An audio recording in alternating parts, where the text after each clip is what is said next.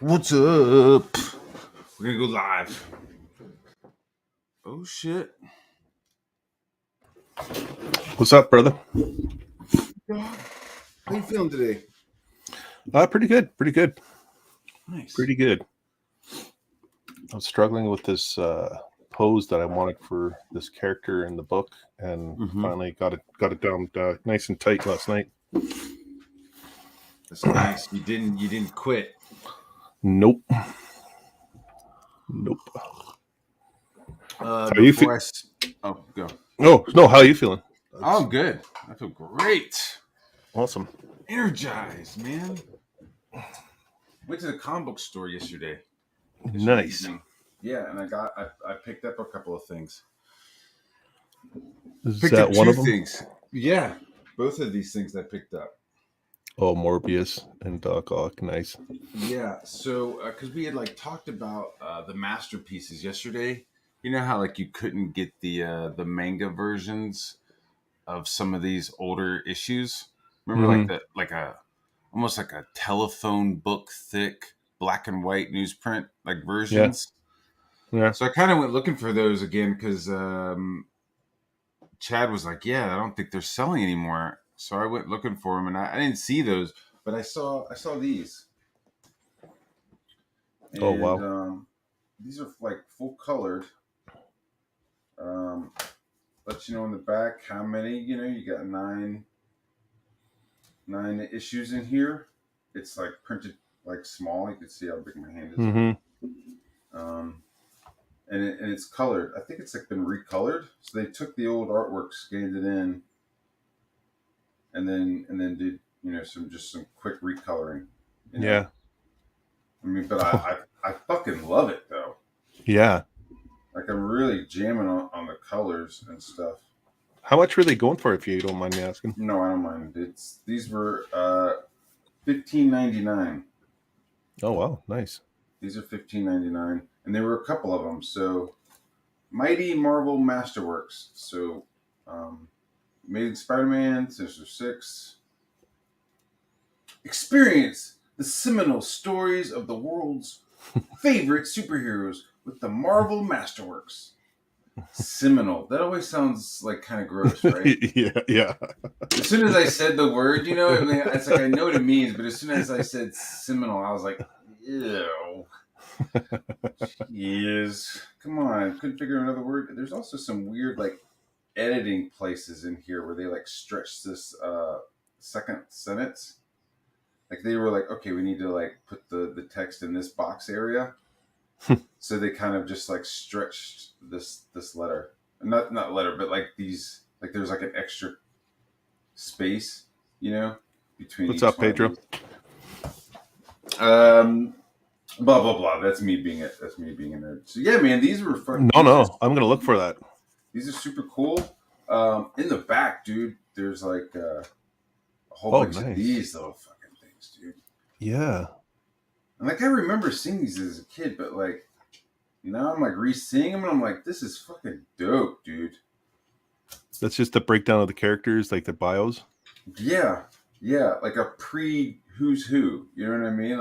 Before there was Who's Who, there was Dr. Doom. Cool wow. Yeah, he was an important guy to Spider-Man. He was way more involved in stuff. Dr. Doom was back in the day. Yeah. And he was fucking with more than just the Fantastic Four. He was fucking with everybody. Well, I remember him in Secret Wars.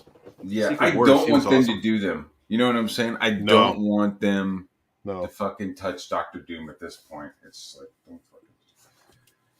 Well, it sounds how fucking dope would that have been if it looked like this? Like the Lizard only had a jacket on, his lab coat on for maybe 10 minutes of the movie. No. Well, that's how I remember him as a kid. Yeah. All that, Secret Wars was awesome. I love Dr. Doom and Secret Wars. Yes. Lizard was always a great villain.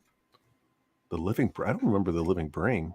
Yeah, I don't remember this one either. Electro. I always love Electro like that. I don't know why. I just the green and yellow. It made no sense, but that's how I I love him like that. Well, it was. I mean, it's almost like okay, Spider-Man is blue and red. Okay, what other colors are on my fucking palette here? All right, fuck it, yellow and green. You Yeah. know, like, Yeah. so you could definitely tell between these. Yeah, I don't know who the fuck this guy is. Also, another yellow and green guy. So he has like fighting arms, you know, to pummel you with, and then he's I got really nice claw and ball, um, you know, furniture design down here at the bottom. Nice little design touch. You don't know this guy? never seen that guy. And I read tons of comics when I was a kid and Yeah. teenage. Well, I still do now, but I mean, like especially those issues. I don't remember that guy at all. Mm. It's interesting. I don't even like even in the cartoon. I don't think he was even in the Spider-Man cartoon. I don't think so either. He's a living brain. He's a living brain. Could a mere machine ever defeat the amazing Spider-Man? Well, this machine almost did. For you see before you one of the wonders of the age, a machine of almost limitless strength, apparently indestructible and capable of thinking many times faster than any human brain. He looks like a So, giant bank safe. yeah, dude, he looks fucking bullshit. Yeah, he looks. Like, Actually, why didn't that Spider-Man just like grab him and like flip, like, you know, zip, zip, thwip, whip, spin yeah. him around, and then launch that motherfucker up into orbit almost, you know, just throw him out into the ocean, maybe. Do you remember Wizards? Ralph Bakshi's Wizards. That Fuck guy. yeah. That guy looks like the top part where the eyes are. I'm pointing at it like you can see. Yeah, right there. It looks like one of the wizard from that Ralph Bakshi movie. Yeah. Oh my God, they shot Fritz. They Yeah. shot Fritz. Yeah, it does kind of look like that mouthpiece going across. Yeah. They shot Fritz. Is that guy? Oh, the enforcers. Where do these guys go? They're still in prison from the 10th of March. They had like one encounter with Spider-Man and then spent like the rest of their fucking lives in prison. I always thought Mysterio was pretty cool. I did like the way I liked some of what they did with Mysterio in the movies. Yeah. You know, It was I a would have good way liked to. if he had. If I would have liked if he had done all of it rather than like, oh, this guy was involved and this guy was involved. I think it would have been cooler if he had like done the whole thing. Yeah. It was a cool way of modern. What do you call it? Modernizing. Does that sound right? Yeah. Of the Mysterio. It was actually a pretty cool way of doing it. Yeah, he was a cool character too. Still is. Still is. Yeah. Didn't he like shot himself with Daredevil? But like maybe he came back from that. Do you remember that? Well, he's come back from every character's come back about 80 times already. Yeah, the illusion of change is what Stanley called it, right? Where it's like, yeah, they're dead, or somehow like off camera they've like somehow done something off, you know. Well, he was a significant part in the newer like Old Man Logan series. Mysterio was? Yeah. Oh, really? Yeah. I don't think I read very far into that. I think it was like coming out late, maybe, or something. I don't. At the time. Yeah. It was about, I would say, about 4 years ago, maybe, maybe 5. So Mysterio was involved at the end. Yeah, you find out Mysterio was a big part in that. So was any of the shit real that they saw, or was it all fake? It was all real, but it kind of got fucked up, like the traveling back and forth and all that, and because that would have been crazy if it was all completely fucked up. It was. It's and like it still is. Everything you were seeing was fucking fake. But he does go back and like, I think I remember he does go back and like kill all the Hulk retards.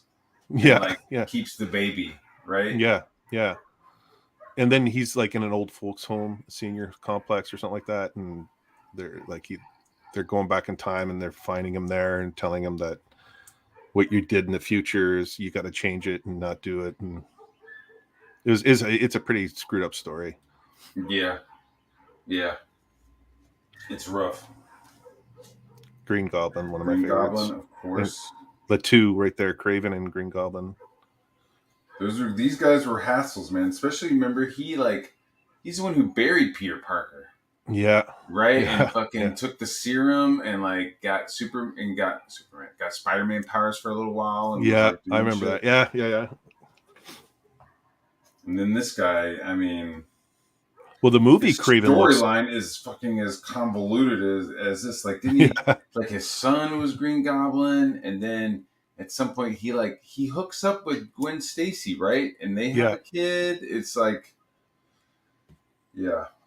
What did you think of the costume when you first saw? I hated it, dude. It was some fucking Power Rangers looking shit, right? Yeah, I was like, what the fuck is this? I didn't even like. Honestly, I didn't like the Spider-Man costume. Neither I didn't like did the eyes. I didn't like that like lifted webbing on it. I didn't like the movies. Yeah, I tried to watch it the other day and was like, I mean, I like the effects and I get that some of the stuff they could do and couldn't do, but yeah, there was some shit that I was like, I didn't like that. There was a cool Alex Ross painting of Green Goblin that had him like wearing a cloak and was like had him like holding a sword and shit. Like it was kind of cool. It was almost like Green Goblin had like rummaged the fucking medieval section of the museum and included that. You know, it was a kind of cool looking. Well, that Craven, I don't know if you've seen the preview for the movie. Like it looks that the character looks sick. Wait, Craven? Yeah, they're doing a Craven movie. Sony's doing Craven. What? Yeah. With who is Craven?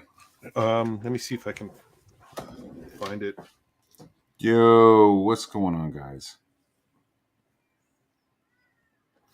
Where you at, Dan? Swing by my dog.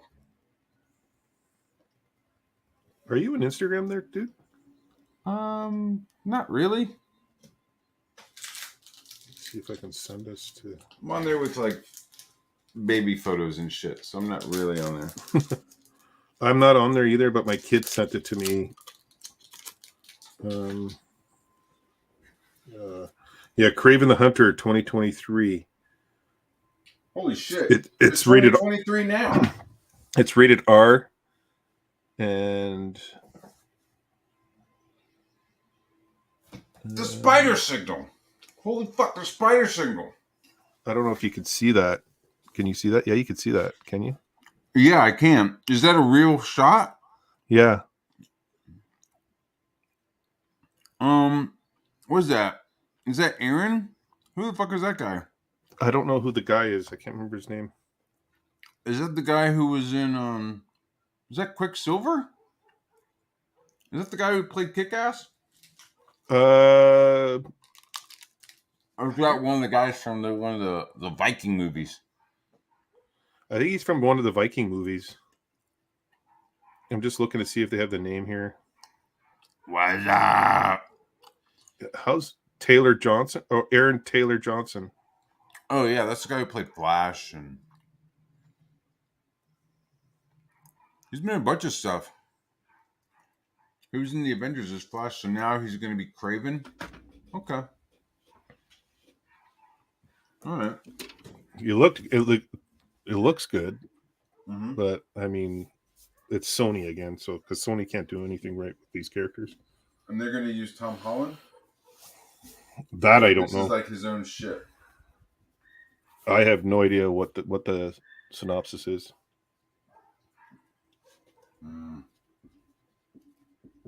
So I got that. But my kid's a big Spider-Man fan, so he likes Spider-Man and the Flash, and he was pretty stoked to see that. So, dude, I love Spider-Man.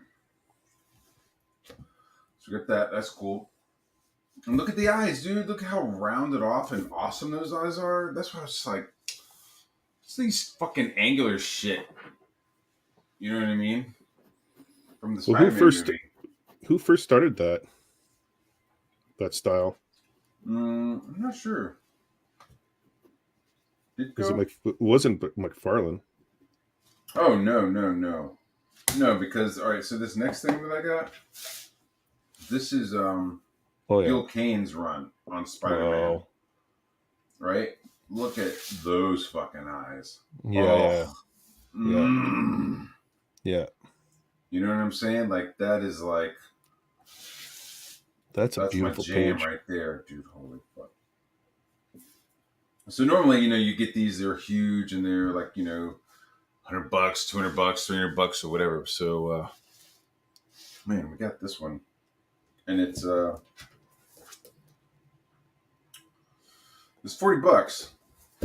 Wow. It's $40. So I thought it was a pretty good grab. Oh, I love the red. I don't know why he did that. I don't know why he inked that part in red.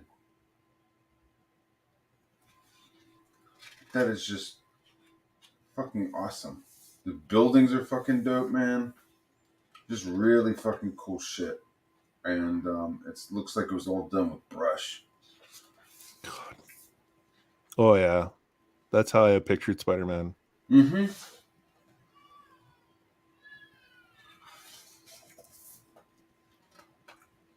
Oh my god, dude, I love that shit. Look at that phone, dude. Yeah, that's I could I know totally I'm so dumb, but I'm just like, oh, look at that. Look how he just laid out that fucking desk and then just blackened that side of it, I I'm could really sorry, I go could ahead. totally see you doing that kind of page. That's Dude, right up there's a your alley. reason why I got this. Like I was like really like Yeah. no, I'm not like swiping from this book, but my next book, I think A this is gonna be reference. like Bible stuff. Yeah. This is Yeah. gonna be like, yeah, I want to do this page, Holy shit. dude. And you can see there's his fucking Control Z button right there. There's his Control Z, you know. But that is just, I mean, I'm just like, okay, like Is that how Osborne in the middle there? In the middle panel? Who's that? this right here is Osborne. I think there is Harry, his son. I just This is love that a black style. guy. Is it? Yeah, who's the guy from the newspaper? Oh god. That's not. Robbie? Is his name Robbie something? Mr. Oh man. Robertson. Yeah, Hey, because hey, he baby, takes Mr. over. Robertson. He takes over the Daily Bugle. Dude, this fucking shot of the city on the glass, dude, is just fucking. Oh my god, bro. Oh my god, bro. Bruh. Bruh. Oh, what the hell? There it is. There's your Osborne, your classic Osborne finger weave, Yeah. his little finger wave, whatever. I have no, dude. And then look at this. What? What? He's wearing a fucking vest with like tassels on it or something. What is that? 60s? Yeah. Let's go back and figure out what year this shit is. 72? 71. Yeah. 71. So Ann Gilcane's a little bit older, so he's probably like, these kids. Probably like picked up a fashion magazine, Yeah. Yeah, let me see what these fucking kids are wearing these days. I gotta do all this Spider-Man shit. Let me see what these kids are wearing. They should be wearing suits. They all look good wearing suits. Everybody wearing suits. All right, now they gotta go outside and do dumb shit. All right, give him a turtleneck. Give him some leather vest. The eyebrows make me laugh every time because it's that sharp. I would not think to do that. It's very like stylizing it. Yeah. Oh yeah. I love it. I love everything about it. Dude, look at this fucking. All right, so first off, I'm cracking on him about the tassels on Peter Parker, right? But then when he goes down this shot right here, which, dude, I mean, first off, this dude just fucking. I mean, I would have sat there and tried to like draw out this fire escape. You know what I mean? I'm like drawing, and he was just like, yeah, black lines, fuck it. It's a graphic element. You know what I mean? Yeah, And then his yeah. tassels are swinging, and then this right here is so dope. It's like he's got a little fucking whooshoop on the shoe. Can you see that shit? Is that the technical term? The whooshoop? Whooshoop. Yeah, it's a French term. Whooshoop. It's a French term for motion. See, Whooshoop. that Green Goblin, it doesn't get any better than that right there. Like that is how the Green Goblin should be all the time. I love the Green Goblin, the way he looks there. Yeah. The eyes, that this, oh, he looks so creepy and villainous. Scary. So I mean, at this point, this is a mask, right? This isn't like Mm-hmm. Yeah. I'm taking a formula. Oh, that shot right there is so dope. Yeah, this is really dope. I like want to do some. Whoa, what the fuck? The dialogue, wow. Look at that page. That's dope. But look at The that face. letterer. This is back when the letterer would be like pasting the bubbles onto the page itself. Yeah, I think they were like doing the pencils, and then they would do the inking. I mean, they would do the pencils, and then they would do the lettering, and then do the inking afterwards. That way, they weren't like, you knew how much you had to ink and what you didn't have to ink. Mm-hmm. I mean, I have seen places where they've like fucking like taped, like just like glued shit down. Yeah. But look at that. That's a whole fucking redo on that face. That's hilarious. Oh, the hair. Dude, that's so dope. I like that his shirt is just black, like black as a shape. That's pretty cool.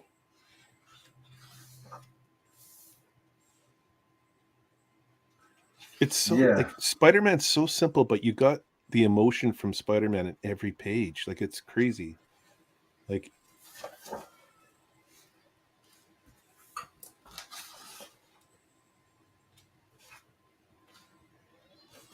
eyes. That camera angle, that one on the left page, the middle right panel. That is like I think every artist did that in the 70s and 80s. This right here? Yeah. Yeah. Yeah. Especially in ads. Like those Snickers ads and those ads that they had in the comics. It's you're kind of like cheating that upward shot, Yeah. Yeah. It's fucking brilliant,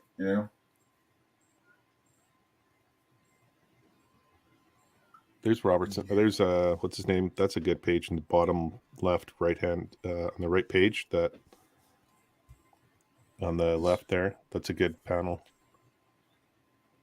This one? Yeah. Yeah, and there was something I always heard was like, don't rely on the colorist.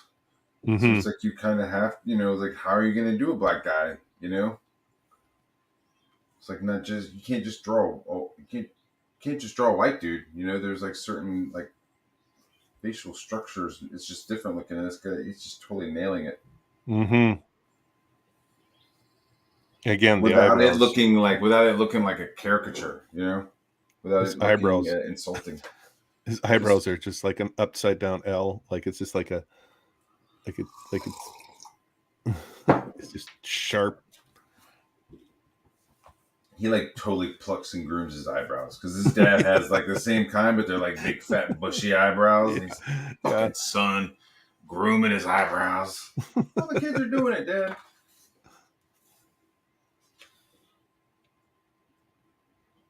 Kind of like the way he does the eyes too, Yeah. Like mid shots, he's just doing a dot.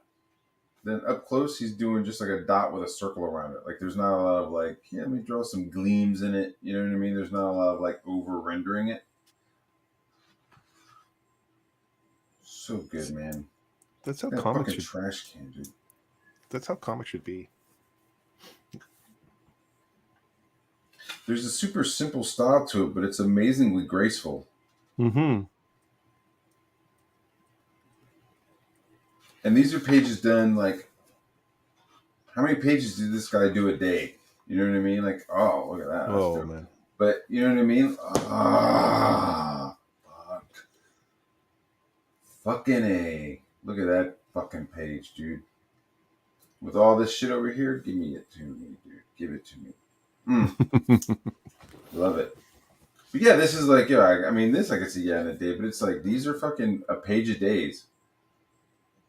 Yeah, maybe more. You know what I mean? It's at least a page a day that this guy was rocking. that's insane. It is insane, especially when like you have Malin like kind of like setting the standard, like, yo, you if you're not doing 2 pages a week, don't call me. You know, like so it's like okay, so that's like kind of you're like the bare minimum should be 2 pages a week. Well, let's put it to But perspective. Like and then people you have have day jobs. Narwhal. Yeah. Then you have Narwhal who does like 4 pages in a day. Dan Plagle who could do a whole book in a day.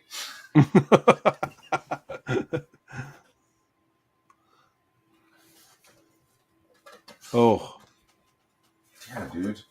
oh, This is wow. so sick.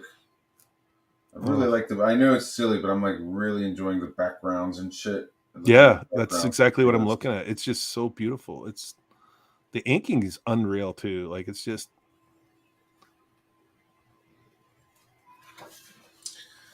Yeah, I was like drawing this morning, so I just thought I would start looking at this to like, what's the word for it? Refill my tank. You know what I'm saying? Just like, yeah, look yeah. how fucking awesome this shit is. All right, let's fucking draw. So good, dude. So good, dude. Oh my god. I'm not saying I'm gonna swipe, but like just like re-looking at my shit and then looking at like what he would have done. Because I really would like to do a book that's like kind of set in this era. Oh, yeah. Like that.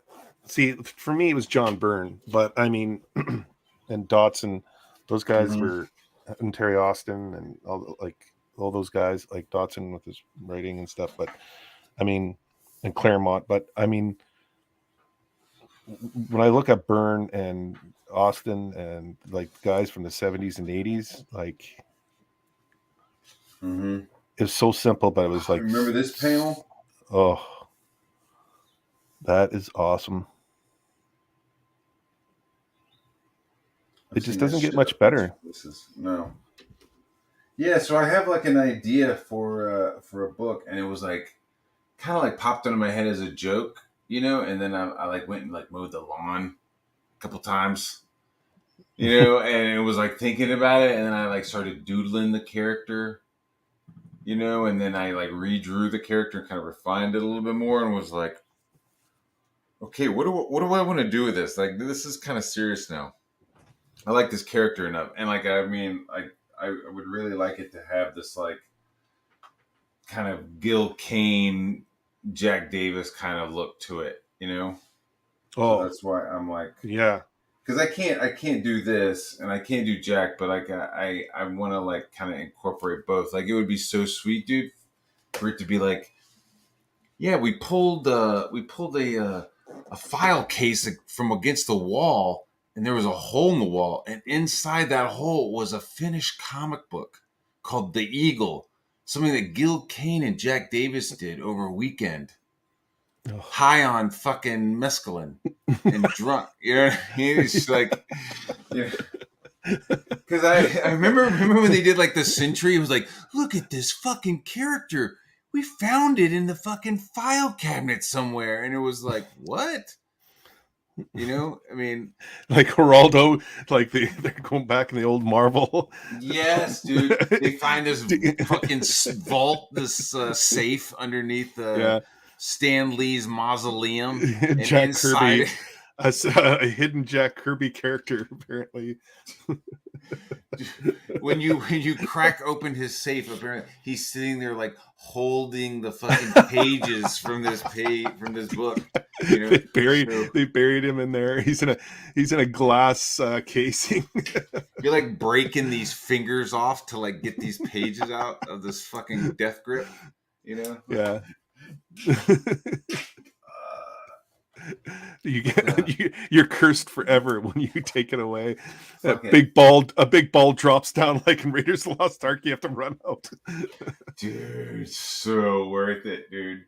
So worth it, and that would be the fucking that'd be the commercial. Not like, Yeah. hey, I'm at bar. I drew this book called The Eagle, and it's you know it's really like retro and reminiscent. And I would be like, you know, showing somebody like running and like dodging air, you know, homeless people throwing shit at him while he's like escaping the Marvel offices. You know, people throwing empty cat food cans and shit at him while he's fucking trying to escape. Giant rats all over your Yes, back. dude. Giant rats wearing fucking beanies and stuff. Why did he fucking put? I don't know why they did this. Like, hey, let's do this red. But I really, maybe it was just for the book. Yeah. Yeah, maybe they just did it for the book. Oh, That's see, good. Goblin, like, that page right there is awesome. I loved when he's riding that glider, like just. Dude, he's right. Is he riding it backwards right there? You see the wings? Like he goes Yeah. like this. Should he be flipped? Whatever. It's like he's almost like he's surfing, doing surfing trips or tips or tricks. Yeah, like he's doing like a fucking 360. Yeah. Dude, see, man, that's what I would like. I would love to see. Maybe, I don't know. I guess they did it right. Like, I would love to see Silver Surfer done by somebody who's like surfed. Yeah. Because every time I see Silver Surfer, it looks like a guy on an ironing board. Yeah, yeah, it does. You know, it's like not like make him have like a fish shape, and I think that like who drew Silver Surfer? There hasn't been like a really top name artist doing Silver Surfer, has there? Like I know Mobius did a little mini of Silver Surfer that was kind of cool. But I don't remember anybody like stepping up and being like, I'm claiming I'm claiming Silver Surfer, and this is where I'm going to make my career. Like that could have been a really like I think that book's so underrated. Like it's got such a great backstory. Yeah, and what it's like, okay, he gets stuck here for a little while, but then eventually he breaks free and he's able to just like cruise the cosmos. Yeah. I mean, there's all kinds of like cosmic shit going on there. Like saving his planet and his love to be Galactus's I guess scout, Yeah, I guess the best herald. way to put it. Yeah. Yeah. That's a fucked up thing, dude, to be like, look, please don't destroy my shit. I'll help you go destroy other shit. Yeah. That's a dark compromise. You know what I mean? Yeah.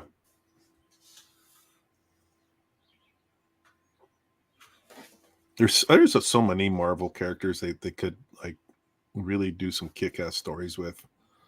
Yeah, I agree. They're just really focusing on the shit that they've made in the last 15 years, I feel like. Mm-hmm. Like, to be like, honestly, when you were reading comics, did you ever read Guardians of the Galaxy? No.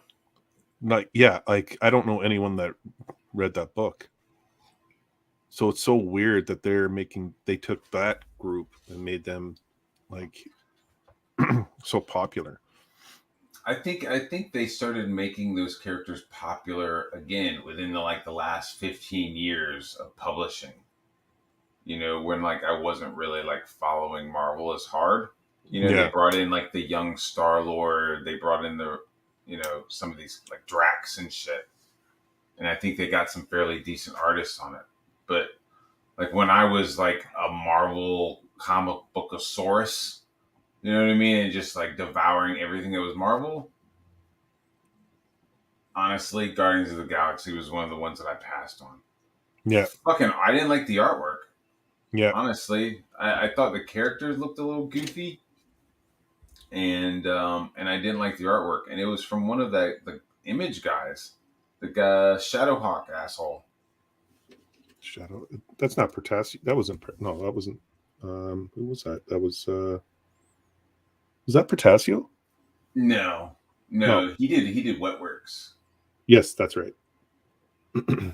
Shadowhawk. Yeah, he did Shadowhawk. I never read Shadowhawk. Jim oh Valentino. Yeah, that's right. That was. Yeah, I wasn't. Yeah, I wasn't a Valentino fan. So Yeah. I think he was much better as like a production guy, editor kind of guy. Like I yeah, think he had better ideas, but like once he started drawing, holy macadamia, it was fucking trash, dude. Like, sorry, but stuff looked like it was all like inked with a sharpie, and not like a clever like I'm gonna make him think I'm doing a brush, but I'm really gonna do a sharpie. No, it was just like it looked like a sharpie. I don't know. So yeah, I didn't like it at all. yeah. Just took a total Well, I'm shit on surprised they your didn't do Valentino. Sorry, Dazzler. buddy. If they had the MCU, I'm surprised they didn't do. Excuse me, Dazzler, because she was popular in the '70s there, in the late Dazzler '70s. would have been dope. I think it would be. I mean, I think it would be cool if they started doing like period pieces with some of their Mm-hmm. with some of their stuff. Like I did like when they were showing Ant-Man in the '60s. You know, like fighting commies and like stopping the Cuban Missile Crisis and shit. Like I thought that was super cool. And I'm always thinking, man, the Fantastic Four would be dope if it was like in the '50s or the '60s, like Mad Men. Yeah, You yeah, know, that's that good call on that. That would actually be really like, yeah, that's the way it should be. that would be super dope because it was like, well, where the fuck are they? You know, it's like, oh, maybe they're doing some adventures. At the end of the movie, they go into the negative zone. Then they come back out of the negative zone, and it's like present day. You know what I mean? Yeah, So not to pull like a Captain America like fish out of you know man out of time kind of thing because I think Fantastic Four would do better. But it would be interesting for them to come back and like his office is all covered in dust. Maybe there's a giant hole from the Avengers invasion or something. I don't know, but like I think most of it would be dope if it was in the past. I think that would be pretty cool. Fantastic Four. Yeah, I really want to see well, it, but I don't. You know. yeah, they've done it so much and butchered it. It just leaves a foul taste in your mouth. I mean, I think they should have done that with Iron Fist and Power Man too. Luke Cage. They should have been set back in the '70s when they first came out. That would have been really. Yes. That would have been so good. The Harlem vibe would have been so sick. It would have been so much better because you would have felt the like the like that the true Harlem time, like that time period way better. Yeah, Like dude, and you're like, how would they have done it? And I'm just like, oh, watch a fucking American Gangster. yeah, well, That felt very '70s. You know what I mean? Like have some disco, have some, that's yeah, dude, I'm totally jamming with you. That show was yeah, like a missed opportunity. yeah. Like, and then you have like the corrupt cops in the '70s in New York at that time. You have so much. You have so much crime, especially Times Square. Yeah, Like, dude, City of man, Fear, dude, for real. yeah. Like you could really had a kick ass series going on there, and then have Iron Fist in that time with them, and they have that. You could have that Power Man Iron Fist series going together, and then have them do Yeah. their own series at the same time. You could have branched out so much.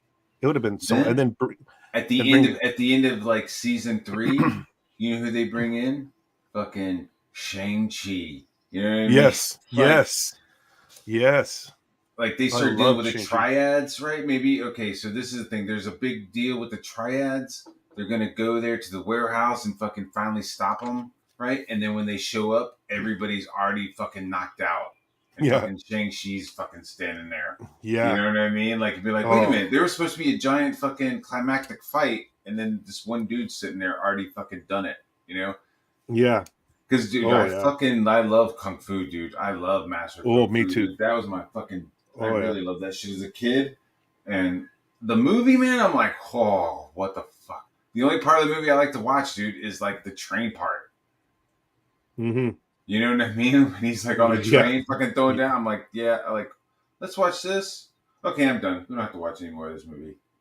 It gets a little fucking wonky. They could have. Yeah. It gets too big. You know what I mean? Like I felt like Shang-Chi should have stayed like on the run a little more from his dad. And plus they had to change his dad. It's in the comic books. His dad isn't the Mandarin. Yeah. They could have like, I think the timepieces would have been a lot better. Yeah. Especially with like even Daredevil. Like you could have had like oh man, you could have set that series up so well if you would have, Daredevil, like, yeah, dude. Daredevil, I would have been like, yeah, put that in the early '80s. Yeah, for sure. Make Because it like, a little less cell phony, a little less pager. You know what I mean? Like, make it a little more tactile. yeah. Well, X-Men, when they did those remake of those X-Men movies with what was it called? They did the two movies where they went back in First time, like, Class and shit. yeah, where they were actually in that time period. It was way Mm-hmm. better. Story was still, yeah, but it was a lot better. Like, Yeah, I agree. but what do we know? We're just comic book nerds. Just comic book nerds, dude. We're the problem. We're actually Yeah, the problem with this because we're like hating shit when really, we're not. Like somebody's like, "Oh, Mila Kunis is gonna be the fucking thing. Everybody's gonna lose their fucking minds." Like, not really. You may have like a couple people on YouTube make a couple videos about, "Oh, look, you sciencing it up. Look, that's fucking dope, dude." But yeah, nobody's mad. Nobody's gonna get crazy. I doubt they're gonna get Mila Kunis to do the thing. well, she, holy smokes, my throat. She mentioned she knows who is. She's not involved, but she knows who is, and it's obviously Ashton either playing Doctor Doom or Reed Richards. But I thought Adam Driver was supposed to be Reed Richards. Oh, dude, Adam Driver needs to be Doctor Doom. Yes, he would be a good Doctor Doom. Adam Driver needs just. I like Adam Driver when he has a mask on. Yeah. He's got the physique, you know what I mean? He's got the juice and the jackness, but like, his face looks dopey as fuck. Like no matter how jacked you're gonna get with him, like he's still gonna have like a dopey face. At least with like Chris Pratt, you're like he started kind of dopey bodied, but then he like got jacked, and it kind of matched his like good guy like Hollywood face, Mm-hmm. kind of. But even like when going back to earlier in the conversation with Captain America, when they did that time period with Captain America, that was great. Everyone liked that. Yeah. And then when you bring him into the modern time, it just doesn't sit well. Like it's just Captain America. I think you got to really do the timepieces with these characters. I would have loved to see another movie of Captain America in that time period.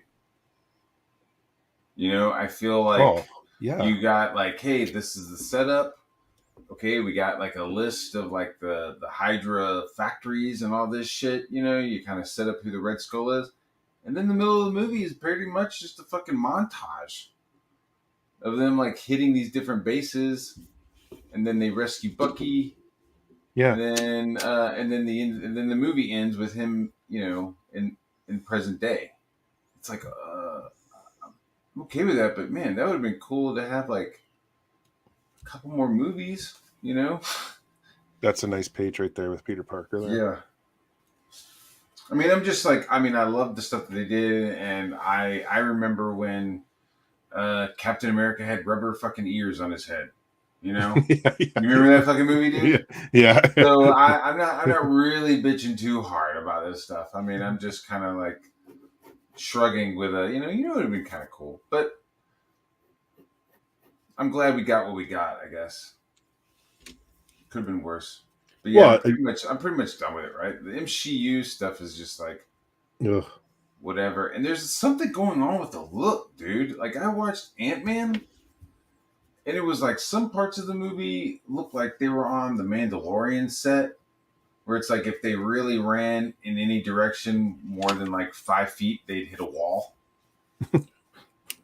You know what I mean? Where it's like, ah, okay, I get it. You're on a fucking sound stage and there's like blue screen, or you have those like new surround, LCD screens that they were using for Mandalorian.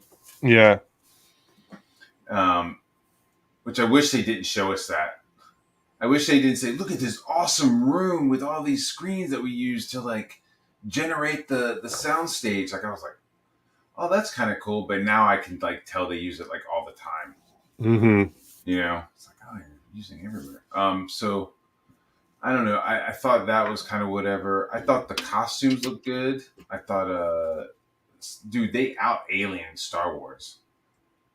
Fucking, they go into a cantina on whatever inside the quantum realm, and there's fucking aliens everywhere, dude. It was rad. It was super cool. Like the bartender was like an alien, and he had like 8 arms and shit, and he was serving stuff. And it's like when you get there, everybody's speaking different languages, but then you drink this red goo, and everybody starts to like understand everybody else's like language. It's like like the Babel fish from fucking Hitchhiker's Guide. No, And, yeah, yeah. and it's funny because like the red goo comes from a guy. It's like Ugh. he was like, so he's like sitting there and like he doesn't have any holes, right? He's like some sort of like amoeba kind of a Yeah, guy, and he has like yeah. eyeballs that are like floating in this glob, and like his mouth is just like the outside of his blob, like vibrating. Oh, Like you see this one little portion of this blob like going like kind of like doing this kind of circular like sonic thing to the surface of it. Does that make sense? yeah, yeah, yeah, Yeah, you know what I mean? yeah, Like yeah. rocks in a pond, right? And so that's how he's talking. And so it's like and then he drinks his stuff and he's like, hey, can you hear me? Yeah. Oh wow, you have how many holes do you have? Oh wow. Oh, How many holes do you have? So did you drink the goo? Yeah, that's me. You drank some of me. And he's like rubbing the dude's. He's like rubbing Ant Man's lips and shit. And Ant Man's like, "Get the fuck off of me, dude!" It's super funny, dude. Like there's parts of it that are funny.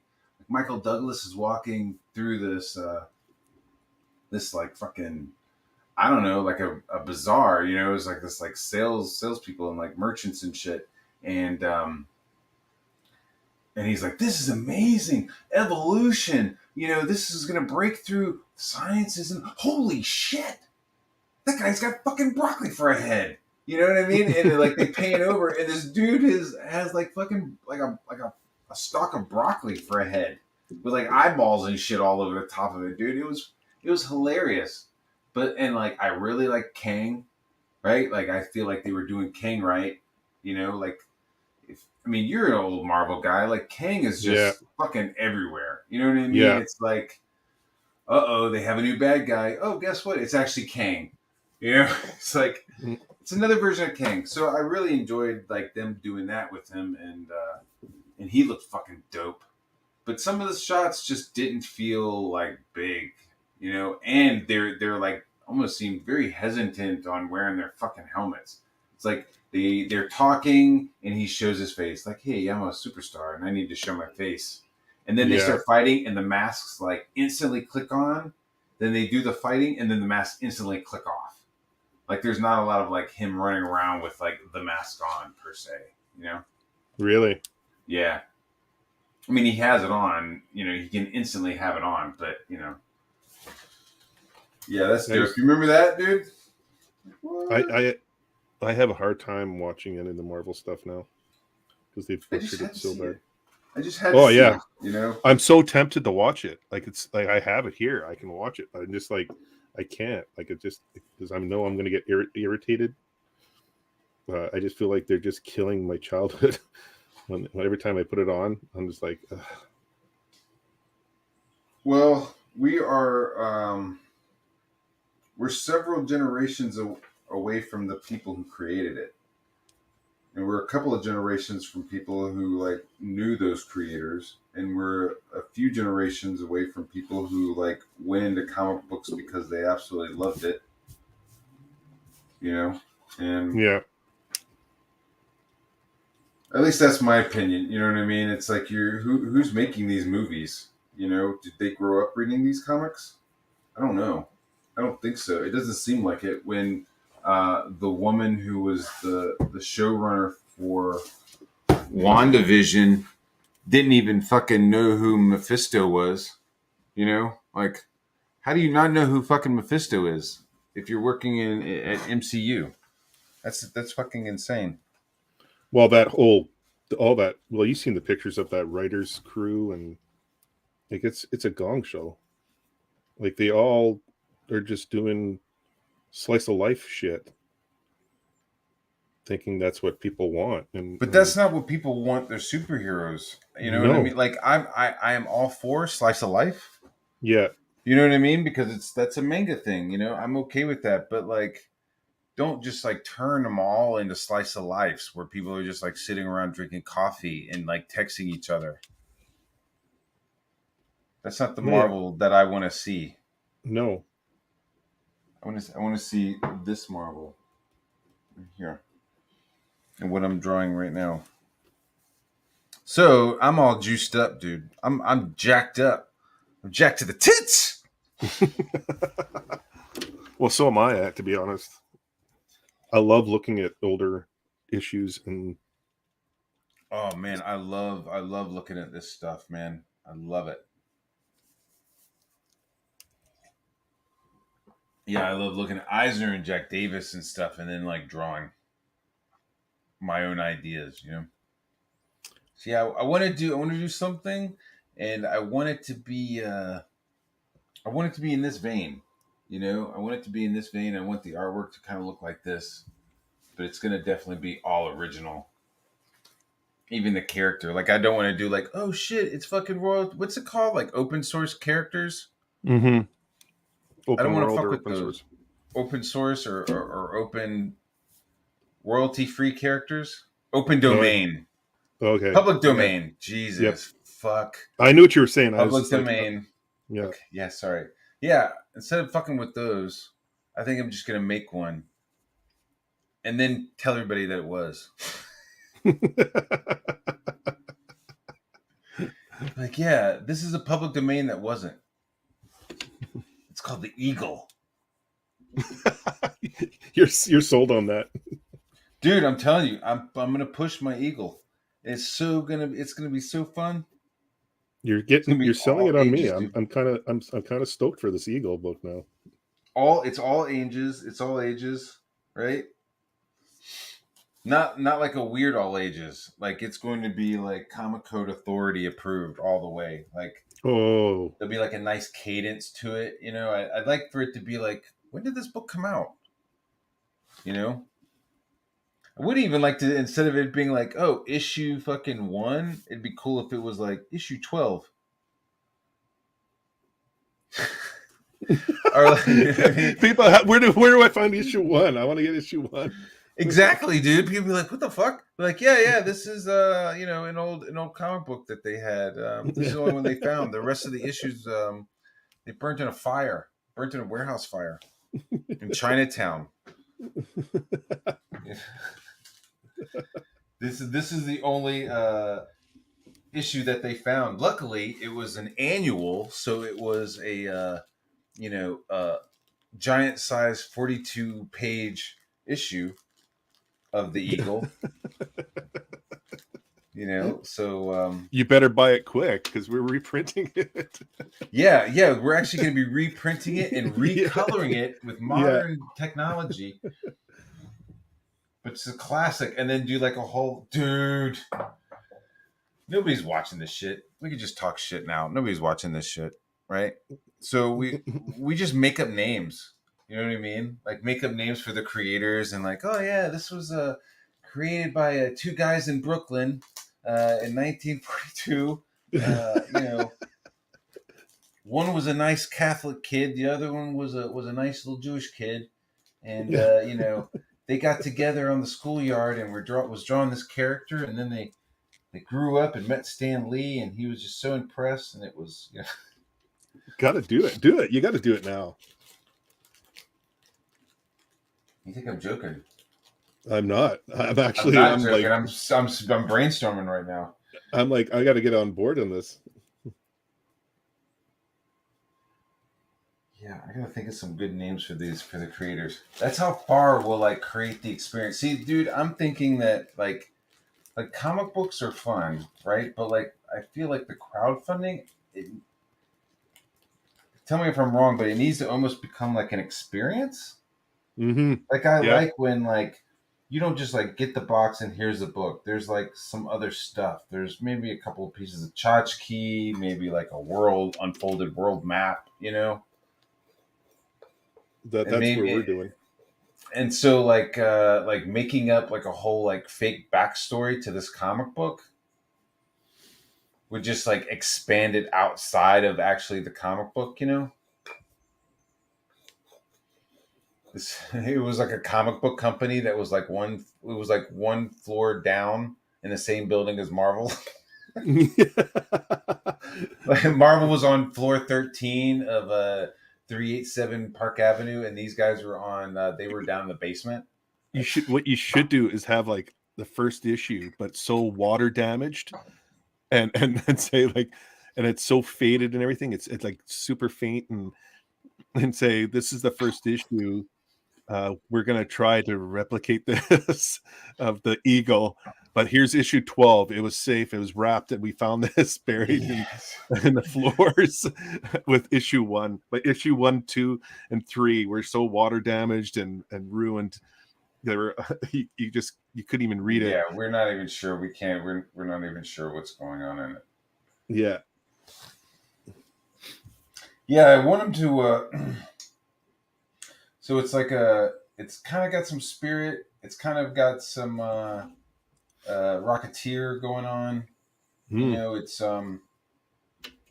like two brothers, the story of two brothers, and it's got some Lone Ranger in it too. So like the Lone Ranger had two brothers, and they are presumably dead. One of them is dead. The other one survives and then keeps going under a pseudonym. Okay. So I kind of got some of that going in. You know, I like that. I like the spirit with you know that he's like kind of fighting crime in like an older city. It's not like modern; it's a little more like dated. But I want to do like commies, you know, like he's fighting communists and shit, like hidden communists, because that's kind of a cool thing. I wouldn't mind fucking with it. I don't think anybody's really messed with, you know, like hidden like secret war commies. You know, they're like infiltrating New York City, and this guy's like you know rooting them out and shit. And then and the Rocketeer, I kind of want him to have a jetpack. You know, like so he could like soar like an eagle. I want to fly like an eagle. But not like crazy flying, you know. But like I want him to do like some pretty cool stuff with a jetpack, you know. So I got some Rocketeer kind of thrown in there. Well, what was that character? I think Alec Baldwin played him. Yeah, the movie, The Shadow. The Shadow.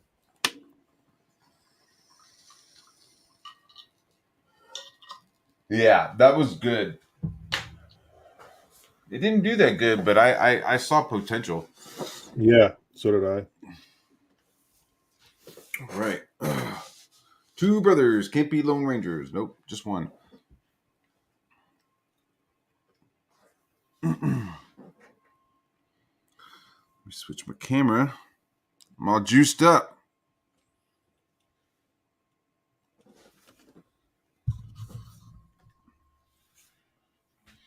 All right. So I have to draw like this guy, but I don't have the design for him yet. Like I got like a doodle, literally like a little like quick sketch of what this guy's supposed to look like, but I haven't gotten like the finished design. So Let's. Can I see what you got or no? yeah. What if I fucking ego? Two brothers can't be Lone Rangers. Two brothers can't be Lone Rangers. Well, they can. They're both Lone Rangers. Oh, that's sick. Wow. So I have. But I need to clean this up a little more. But Damn, dude, you're so so good.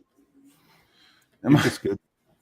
so I have like I do my draw through. I draw my little, how to draw the Marvel way. You know what I'm saying?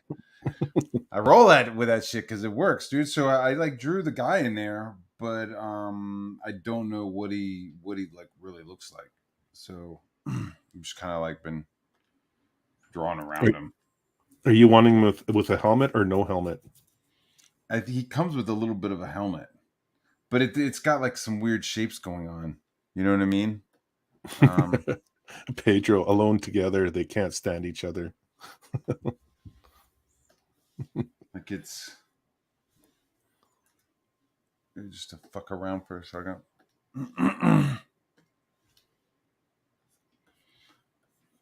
Like I think it might be like this, but again, I don't have the. I could fucking put whatever outfit the guy gives me, but I just haven't been given an outfit yet, so I don't know.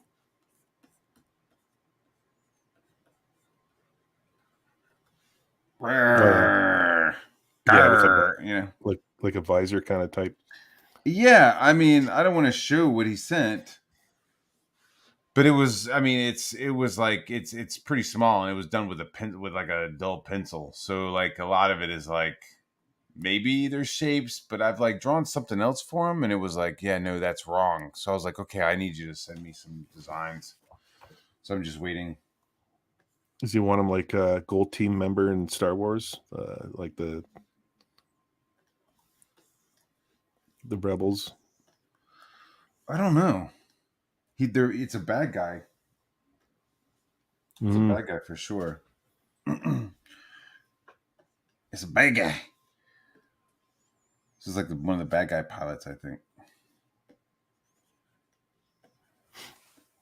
What are you working on? I'm working on a page from our book, and I'm really trying to establish, like I've mentioned in our podcast, that like my style, I want it to be a blend of that North American style with that manga style. Mm-hmm. So when I start drawing a certain way, and then I'm like, I don't want it to look like too much North American or too much manga, I have to change it up. There's some manga, people are like, oh, manga's taking over. But I look over at my shelves and I do have some manga. I definitely have some, and I do really like a lot of it Yeah, that I have. Um, I don't seem to get the super serialized stuff. I get the like I have Akira, I got Battle oh, Angel. You know what I mean? Akira's is A just, lot of Appleseed. I guess I oh have yeah. like the older stuff. You know what I mean? I like stuff like that.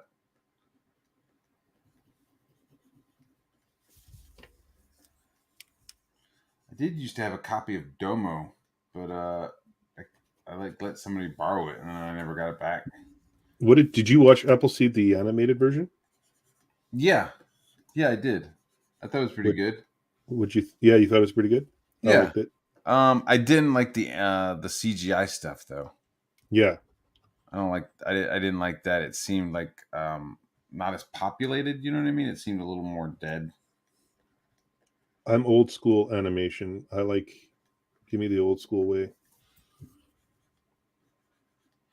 Yeah, I do like. I started watching Invincible again. That's pretty dope. Did you watch that? No, I haven't Yeah, seen that one. Is Invincible's that one pretty good? good. Yeah, yeah, it's real good. The animation's pretty well done. It sticks pretty close to how like they're drawn in the comic book. Then you see like shit in the background, like they'll like have computer generated like people in the background. Like the main Yeah. people will be animated, but then you can see like the people in the background were like CGI and stuff. So it's like kind of like a little blend of both. But it's not bad though. I did like it. Hmm. Fight scenes are good. Cool characters. See, I like Ghost in the Shell. but I liked the originals, like Ghost in the Shells, like the first, I think first two, maybe three, and then they got into that CGI shit, and it just kind of ruined it for me. I remember seeing Ghost in the Shell when it came out in the movie theater, and we were kind of like not as stoked out on it as we like because we went and saw Akira in the movie theater because they like released it and we went and saw it. It was like limited, like down on Houston Street or something. There was like a movie theater um, that would play like movies like that, and you can go and see Akira sometimes. But so we went and see that, and I was like, man, that was fucking dope. And then we went and saw Ghost in the Shell, and it was, I don't know, I didn't like it as much. Like, watch, oh, all my viewers are dropping now because I said that. Yeah. Well, come on, it wasn't as good. No. Did you like the movie? Ghost in the Shell? Yeah. It was okay. I mean,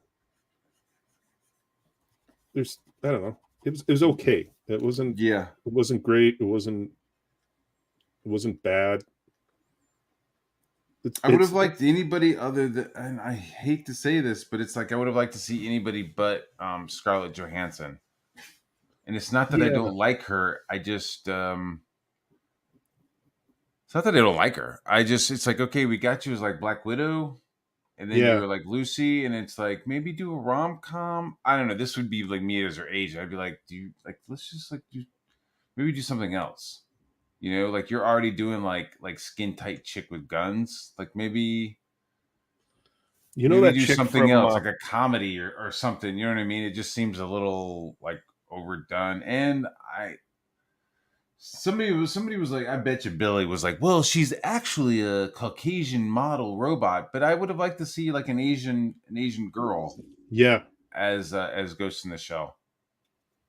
I think the what's her name from The Boys, that female actress, the one that plays Yes. what's she would have been perfect for that role, I think. Yeah, yeah. Was she in that? And was she in the first Pacific Rim movie? Maybe. I can't I remember her mean, name. there was she that one. She was cute. She had like a little hairdo going on. You know. I mean, Hmm. but I liked it. But I think it was like watching Ghost in the Shell. Like Scarlett Johansson has become such a superstar that it was just like kind of like watching her do stuff. Hmm. Which I mean, that's not her fault. You know what I mean? But sometimes actors get to a certain level where like they're almost detracting from it. That's why I like George Lucas's thought on having like no names come in and do those kind of roles, because then you don't have a like a or like what's the way I want to say it? Preconceived notions. Yes, thank you. There's my stupidity kicking in. Dude, Um, don't feel bad. Give me about 5 minutes. I'll show you how fucking retarded I am. um, I think, yeah, you take someone that's not well known and you put them in those kind of roles. I think it resonates better with the audience.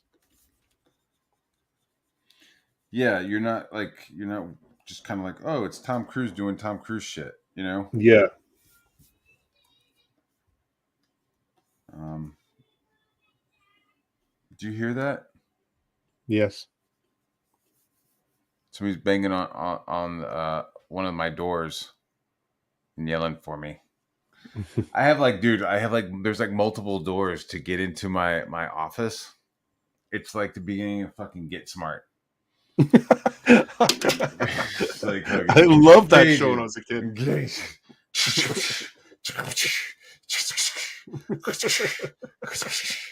That's so crazy you said that. I love that show. He pulls out his fucking phone. Yeah. What's the deal? What's the mission? They should do that movie. Did they do a Get Smart movie? I think they did, and it bombed pretty bad. Oh, that's a bummer. Was it That's a Get bummer. Smart and the Nude Bomb? Wasn't that No, what was that? Yeah, it was Get Smart, wasn't it? Was what now? I'm sorry. Get Get smart in the new what? the nude bomb. Am I The thinking? Is that? nude bomb? Yeah, it came out in I want to say like 79, Oh shit. I was thinking 80. more like a recent one, but holy No, fuck, it went no, back in the no, day, no. huh? Like my mom used to take me to the drive-ins, like me and my brother to the drive-ins all the time. That's where I first saw Jaws. And I remember being in the back seat saying, I'm never going in the water. Like, fuck that. Um, yeah, when we saw it's Maxwell Smart, right? Maxwell Smart Yeah. and the nude bomb. I'm pretty sure that's what I gotta look that up.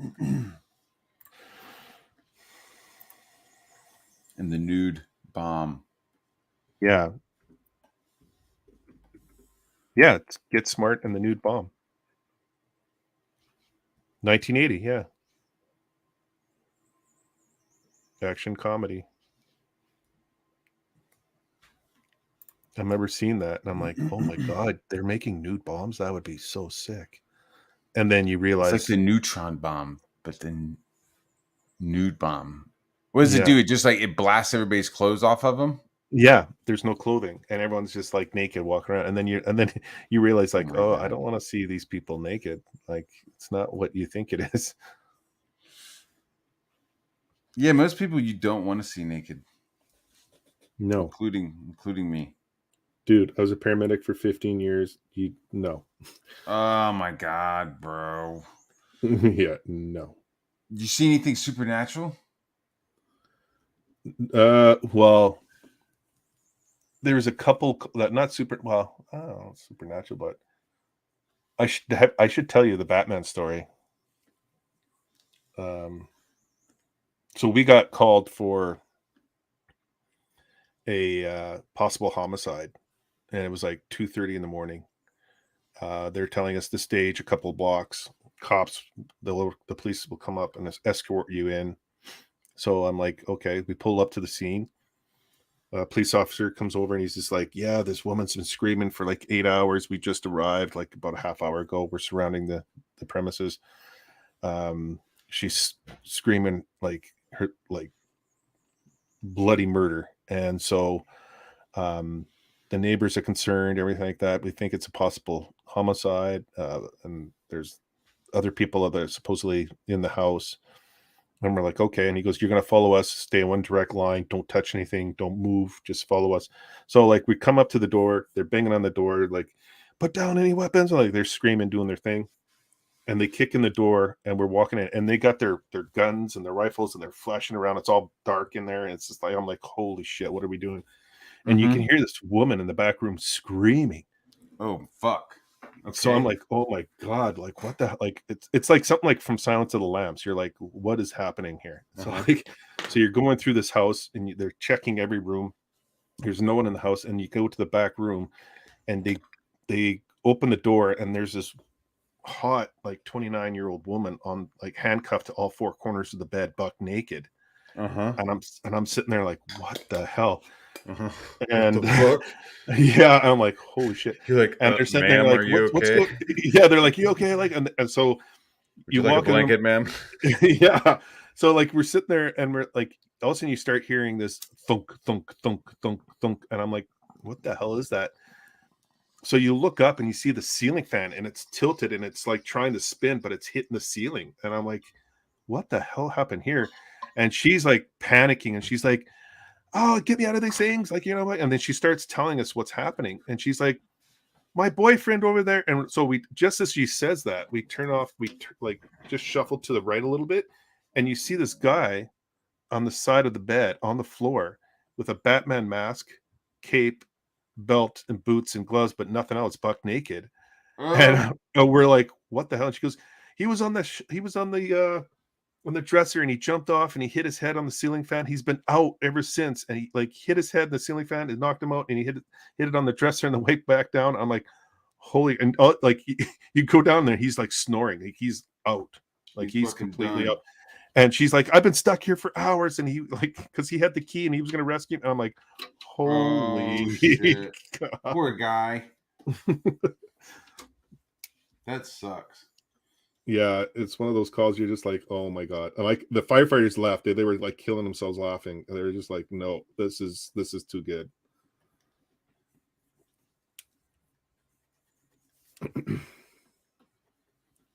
Yeah, that's my Batman story. I thought you were gonna be like, the woman starts talking about a fucking demon that was like about to eat her or something. I mean, Well, probably yeah, not. That's where you're going, but that would have been good. you get a lot of those. A lot of You seniors. get you get a lot of those. Yeah, those are like Demon everyday things. possessions and shit. Yeah, they see ghosts and they just like, I see my son. My son died in 1958. And blah, blah, blah. I'm like, okay, Really? yeah, yeah. You get a lot of those calls. She'd be shuffling around with her bunny slippers on, and she'd be just talking about like seeing her daughter or her husband. Or Fuck, dude.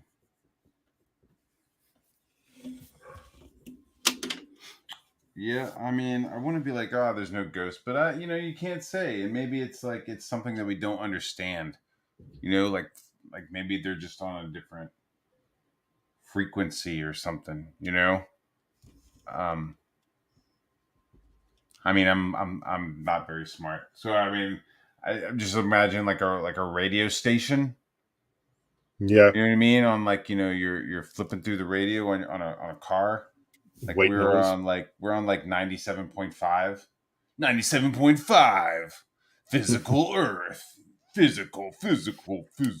Physical Earth. Physical Earth. Right? And then you like fucking move the dial over to like 98.4. Pure hell. And then like then you go back the other direction. It's like, you know what I'm saying? Like there's like different frequencies and like different planes on different frequencies. Oh yeah. I don't know, or not. Maybe this is it. I don't know, but Well, that the would be kind of alien. cool to have a crazy radio, dude. To be like, yeah, let me. You start flipping the channels and you start like slipping through the band. You know, like oh, existence is on like a circle, and you could like use the channels on the radio to kind of like go around the circle. I'm high. Never mind. Sorry. No, it's all good. I'm like right with you. I'm like the I alien do want to talk do is a one. flat Earth. I would really like to do a flat Earth story. Well, Malin would love that. I like showed it to him and I didn't get any feedback, so I'm gonna just rock that shit. And I'm gonna do it. Like I pretty much got the idea, and I got the drawings already done for it. I think. Um, what the fuck? The alien talk is a big hot topic. The alien talk. Yeah. Do you think they're just using that shit to? I think they're kind of using it to control the narrative, for lack of better words. Like shit's going really weird right now, and it would be a really good time if you wanted to distract somebody by like talking about UFOs and releasing UFO shit. Yeah, that's a. But that could be me just being like cynical, maybe, and paranoid. What do you think? No, that's actually a good way of putting it. Actually, But then on this, it's like, so that's one hand. That's my like, man, what the fuck ever. But then on the other hand, I'm like, well, what are those little like silver globes that are like flying around? Like, is that the government just like making shit up and showing it to us? Like, is that even real, or was that real? You it's know? it's it feels like they're setting something up for later. That's what I think. But what do I know? I'm just a I schmo mean, from ultimately, is it going to change me paying my taxes? You know what I'm saying? Do I still have to pay taxes? Well, then fucking whatever. You know what I mean? Do I still have to pay my mortgage? Then I don't really. I'm not really like. It's not really gonna like rock my world. You know. Rock your body. I mean, if you were like, yeah, actually, the aliens are coming down and we're gonna have free energy, but they're gonna eat some of us. I mean, imagine being the first person chosen to be eaten. fuck. You're just like, what do you do? Like, you're just like, fuck. You know what, dude? I You have hope nowhere to hide. dude. There's another story. Okay, the aliens come down.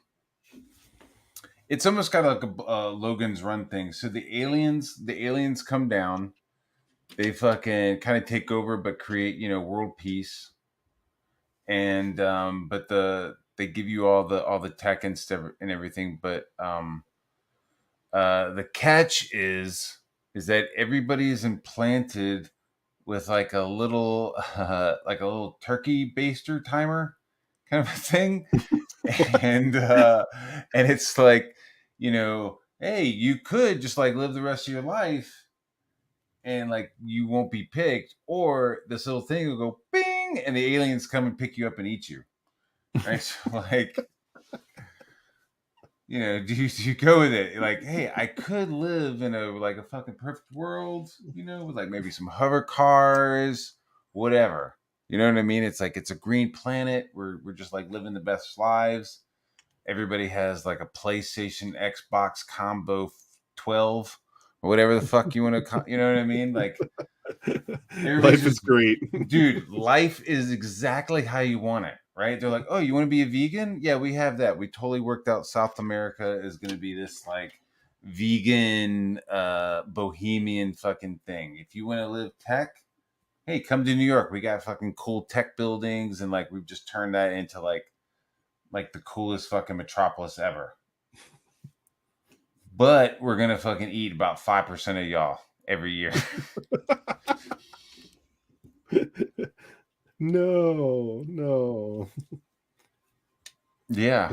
Imagine if they liked a certain like race that they love. Oh, that would be the fucking shit. That would They would, suck, dude. When you're just like, wait yeah. a minute, why are they eating fucking Filipinos all of a sudden? Like, there's a high number of Filipinos just like popping up. Oh, They're the like, meat is so dude, sweet they're and like, I'm tangy. telling you, it's that ocean breeze bringing the salt into the Yeah, meat. You got the mangoes and the fruit and the yeah, diet. Just, you know.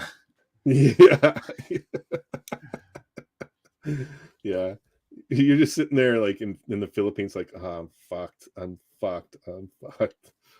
Or they're just curating the meat in the city. Like, hey, dude, you want to go to New York City? It's like the metropolis of the fucking future. Like, you got jetpacks, you got all this kind of shit. You don't have to worry about what you eat. You just go in there and they feed you this like special diet to make you perfectly fit and delicious. Right? Like they have like you're like, oh, do you live in the city? Yeah, you have to go get massages. Like it's a law that you have to go get a massage once a week. Like, wow, that's kind of awesome. Yeah, like Kobe beef. You know what I mean? Like they fucking Yeah, yeah. they're like They're massaging. you got people just walking around eating certain foods, not even Fucking realizing that they're relaxing. being herded. Yeah, be like, oh man, like my computer loves me. Yeah, it says I have to have more almonds this week, so it's like suggesting I have a lot of almonds this week, not knowing that like next week you're gonna be like this like almond encrusted fucking human sandwich. Like, yeah, we've been packing this human with almonds for a week, so that the almond sugars are just like infused into his meats and this blood pudding that we made out of him. Oh yeah, yeah. There's fucking hints of almond in this fucking they, guy. they have like the diabetics in one area because it's a carb-free carb-free Yeah, diet for aliens. yeah. Fuck. So yeah, so do you do it? Do you do that as a society? I say no.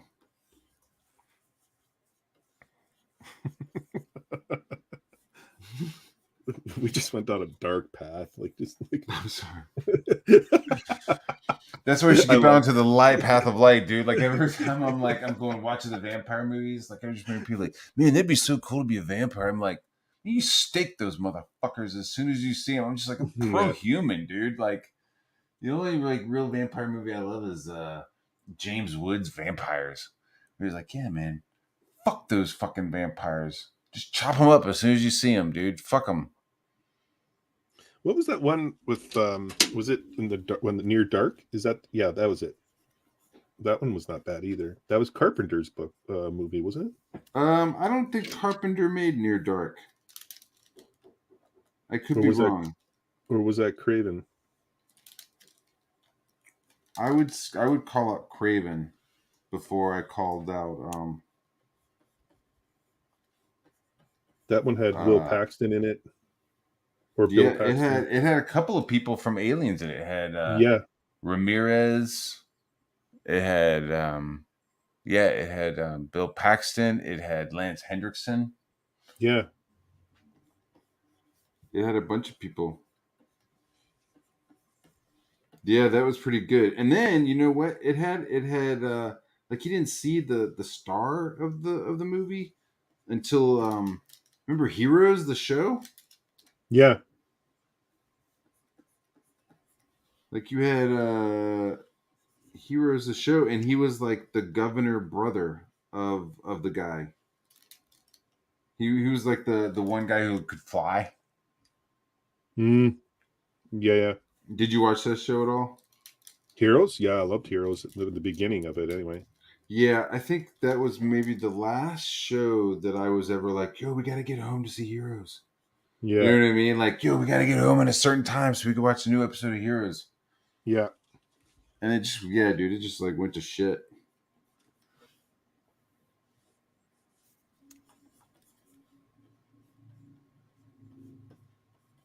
I have no idea. So I'm just going to make up some shit.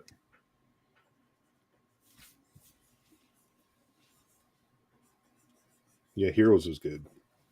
It was, it was pretty interesting. Save the Cheerleader. That shit was all pretty dope. And then, What was that? 2007, 2008 when that came out. I don't know. I don't remember. I'm horrible with dates.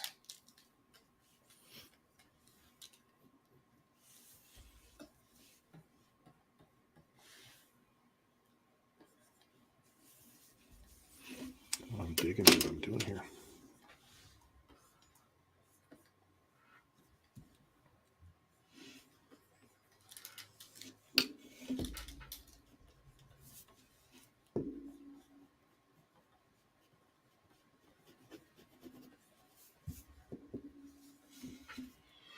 Uh-oh. Hold on one second.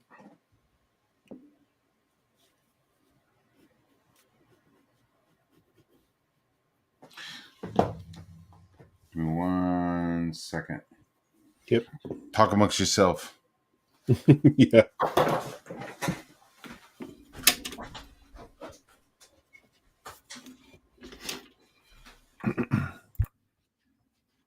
Do.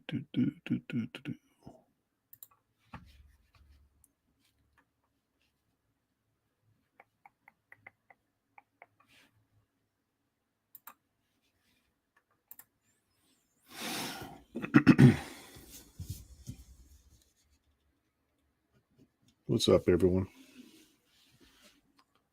I'm just sitting here drawing with Matty Barr.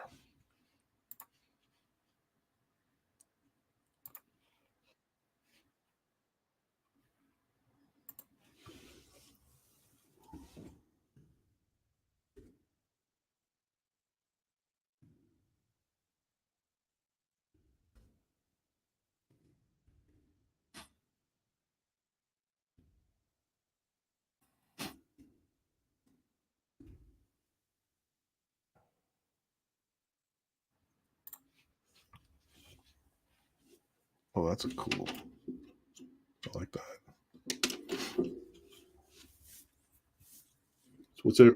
What's everyone doing on a Sunday afternoon today?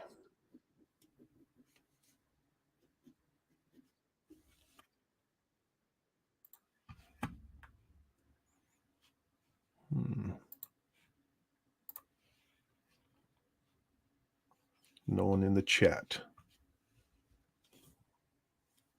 All work, no play makes Jay a dull boy.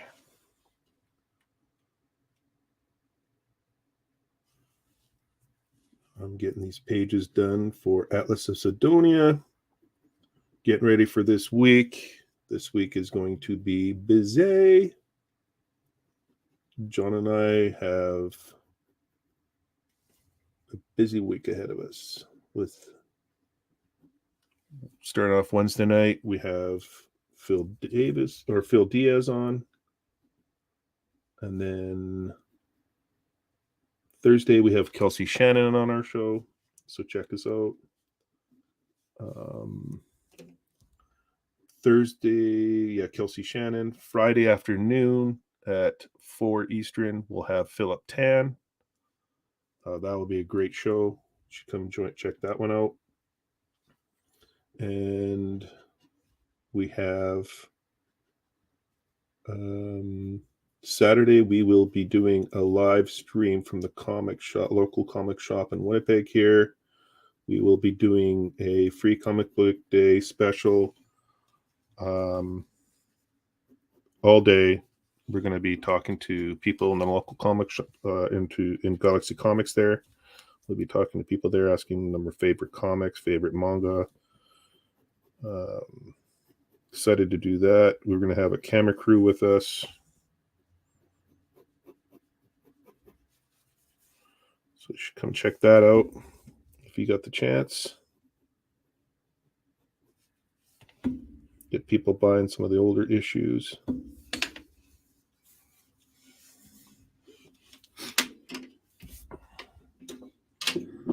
Yeah, we'll be there early Saturday morning till late Saturday afternoon.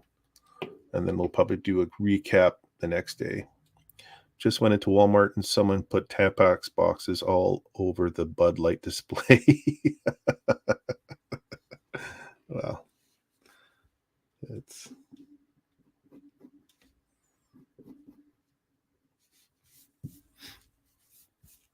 Rotten Ronnie. Thanks, buddy. Agent Zero, what's up there, bud?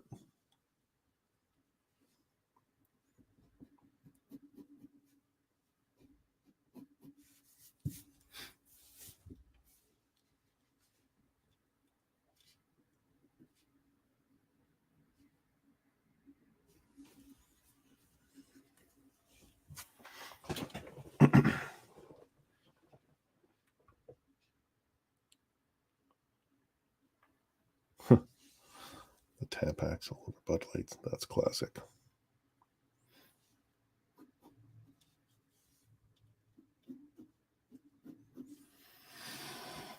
How do I want to do this?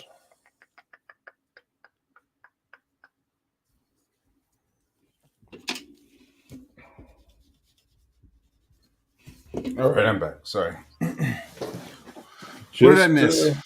Nothing much. Just talking about what Desolate Souls got planned for this week. We're going to have a busy week. So, right on.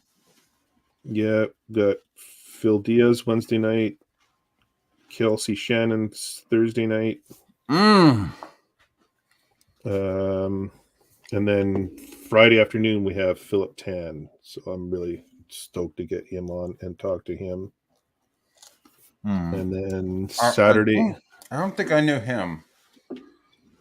He's doing Ronin book 2 with Frank Miller right now. Oh shit, that's a big fucking catch, bro. Yeah. That's sweet. I'm really excited to talk to him about that. I would love to have Frank. I know it'd be impossible to get him on, but I'd love to have Frank Miller on.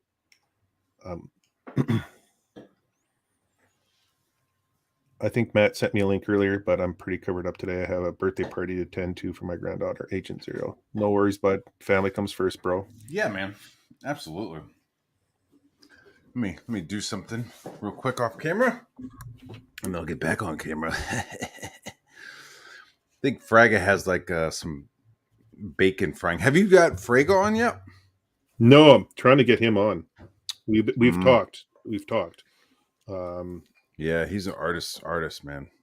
yeah, I'd love to get him on because he's got quite the stories he could probably tell. So I mean, Yeah, he's been around a while, and he's like not just been in the comic book industry. Like he's like directed animated films, and he's done storyboards and shit. You know what I mean?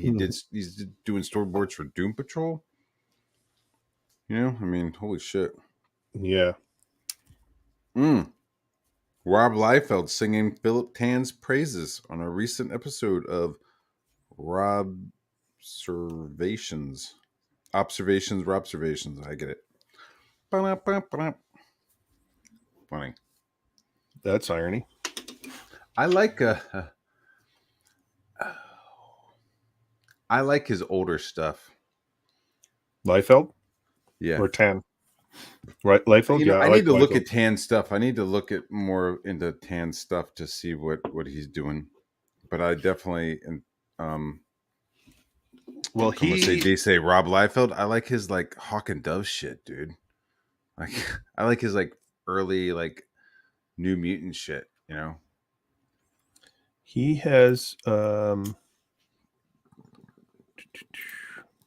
see if I can bring it up here.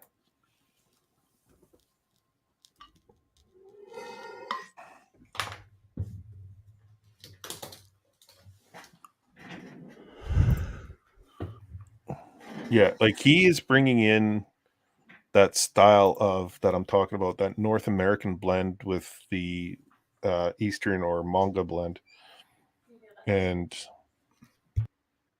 I love it.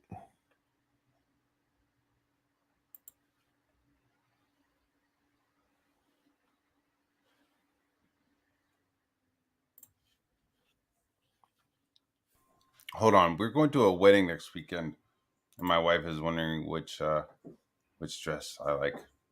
They both look amazing on you. I like the ones with the where they're showing more of your shoulders.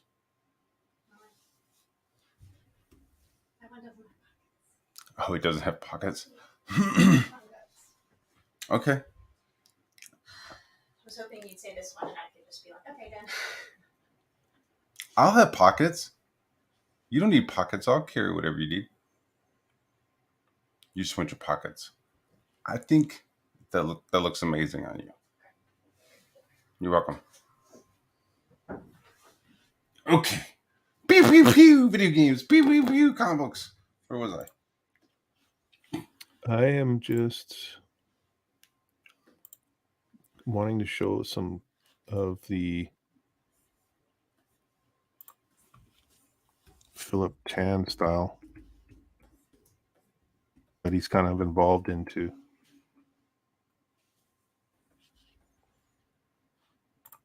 Like this stuff. Can you get a share? Yeah. What you got?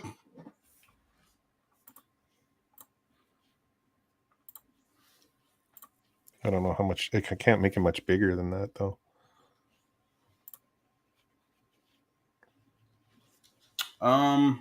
He did some Daredevil stuff, didn't he? Yeah, I'm pretty sure he's done the Hulk, Daredevil. I saw his. I think I saw some of his Daredevil stuff. With like he does a lot of zipatones and shit, right? Like it's. Mm-hmm.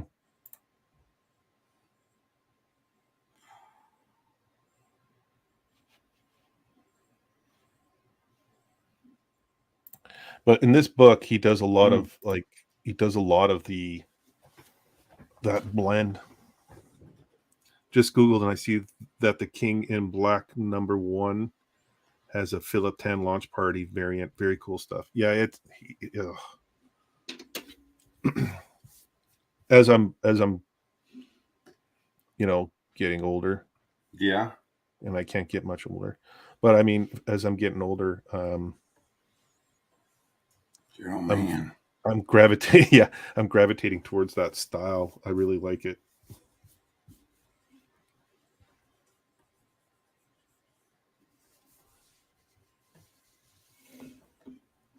Oh, this page is turning out way better than I thought it would be.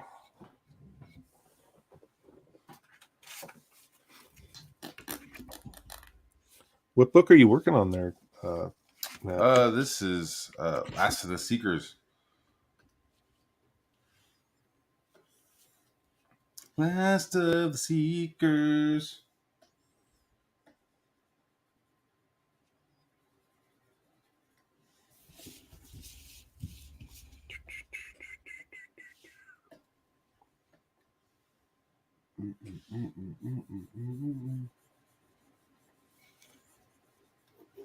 This is how you do it. This is how we do it. This is how we do it. It's Friday night.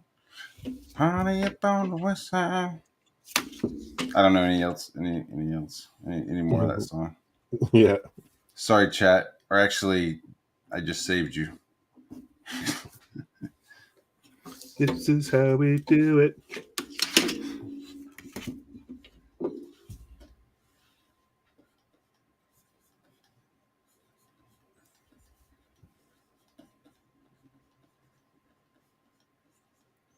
I should see what Sean's doing. We should invite Sean on here. Yeah. Have you met Sean?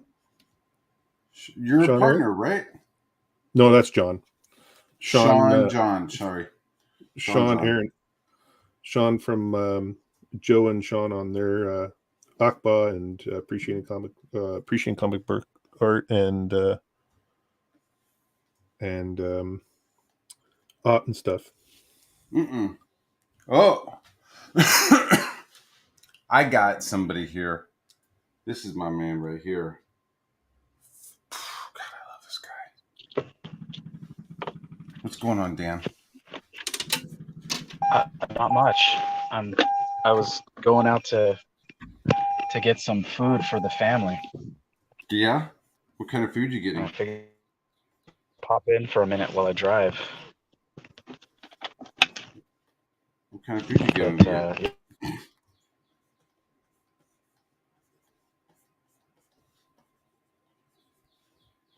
You still there? There we go. So what kind of food are you getting? I'm getting some lemon pepper chicken wings for myself. Oh, and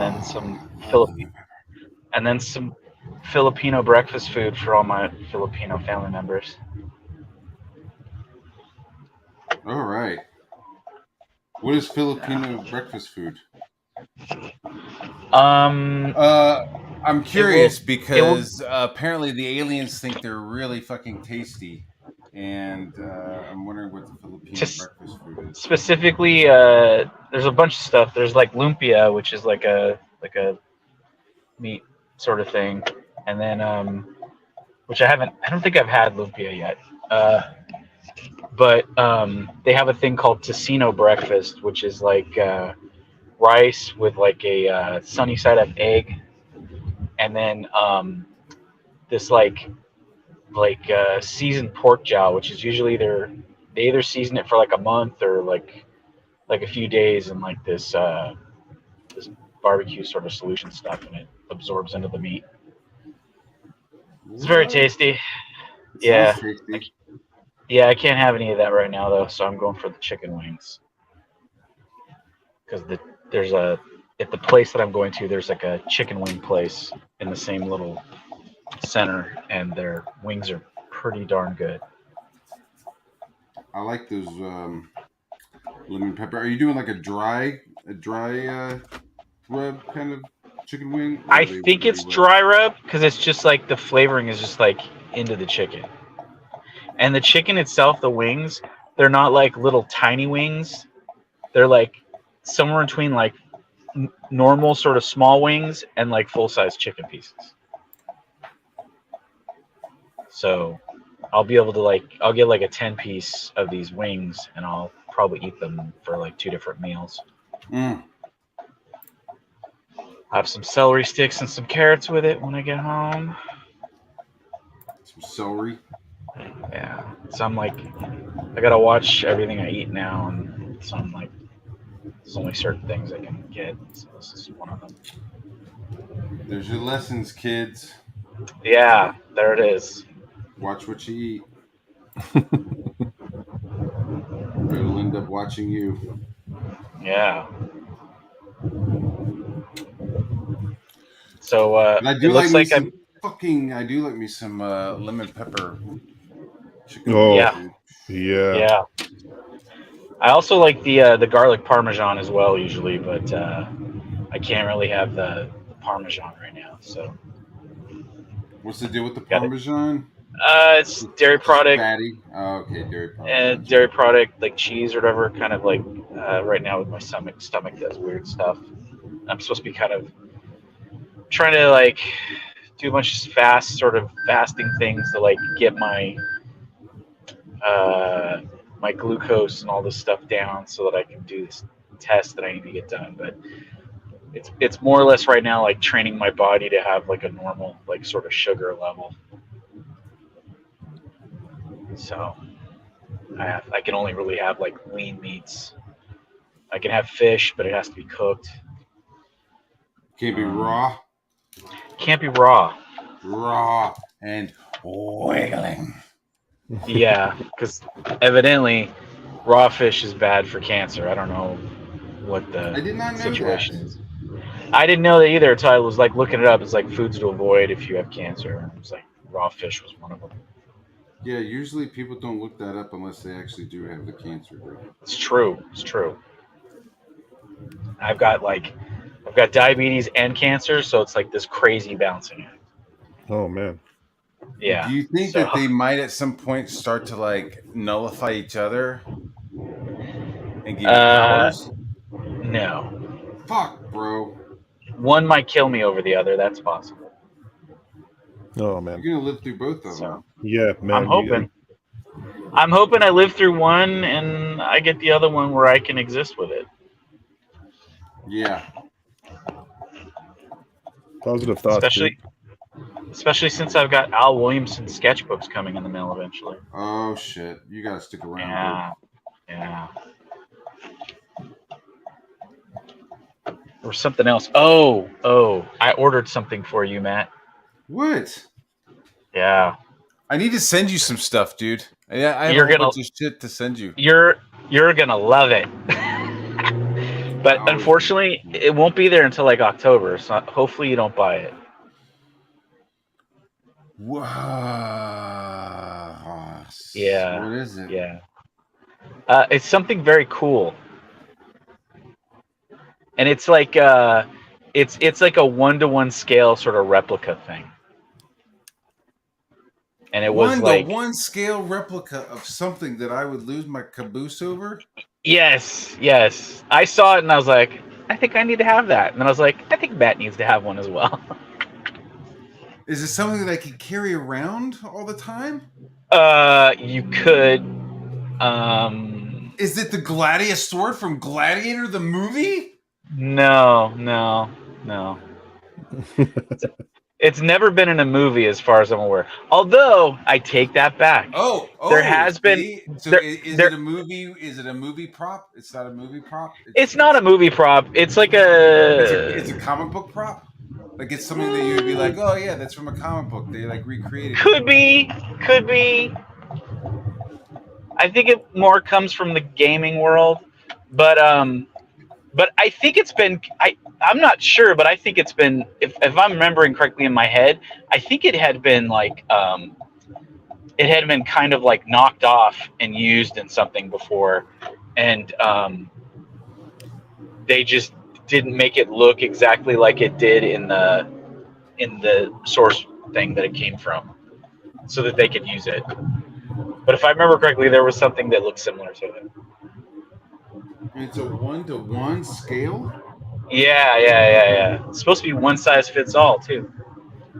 Okay, you're wearing. It's something you wear. It's something you wear. Maybe. Is it something that? What do you mean maybe? It's a one size Maybe. fits all. It's You don't have to wear it. You could just put it on your shelf. is it that like weird metal bladed dildo from the movie Seven? No, no. Oh, thank God, because I got no room for that on my shelves. Right, right. Um, is it a Green I Lantern could see ring? you. No, no, no, no, no. Fuck, bro. Yeah, it's cool though. I'm excited. So see, that's another reason why you gotta fucking Yeah. get the eye of the tiger and stay around so that you can see me Oh, like get at least till excited the about fall. opening it up. Yeah, that's my goal now. What do I have to Yeah, live for other than my kids and my family and everything? Like, what do I there have it to live is. for till at least October? You know, There it it used to is. be Star Wars movies. You know, it used to be like, look, I can't do anything crazy, Mhm. man. There's another Star Wars Right, movie coming. I gotta live right. till the next Star Wars movie. I don't want to be like that guy who's like in the hospital right before the movie opens. You know, Yeah, it's true. not anymore. Well, you can just exist till August, and then like if the Star Wars sucks in August, then just end it. Just call it over, because at that point there will be no coming back. Yeah. Because if that Ahsoka Tano show sucks, then Is that what? I fucking mean, I was just joking they're about the dead. Star Wars. Is that the next thing that's out? Is the Ahsoka Yeah, the Tano? Ahsoka Tano series in August is like the only thing I think anybody is like remotely slightly holding out for, because like people like myself that liked the animated series, like that character, and it Mm-hmm. was portrayed really well in season 2 of Mandalorian. Yeah. Um, so and then the trailer I saw like is the usual sort of hype train trailer Disney Star Wars does, where you're kind of like, oh man, this looks fucking great, and then they give you the thing, and you're like, oh fuck, this is bad. Because that was like Mandalorian season 3 trailer looked exciting. It was like, oh wow, this is gonna go somewhere, and then Mm-hmm. like we got the series and was like, oh, this fucking went really nowhere. This might have well have been just like a 2-hour movie just to wrap up a storyline, because the rest of it was just the worst canon filler, whatever. Uh, but the Ahsoka Tano trailer looks like animated Clone Wars. It looks pretty freaking cool. So I'm Well, I willing don't to care anymore. give it a chance. Yeah, exactly. Yeah, I'm there with you. I'm literally just watching it because I watch it. I'm not watching it because I think it's going to be great or I'm excited for it necessarily. Uh, Although we are getting the last Henry Cavill season of The Witcher soon. Oh, he's actually gonna be in a season of it. Yeah, he's in this last season and that's it. And I guess they didn't want to hold it off till the end of the year, so they're going to do like what they did with Stranger Things. They're going to put out half of it at the end of June, and then the other half in like December or something like that. Somebody tried to jump into the back. Somebody tried to jump on, and Jump in, jumped off. yeah, it said that his system wasn't hooked up properly. Oh shit! Like I was getting, That- it was getting a little thing. So I'm wondering if it was Chad. Oh So Chad's yeah, out there. Fucking, Chad's been having some lag lately. We were talking about that the other night. oh my god, let me look at the chat room. That's hilarious. I've arrived at the Chicken Shack.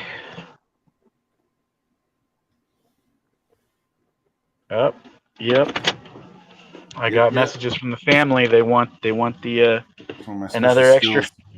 They want a sunrise breakfast, another Filipino breakfast. I might do some Sean fan art, man. I might do some Type 1 fan art just for the fucking fun of it. Oh, I definitely want to do it. Well, that was the other thing I was going to say. Dude, it looks so fucking like 90s. You know what I mean? Yeah.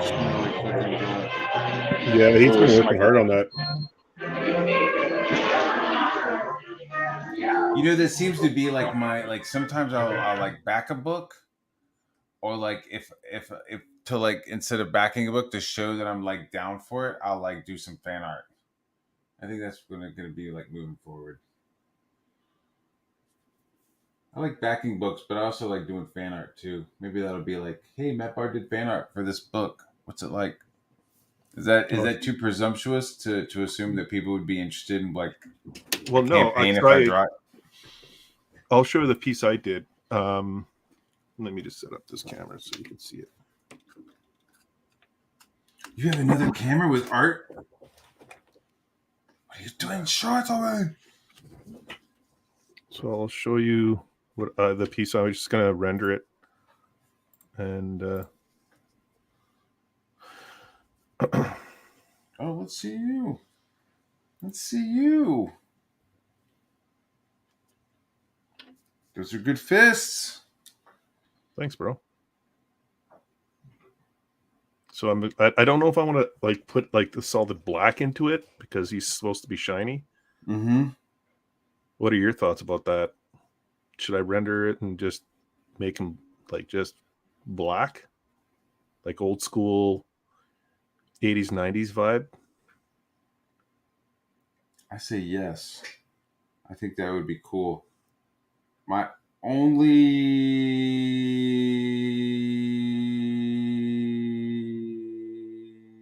concerns, I see two of them.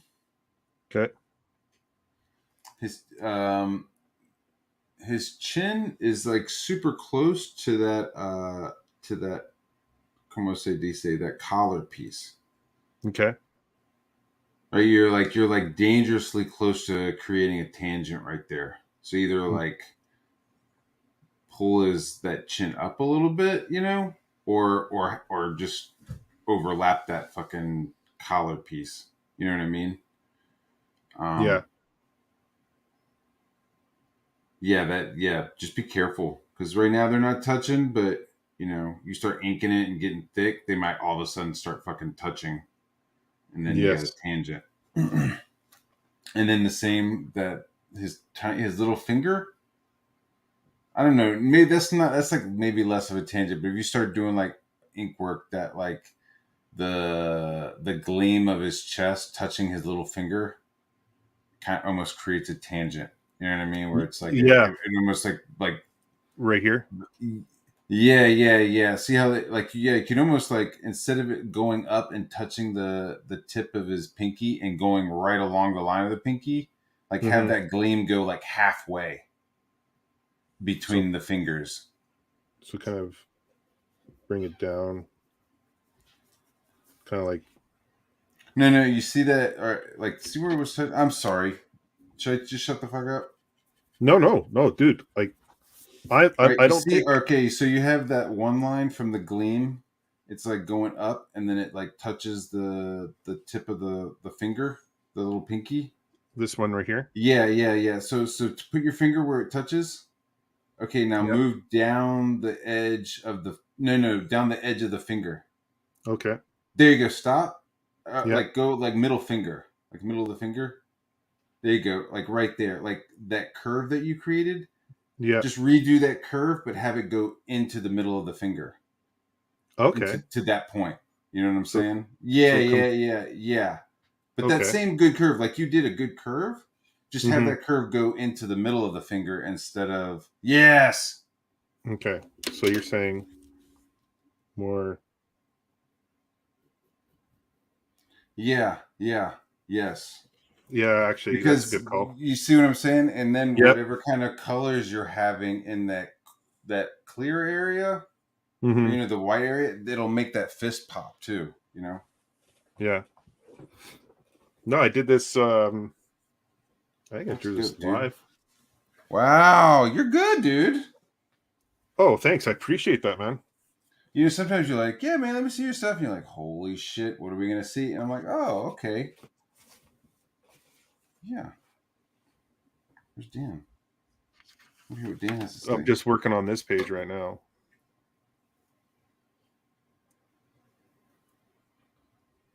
For our book. Nice. So catch some of that foot, bitch. Yeah. So I'm gonna do work. No, I appreciate that, Matt. That's a good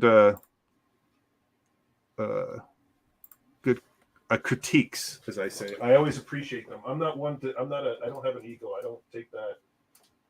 I mean, if you see, and tangents are like Yeah. Anybody could, you know what I mean? Like if you see a tangent on mine, like that's like some stuff is like subjective. You know what I Mhm. mean? Like some stuff is just like, hey man, could you make his ears bigger? It's like that stuff is like you kind of come and go, take it or if you want. But Mhm. like there's some stuff I feel is like it's objective, like tangents. You know what I mean? Like Yeah. and sometimes I'll make one, and like I'm constantly working to not create tangents, but yeah, because dude, I had Bob Camp come over, not Bob Camp, Bob Burden. He came over and was like, "Yeah, I like that page." He's like, there's a tangent," and it was like, "Oh fuck." He's like, "It's okay. You don't. Sometimes you don't see them." He's like, "Yeah." Right. So I'm constantly looking for tangents, mostly my Yeah. own shit. You know what I mean? I especially like because no one knows me, right? I'm a hole and like I'm a small, very small amoeba in an ocean when it comes to the comic book industry. But when it comes to like getting critiques or anyone like giving suggestions, I'm always open to that. Like I'm trying to improve all the time. So like Yeah, ditto. I'm Ditto, not I one hear that you. sit there and take it and say like, "How dare you like insult me like in my art?" And I saw that like when I had my portfolio reviewed by Marvel. The one guy that was leaving the interview before me, Mm-hmm. he was like he was just he was like disgusted like with what they had to say almost, and I was just like, What? oh yeah, like he was just like I don't want to say the names, but like he was just like leaving the interview like how dare you talk about my art like that? Who are you? Like you're like I'm like, oh, okay, that's not going to sit well for you, bud. Like you're you can't act like that when you're especially when you're trying to get on to Marvel. And this was like 2018. Yeah. So when the gentleman asked me like what are your expectations, like he just looked at me like dealing with another artist and like oh like what's this guy gonna bring now? And I'm like, and he like first word out of his mouth he's like, hi, how are you? Like, and I'm like, oh hey, how are you? And he's like, so what are your expectations? And I'm like, nothing. Like Wow. I got That's no expectations. Like I said like honestly I'm here to get some critiques and help me become a better artist. And he just looked at me like, oh okay, well let's take a look at your portfolio. mm-hmm. And I was just like, yeah, like you gotta for me like you can't have that ego. Like yeah, you can be proud of your art, that's one thing, but man, There's only a couple of people who are like on the top. You know what I yeah, mean? That you can't really like fuck with. You know, like everybody is on their path up the hill. You know, up the yeah, mountain to be to be the great artist. You know, like we're all kind of looking around. We're all like at different points of the hill. We're all at different points of that hike up the mountain. yeah, All right, And I'm back. thank you, sir. Some people like Dan are way ahead of us on that hike. They're back Shut there, up. right? And I was really high at one point, and now I'm like beyond low. Like nobody knows who I am. bullshit. I know who It's you are, true. man. It's I'm true. talking about ability. I'm not talking about like who the fuck like who you are because Oh, all the popularity. I thought you were stuff, like, talking about shuffles out. artists that were like had sort of visibility that could do something with just No, I'm their. talking about No, ability. I'm talking about just like pure merit and ability, I'm okay. not popularity. Not I'm like, not like YouTube points and fucking YouTube followers. I'm talking about like just general abilities. yeah, I would say I'm like early '90s Dark Horse and Comico. Okay. I think you're more than that. well, I think you're a solid 10 on a fucking heavy metal like level, dude. honestly I'm gonna call myself out like meeting some of the artists and like here talking with you guys. I'm trying to be cool as much as I can right now, but I'm like geeking out a little bit because you guys are great artists. So Oh, I appreciate it. Oh my god. I'm just like, when I look back at this, I'll be like, oh man, I was just talking with Dan. Like, Yeah. I just remember what I was gonna say. So I might be able to stream again soon because there's a space at the house at Leah's place that is like it's like a cabin thing sort of in the backyard, and we're gonna they're using it right now for some storage, but we're gonna reorganize it and build a little wall in it so it'll have like a back sort of room to it, and then the front part we were gonna turn it into like kind of like a summer sort of tiki bar type hangout thing. So a corner of it is going to be my tiki bar studio lounge. So I'm going to be able to stream from that corner, but it won't be quite like my dad's place. It'll have some art books and things, but I won't be transporting all my stuff in there, if that makes any sense. It'll just be computer and a few things here and there that fit the aesthetic. Fits the aesthetic. You'll see my tiki mug collection. Classic tiki. Yeah. All right. And maybe my Sky Striker. I might bring my Sky Striker. Stop rubbing shit in, dude. Well, I'm getting a GI Joe scale Maverick figure to go in the Sky Striker, so I got to put it in there. That's dope. I saw. Did you see the ramen noodles? The ramen noodles. What the fuck, dude? Are you in a wind tunnel? Are you like? Sorry. Hold on. I'll go back outside. Yeah, I went inside. You have cancer and shit, but holy fuck. Sorry, dude. So what were you saying? The ramen toys thing? Yeah, the ramen toys. They had like a Maverick figure. And he like comes in like a little flight suit and shit. Yeah, but I think theirs is like it's GI Joe classified size. It's like a 6-inch figure. Oh, really? Yeah, the one I'm getting, it looks like a GI Joe figure, like an original GI Joe figure, O-ring. And they had my buddy is out there making these. Yeah, my buddy's making them, and his friend is the guy that sculpted them, whatever. And they have shit, man. People drive me crazy. I don't give a fuck, dude, because I'm thinking about getting some Rock and Roll Ninja figures. So if you want to sit next to a fucking drag strip, okay, tell me about it. That's fine. There's so they have 3 different Maverick figures. You could either get them individually or you can buy them as a set. And the set has Maverick in the flight suit with the removable helmet and everything. And then there's Maverick in the white dress uniform, like the Navy dress uniform. And then Maverick in his like sort of motorcycle gear, the jeans and the leather jacket. So I just bought the pilot one to go with my plane, but they make other stuff too. Like GI Joe like green shirts that are just like regular looking GI Joe guys, and like some flight deck races? Guys.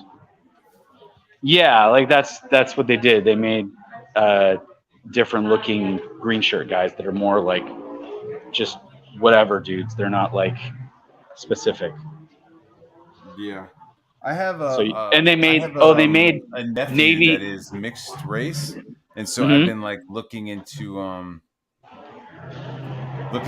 like Sunman, like the Masters of the Universe, like the black guy from that yeah, and just kind of like buying because they're gonna come visit. So he's gonna he's gonna open up all these toys. He's gonna be like a black G.I. Joe, black Key. The Target by me had like a Sunman like 3-pack. You get Sunman, you get the pig villain character from his thing, and then like a ninja dude that's got like a ninja cowl over his head. Like Clamp Champ or something like that. He's another guy. That one's original Masters Universe guy. Yeah. There's like a guy with like Thunderbolts that's like a black guy, and that guy's, I think he's Sunman Universe. And then there's another dude who's got like a poncho, kind of like the Man with No Name Western series thing or whatever. That's another black character from the Sunman Universe. All right, there's your helmet. That's not too bad.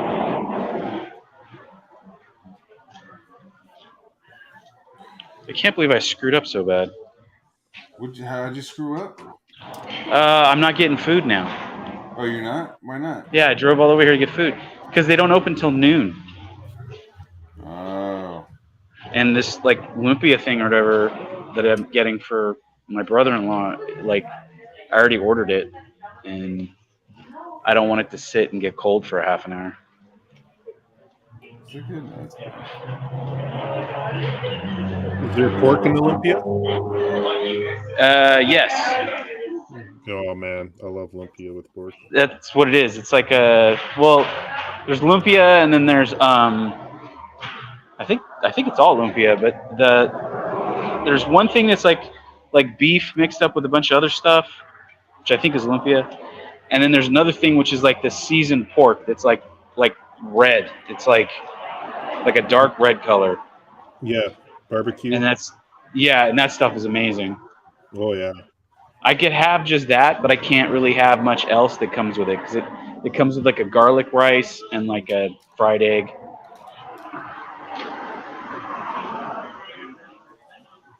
I guess I could have the fried egg. I'm pretty Are you in the hungry. And I restaurant wanna- right now? No, I'm outside. It's quieter outside, believe it or not. There's like a patio area. I'll be right back. All right.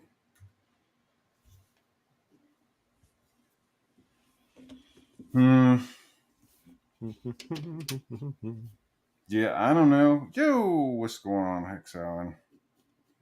What's going on, buddy? Hit that like and share. Hey, hit that like button. Hit that like and share. All right.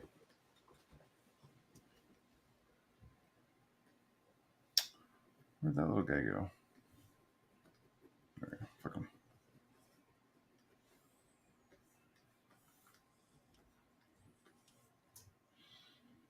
And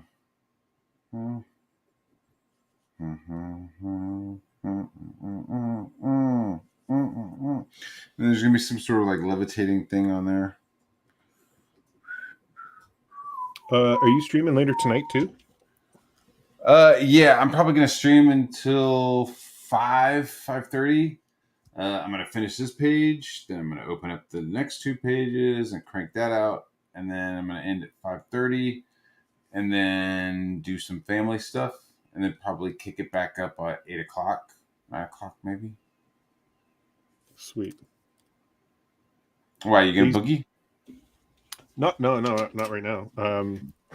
Because I know Chicken sometimes you stream at night, doodles at night. So I was just wondering if you were going to do that tonight.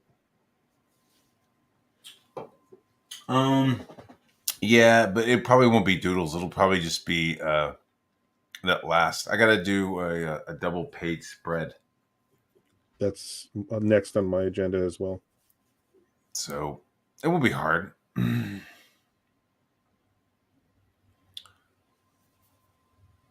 So I gotta get that done.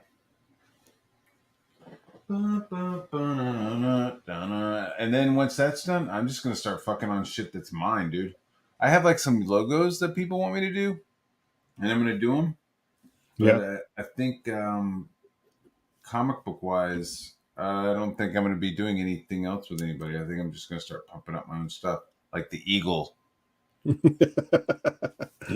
I look forward to this. And then, do you have a story laid out yet?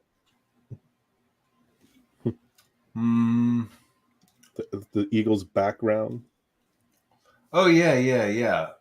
You know, he's a former. You know, he's a World War II vet. He comes home.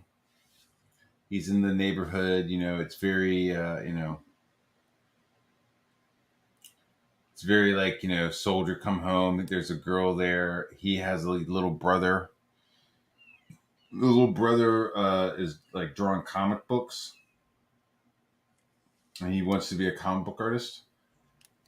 And so he starts helping his little brother, talking about the comic book, and yeah, I'll help you. And I want to say like they somehow get involved with like the communists, like a secret organization. Like they're like maybe working at like a press shop.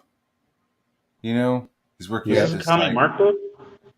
what? No, Is this a Commie Mark story? no. I'm like, is that you, Oh. God?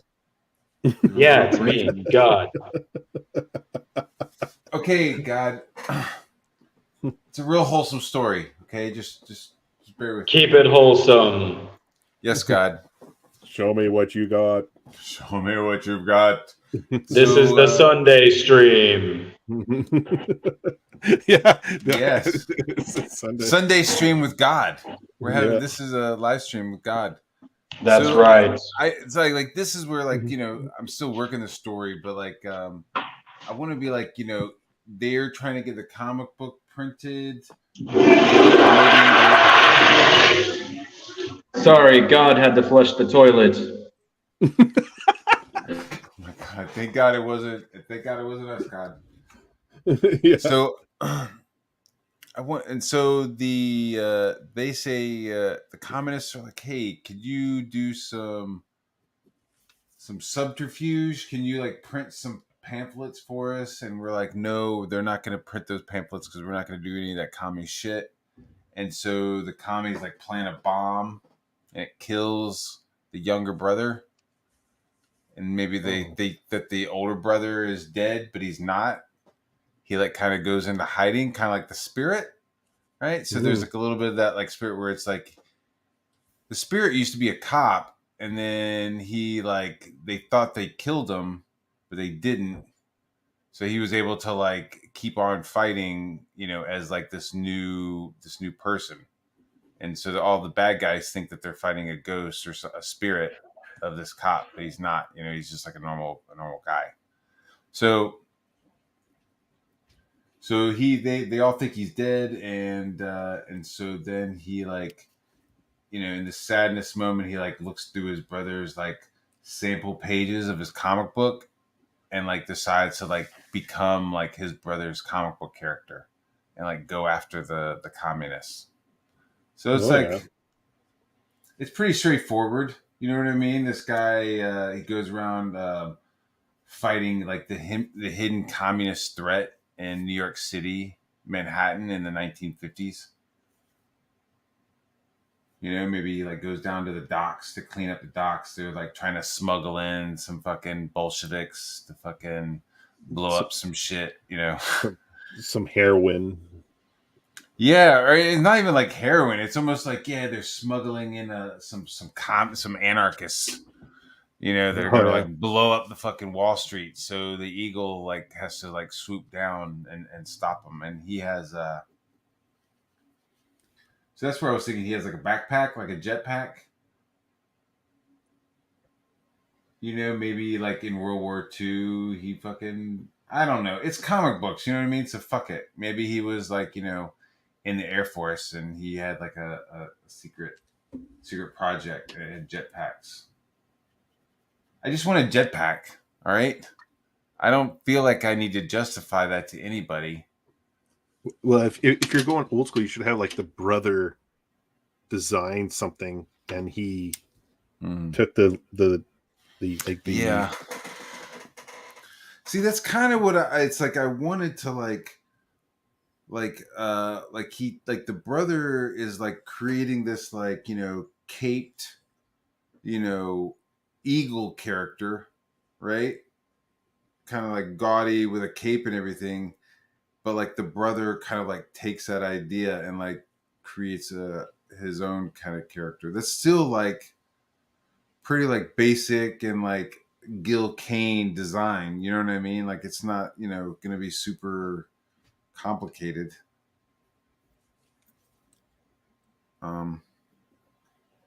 I don't know. I just thought a jetpack would be cool, but maybe he doesn't. Maybe he just needs a glider, or maybe he just swings down. Jetpack would be cool.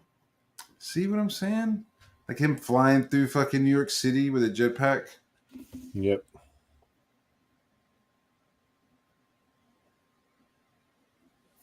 Okay. So in the comic book, he already like because we're already gonna start with like issue 12. Yeah. right? Like he'll already have the jetpack, right? And it'll be like he'll even say like, "Oh my god, like life is so much easier now that I have this jetpack." And then there'll be like a little like editorial, see issue 7 on the jetpack saga. You know what I mean? And then that way you Yeah, just there you go. fucking write that fucking shit off, and then you could have it. Because I'm thinking maybe he doesn't have the jetpack at the beginning, and he does. He like busts up a communist smuggling ring by the docks, and they like have stolen some like Cheese, Gouda. some cheese, Gouda, and some fucking Howard Hughes jetpack. You know, not to like totally swipe from the Rocketeer, but you know, because they used the Howard Hughes, right? They used Hugh Hefner. No, Howard Hughes. I'm just spitballing right now, but the shit will be like super easy. All right. Blah blah blah blah blah blah blah. Blah blah blah. Blah blah blah blah blah blah blah. I wonder if this camera work. Does this Hey, camera work? there we go. Kind of does work.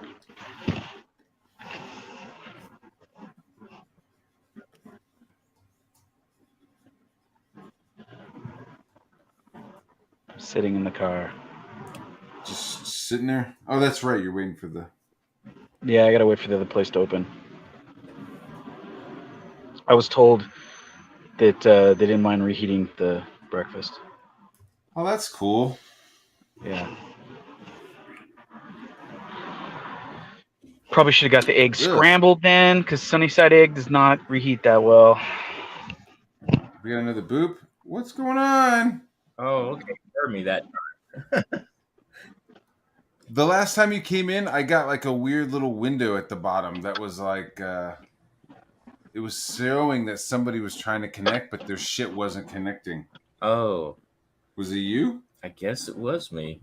I was just sitting there in the back. Weird. Yeah, I'm sorry. Welcome back. Welcome That's to the all front. Welcome back.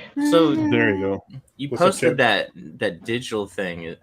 Is that Lee Fox Phantom? What's the deal? Or Johnny Phantasm? What's she talking about? The code, like the Oh, DOS. the code? prompt. Yeah, like if you read the code, it's like, you know, satellite uplink broken. And Right. It's like Saber executive. But- So I was kind of like thinking like Zorro. Then you wrote Phantom in the bottom one. Well, yeah, I was thinking either one. Like there's already a bunch of people already doing fucking Zorro, but like maybe a lot of people weren't doing Phantom, so I was thinking Phantom could be a cool way. And I was thinking it would be like an AI program. Lee Maybe. Fox Phantom? No, that's why I was thinking that. Yeah. But then instead of doing Zorro with O's, doing it with zeros with the line going through it, like it's code. Mm-hmm. Well, There would be one way of kind of getting around it. But again, I'd rather like maybe just do my own shit with the Eagle and not fucking Phantom fuck is with open not source. Phantom is not public domain, though. But it will be soon, right? Mm-mm, No? I don't think so. Oh. Wonder why. Because it's not as old as Superman. And Superman's coming up. I wonder how old Phantom is. Really? I thought fucking Phantom was old as fuck. I'm gonna look. I thought it was 1920s, but maybe it was 40s. The Shadow is coming up. Or is Yeah. up. Everybody's already talking about doing the Shadow. It was so the Phantom was 1936.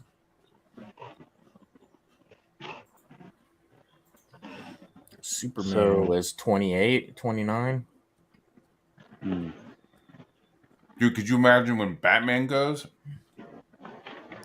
Batman's going pretty soon, actually. I think. You know, I thought it would be kind of fun since it's just the first issue of Batman Detective 27 that's going into public domain. It's only the 12 issues of that year are public domain. So it'd be kind of neat to like totally redraw the Detective 27. I'm trying to remember some of the stuff. Is that with like the red hooded dude and shit? I don't know if he's in 27. I don't think there's any like Villains. yeah, the villains came later, Just- I believe. Just the one that killed his parents is in 27. Yeah. It was more like ground level, like crime fighting mystery type stuff. Did you go to the comic shop, Dan? No, I had this book that I'd gotten when I went to my buddy's store the past couple weeks, and it'd been sitting in the back of our car, so I just pulled it out to see. Ah, Dune. Sweet. Dune, House of Harkonnen, issue 4, Whoa. written by Brian Herbert and Kevin J. Anderson. You got it right now on you? You're just showing it Yeah. right now? Like, Is that- I gotta go to the bathroom, so Oh yeah. show us Show us. show us what you got, man. Show us what you got. so the art's pretty good. It's kind of like I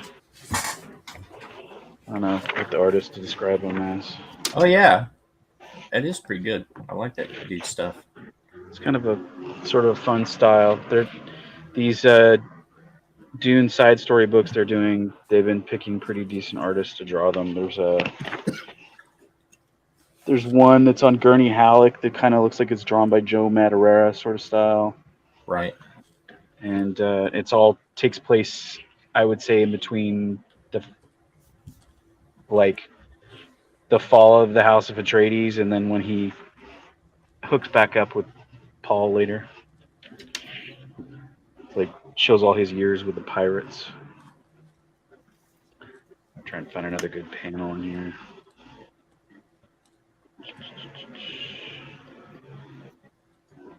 Yeah, this is pretty cool. Reminds me of kind of like a European sort of style. There's like a guy that did a book for he was doing books with Robert Kirkman for a while, and he did like this thing called like Sky Pirates, I think, or something like that. Mm. And it was all like sort of World War II like planes and like airships. And it reminds me of his style crossed with like Oliver Vatine, who drew the I think it was the first book of Heir to the Empire. Here's some sandworm stuff. It kind of looks like a little bit like Nausicaa sort of style.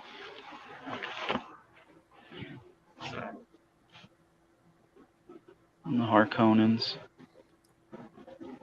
I would say it's maybe like more connected with the books than it is the films, because the Harkonnens actually have red hair in these comics, and the still suits look closer to the ones from the 80s Dune movie. Oh. Let's see what other ones. This one girl looks like Psylocke, though. I think it's supposed to be Leto's wife. Just like purple Yeah, hair those are with cool. a blue outfit.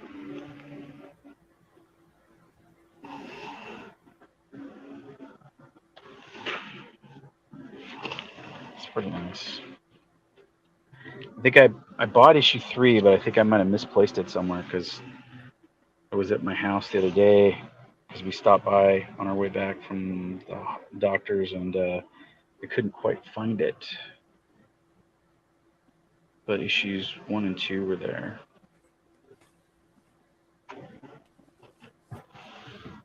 Yeah. It's a fun book, though. It looks good. It completely would have gone off my radar. It did Yeah. not show me. I don't think I have anything else interesting here. I just generally don't buy, movie related tie-in comics. Right. I buy some. I was just when we went to my house that other day and I was looking through those books, I picked up my I had picked up my Al Williamson Flash Gordon book, Hmm. which is like I think it's like all the work on Flash Gordon that he'd done or something like that, or some sort of retrospective. What it has and it's really cool is it has it's kind of slightly oversized book, and it has all of the art he did for he did the movie adaptation for Marvel, and his art in that is like the most detailed Al Williamson has ever been Al Williamson. It's like crazy, and they reprinted it just the line art at like a pretty good size. I'd say like I don't know, like I want to say it's like 14 by 15 or something. It's kind of Right. almost square, and it's really nice. There's lots of sketches and stuff in there, but yes, all the pages for that are in there, and the cover, line art for the cover. So All I I picked that know- up because I wanted to peek at that. All I know of Al Williamson is he constantly picked on this friend of mine Oh, really? way back in the 80s, 90s. Wow. Yep. That's funny. Yeah, I've I've only met- seen him like one time, and it was like right before he passed away. It's really weird, too, because he didn't look that old. No. He looked pretty young. Yeah, he was with his grandson at Comic-Con at the Flesk publishing booth. Mm-hmm. They're like basically the people that print all of his stuff now posthumously. Flesk, I've never heard of him. Yeah, they do. Who was it? They have all Mark Schultz stuff, Really? like Cadillacs and Dinosaurs.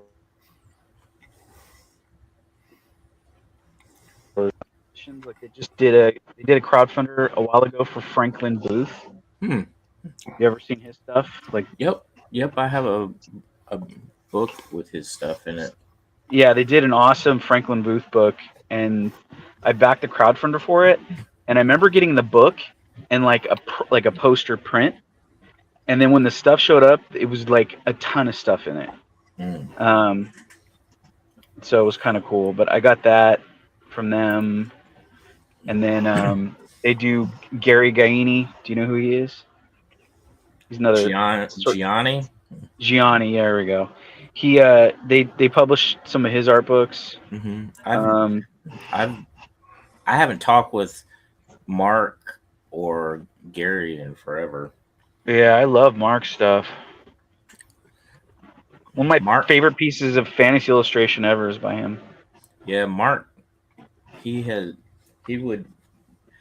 got the perfectionist syndrome where he'll draw pages over and over again until he gets it.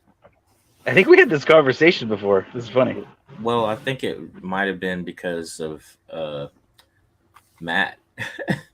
But Mark will have like several layers of tracing paper before he finally gets to the final one. It's insane to me. Yeah, I have a bunch of his art books he did, which I feel like they're reprinting them now, but calling them Carbon. But I'm not positive. Looks like there's some new stuff in it, but a lot of it looks like stuff I already had. So when I was working for the comic shop in Austin, my boss, Mark, did not sell his pages at all, but he did sell all the preliminary drawings for a lot of money. And my boss used to buy them all the time, like all his stuff. Wow. But yeah. Oh, but Flesk has a new crowdfunder on Kickstarter on the 2nd, and it's a Arthur Adams art book, a big giant art book. And I think what they're doing is they're like reprinting with new stuff, and then like probably a bunch of those sketchbooks that he had all the time there were 8.5 by 11, just sort of photocopy things. I got a stack. When is that coming out? When is that coming out? May 2nd. May 2nd is the crowdfunder. And there's supposed to be a bunch of extra stuff that's going to come with it, and like deluxe, hardback and probably everything. But it might even be oversized. It might even be pretty good size. So even if you have the original 8.5 by 11s, it might be worth getting just because it might be a bigger I have book. I have a couple pages, Arthur Adams pages, and then I have an entire issue of thumbnails that he drew for Look at Danger Girl, Nefarious and they're Dream super over there. tight. And I have some of them on my wall, and I have the best Gumby page out of the 2 Gumby books. Who's popped in? I can't tell. I don't know. That'd be me. It's Nev. Oh, dude, shit! Let's go. I didn't recognize you, and I didn't recognize your seating arrangement. It was part of it. I was like, who has a desk I'm in chair? the office. I'm not down Okay. in the studio. That's awesome, dude. I meant to message you privately before everything fucking went down recently about everything, because you were one of my bigger contributors, and I wanted to let you know everything that was going on. I hope you saw everything. Yeah, I And I messaged you on go through it on again. Twitter too to Did I see it? You gave me a little heart, so I figure. Okay, yeah, maybe I read it. Because, dude, like, so many people were sending me messages and going, if there's anything I could do, and, like, sending me their number. Yeah, and I was that just one of like, ours. and I felt like shit, because I, like, really, like, it was just, like, this tidal wave of shit going on. And I didn't know what to tell people, because, like, we kept knowing what was going on, and then kept not knowing what was going on. And then it was like, oh, it's not as bad as we thought. And they're like, no, actually, it's 3 times worse than we thought. And then, so it's just like, I did want to keep updating people and giving them the news that I was giving, because the news kept changing like literally by the day. And I was like, I can't imagine. I'm going to how have to fucking wait. Stressful that is. In our, Dude, in our message, I was like, I understand if you can't get back to us, man. Like, you're going through it right now. Yeah. You. I just feel bad about it, because everybody is, and it sounds cheesy, but everybody's very special to me as friends, even though we're just on this fucking internet thing together. And like, I appreciate everybody, so I was trying to, like, I didn't want to send like a fucking form letter out to everybody, but like, I kind of needed to just like address it once, because I just couldn't talk about it every day. And then at the same time, I wanted to personally reach out to people that, like, I felt really needed to know what was going on and stuff. Like even like Dan Freg, who's like one of my really good friends, I sent him a message. It was very fucking minimal. And then he kind of like got back to me, and he was like, fuck. And I was just like, yeah. And like, I haven't even verbally talked to him. So it's just, it's been crazy. And everybody understands, man. Just take Zoom it in, I think Matt. it's a stupid thing to say, but that whole one day at a time kind of thing. Try Yeah. To just, Well, focus literally, everything down and whatnot. that's how it is. Like, Enlarge not the to say that screen. I'm forgetting that I have it, but like, I'm almost like right now, other than like health things that cause me not be able to forget about it, which is just like, I have like awful like stomach issues, and like I'm surprised right now I'm sitting in one place, although I have heated seats in this car, so it kind of helps. Yeah, you look like you're reclining a little bit too. Yeah, I reclined a little bit, and it's like heating my lower back. But like, Can I just say real quick, Warduke is so sick. Look at Yeah. that dude. Sorry, Dan, I don't mean to cut you off, but I got hyped. do you want me to spoil it for you, Matt, what you're getting? Yeah, dude. Okay, so you're getting the helmet from that dude. This? What? Yes. That's so awesome. Yes. Dude, I'm wearing that on stream. I figured you probably would. I was like, Absolutely. it was super dope, but it wasn't like crazy expensive like some of the other helmets I'd seen people have been producing, like Cobra Commander or the dude, I want the Mumra one like really bad, but they're like $300. But the Warduke one was not expensive, and I was just like, it's available pre-order. I think because it's Dungeons and Dragons, they're making it on mass as like a. It's a Hasbro mask. It's a helmet. Yeah, it's a one size fits all like sort of cosplay helmet.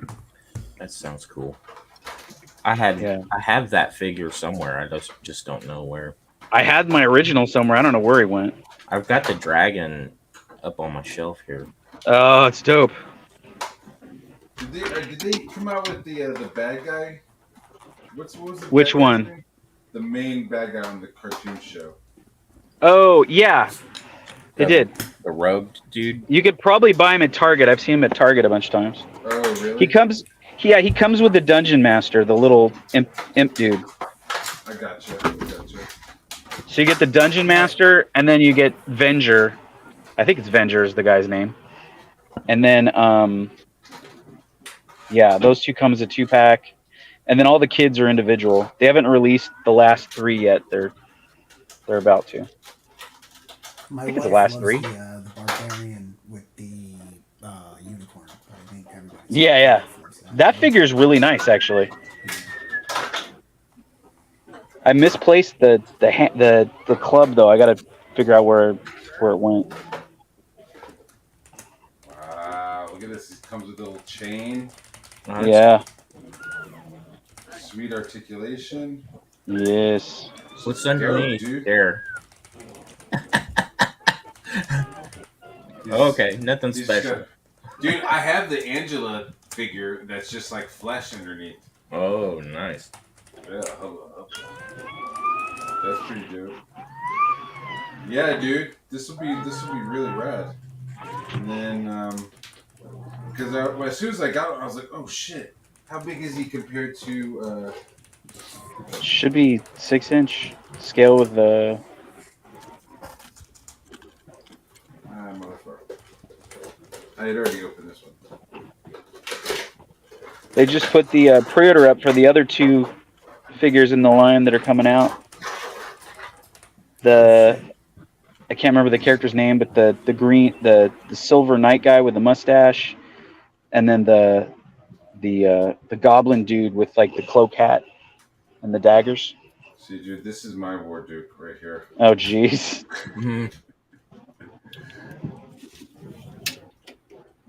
His stomach is like realistically done too, like the anatomy. It's like his wrinkles like real. It's crazy. How tall is Warduke? Is he 6? I think so. To the top of the head, not to the fins. I think he's 6-inch. Yeah, it looks 6 to me. Yeah. Because if I remember correctly, because I have one as well, it's to scale with like the classified G.I. Joes. It's NECA, so they mainly make 6.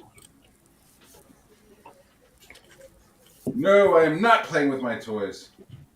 Whatever. Dude, He does not have a machine gun. dude, that's just fucking dope. Right? It's pretty cool. War Duke. Matt, why does your Warduke have a short-barreled rifle? I mean, he's in War Duke 2023. All right, we'll be back to work. I just had to put these together. I thought it would be fun. He's a modern War Duke. Right? Why not? So what did you have some good shit from the store? Dan, did you get some good shit from the comic book store? Oh, I just got this one book because I've been reading these Dune like short story books. Are they any good? Yeah, this one more or less explains the history of how Duke Leto's wife is the daughter of the Baron Harkonnen. And it kind of sets up how they get together and they meet and everything. And then there's another one that is all about Gurney Halleck's adventures with the spice pirates that he ends running off with, like after the House Atreides falls because the Harkonnens come in, sneak in, and wipe them all out. He goes off with these pirates for a while, and then until eventually he comes back to meet up with Paul in the desert. And so there's that one. There's another one that is all about Duke Leto as a kid and how his father dies by being gored by the bull and all that stuff. And then Good then? I mean, the artwork is good. It's yeah, well, the artwork's all really good. That's the other thing I was saying was like there hasn't been any issues of this book that I haven't wanted to buy because the art was shitty. The guy who did the Young Leto series is kind of similar to this Harkonnen book. And then there was one other spin-off book that was a one-shot that was all about the Sardaukar warriors or whatever. They were showing like one character who like as a child gets inducted in and then goes all the way in till like they make the raid on the Atreides, House Atreides on Dune all the way up to that. on Arrakis. Yeah. So it's kind of like shows this guy like going from there all the way there. What's the art direction? Is it like from the It's- movie, or is it some different shit? No, it's different because it's more based on the books. Like the Harkonnens have red hair and stuff.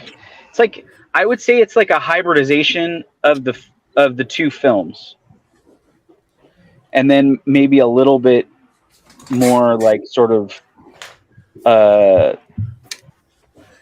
like the color palette of like what is it, Warhammer? Because there's lots of like blue uniforms and stuff and armor. And then go ahead. No, go ahead. Finish. Oh, but yeah, and so I was gonna say the other style that was on the other two books was more reminiscent of like a Joe Madureira sort of style. Oh, Not- really? Not quite as Joe Madureira, but like you can tell like this guy, like his foundation of where he learned from is like that SNK sort of looking stuff.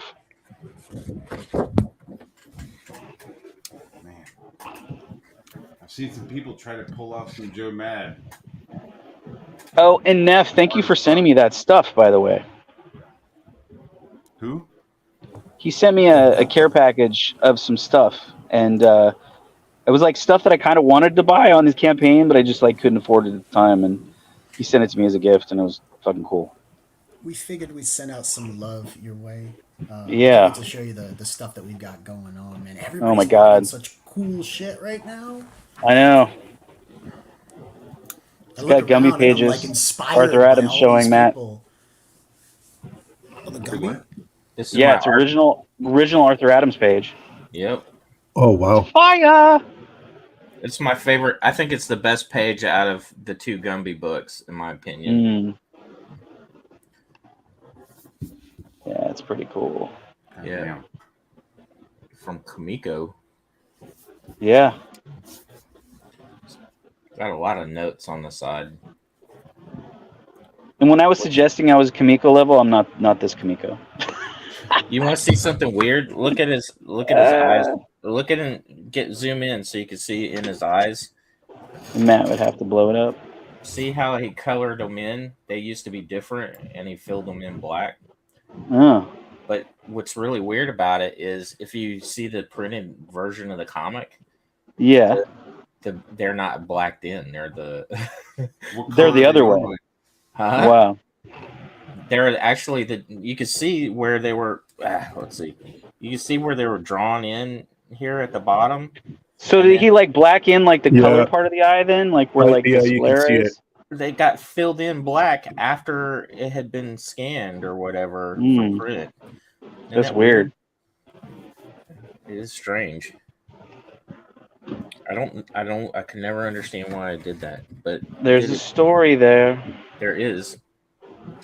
I have a Travis Charest page. Wow, that's a huge page. Yeah, it's a little bit Fuck. larger than normal. That's huge. I have a Monkey Man and O'Brien page, and it's way Mm. smaller. It's smaller than normal drawing dimensions. Mm. That's interesting. Yeah, he went down in size later. I remember that piece that I always saw he had at conventions. It was like I think it was Monkey Man and O'Brien, and they were underwater, and there was like the underwater sort of swimming dinosaurs and shit floating around with them. Mm-hmm. I might as well Such keep a it cool- up until Matt. Yeah. Sorry. I'm like putting together setting up my G. I'll take this. I have a frame for this, but it's got a door on it, so I could just pop it out. Mm. So it's got a little hinge on it, and I can just take it in and out so I can look at it. But the Take Monkey it Man out, O'Brien look at page it. is in a frame. Let's see. I'll go Leave grab some it. essence on it and put it back in. Yep. Hold on just a sec. I'm so close to getting chicken. That sounds real good, man. Yeah, I got like 5 more minutes. They're not open till noon.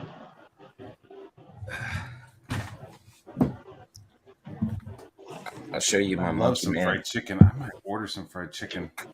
This is my Monkey Man O'Brien page, but it's way smaller. They did the thumbnails. Oh, it on is the smaller. left. Yeah. I don't know if I could get it in a frame. Oh my god, now I gotta go back and make you fucking big again. Oh, that's worth going big. Oh wow. I can't get it in frame, but I touch myself. I want you to love me. When I think of you, now look, I'll show you how you can see see. the scale of it by this page. Yeah. Oh wow. You see how much Definitely smaller it smaller. is? Yeah. I have a couple Jason Pearson pages and they're about that size. I've got 2 Jason Pearson pieces. I've got a Savage Dragon card he drew Ooh, nice. Oh. from the Image trading cards, and then Batman and Robin page that he drew. Nice.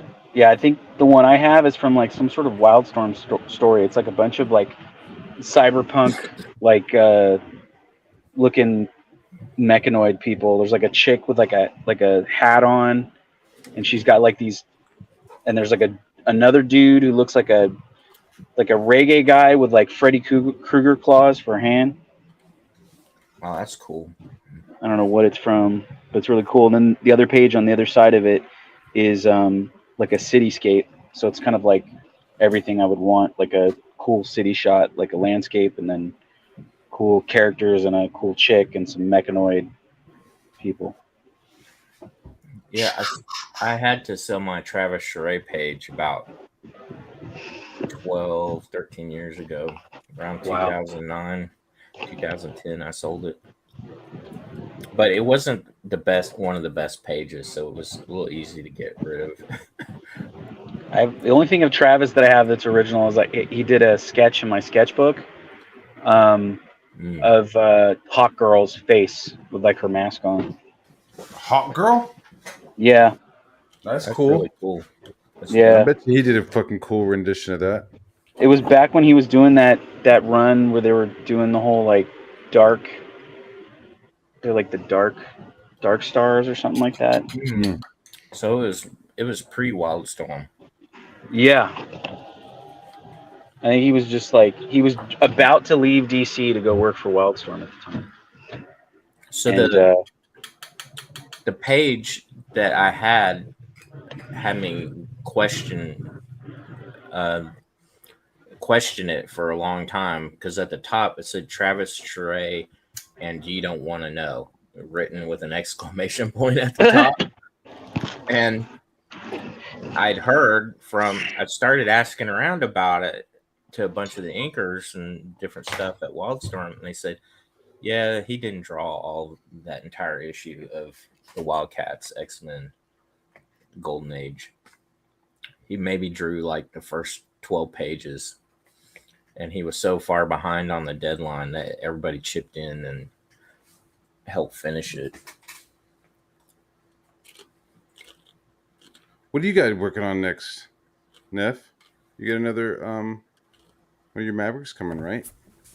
Yeah. For next thing is Judex. Do you want to show? I mean, I just wanted to bring you in. I didn't mean to. I'm just happy to be here, Come- man. I just happy in. to hang out with people on a Sunday. You know. Come on, I in. am curious, like what's coming up next? Nice to meet you, by the way. Yeah, Nice to meet you too, man. I've never met you, so you go by what on the internet? Nefarious, Nef. Mm. Global Frequency is my company. The Global Freak with a Q on Twitter. What's your avatar look like? A pink and purple Galactus looking dwarf. It was my dwarf from Dwarfs vs. Lion. I just go So as myself online. yeah, smart. Everyone says like consolidate, keep one identity. Yeah. That's probably the smarter way to do it. I'm not that smart though. Yeah, but I'm like super doxed. So I mean, Neff is my last name, so it's kind of like it's kind of an that makes obvious sense. play on words. I mean, I trying go by my name, but I go also by Chad THX 1138, and I've been using that for ages, for decades, just because nobody would ever snatch up that for video games or whatever. That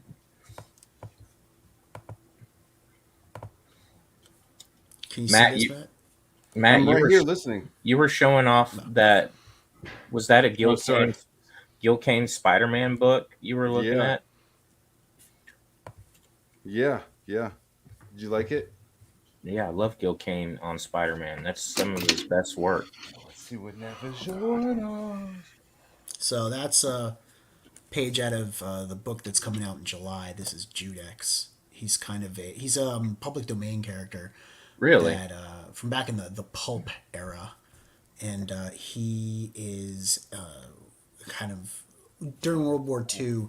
The publication of the magazine that he was in kind of got shut down, so they released stories about the Shadow under the same imprint. So he's kind of like he was originally the inspiration for the Shadow. I mean, some people claim, but then the Shadow kind of masqueraded as Judex during World War II. So was there a radio show around this dude at all?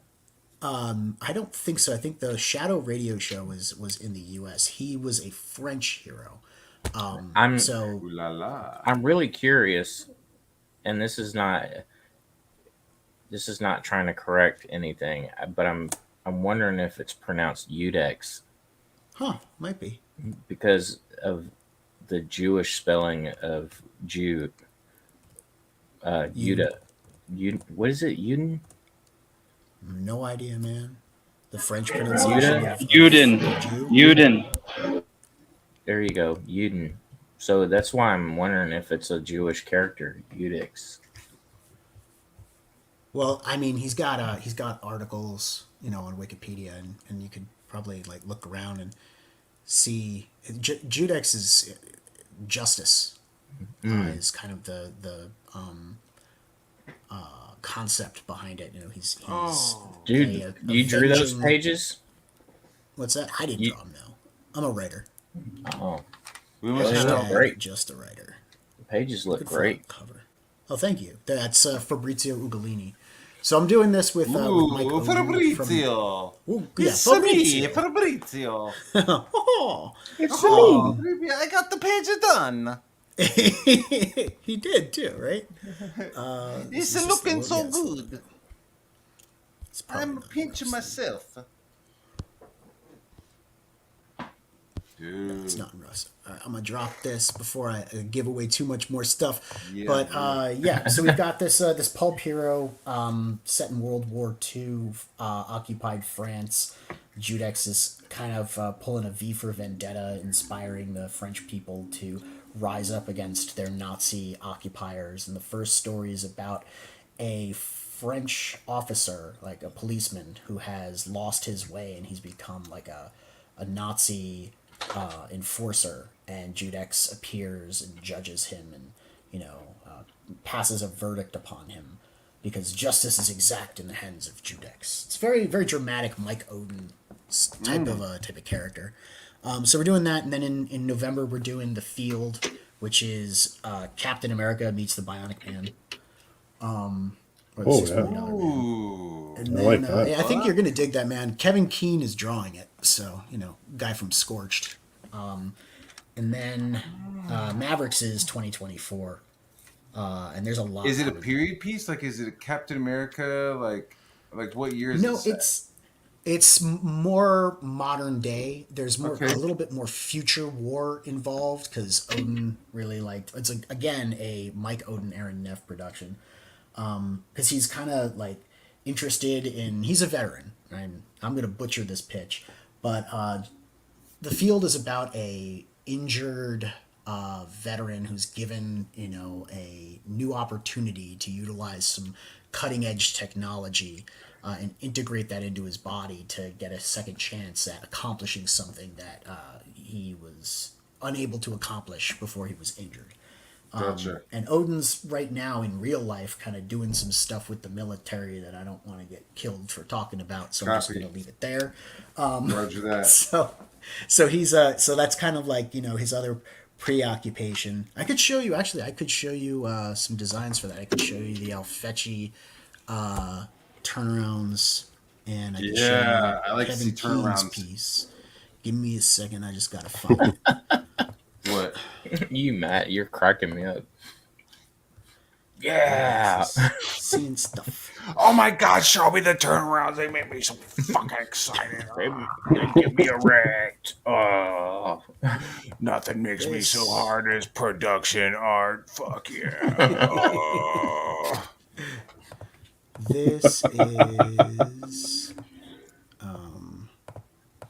I think. Yo, what's going on, Aldo? I saw you pop in and pop out. I sent him a link and he was like, "What the fuck is going on over there?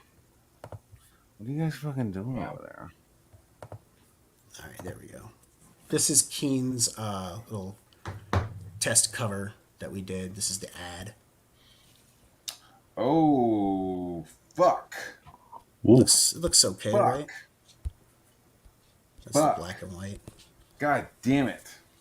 This is Alfecci's turnaround. Oh, production art. Bro. Right. Holy crap! We actually that's have crap. We have a colored Fuck version yeah, from dude.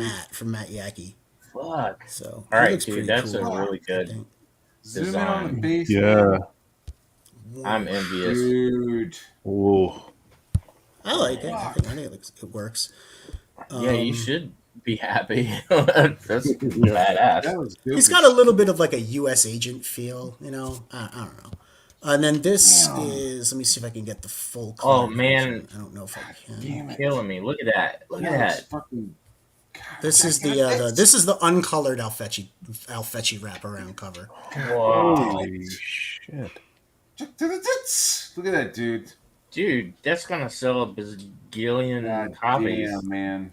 Well, That hope was then so that it fucking does dope. okay at least. I think I've Judex already is backed never. it. Do you remember when I did some pinup for Mavericks? Yeah, man, it's Hey, man, one of the don't best forget me, pinups man. we've ever had. Don't forget me, dog.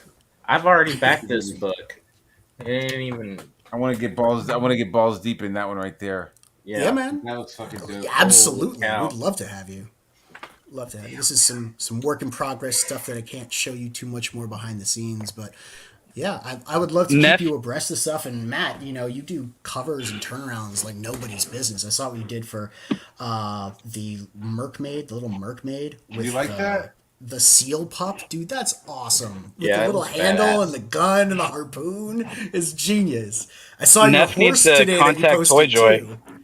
Yeah, man, I can't wait to see action figures coming out for You stuff need to like that. contact Ramen Toys and get And your what was the other figure one? made. Oh, the cover you did for No Cover. That was You like also that? fantastic. You pull those things together so fast, Thanks, man. You just get bit by the bug and boom, there Yeah, it is, and yeah. it's I'm colored. like, I got it. gorgeous. I Yeah. got it. I see it. Plus, See- it's like campaign hits me funny. Hits that funny bone, and I'm like, yeah, I want to do that.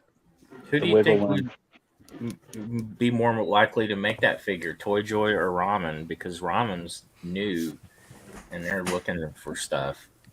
They do pretty good, but the style of his mechs and stuff fits in with like the Toy Joy design. Gotcha. Yeah, we're doing a Joy Toy style design. We're doing our own engineering and sculpting, and we're going through Big Bad Toy Store. There it Which is. is where actually PTP sells his stuff too. So Nice. you're gonna dig it. So this Oh, was hey. this was the guy that I was fucking with the eagle. And now I Spoiler. saw your shit, and I'm like, oh, I need to rework my shit a little bit. But Nah, bro, he's great. He's like the Rocketeer. I love the eagle claws. Where would Yeah. he be set? Would he looks more like classic, you know? Yeah, yeah. A little- This is like he's 1950s yeah, New you York. can tell with the pants. Yeah, yeah. He's like 1950s New York, and he's like fighting commies, and he's Dope. like taking on the persona of a comic book character that his brother created.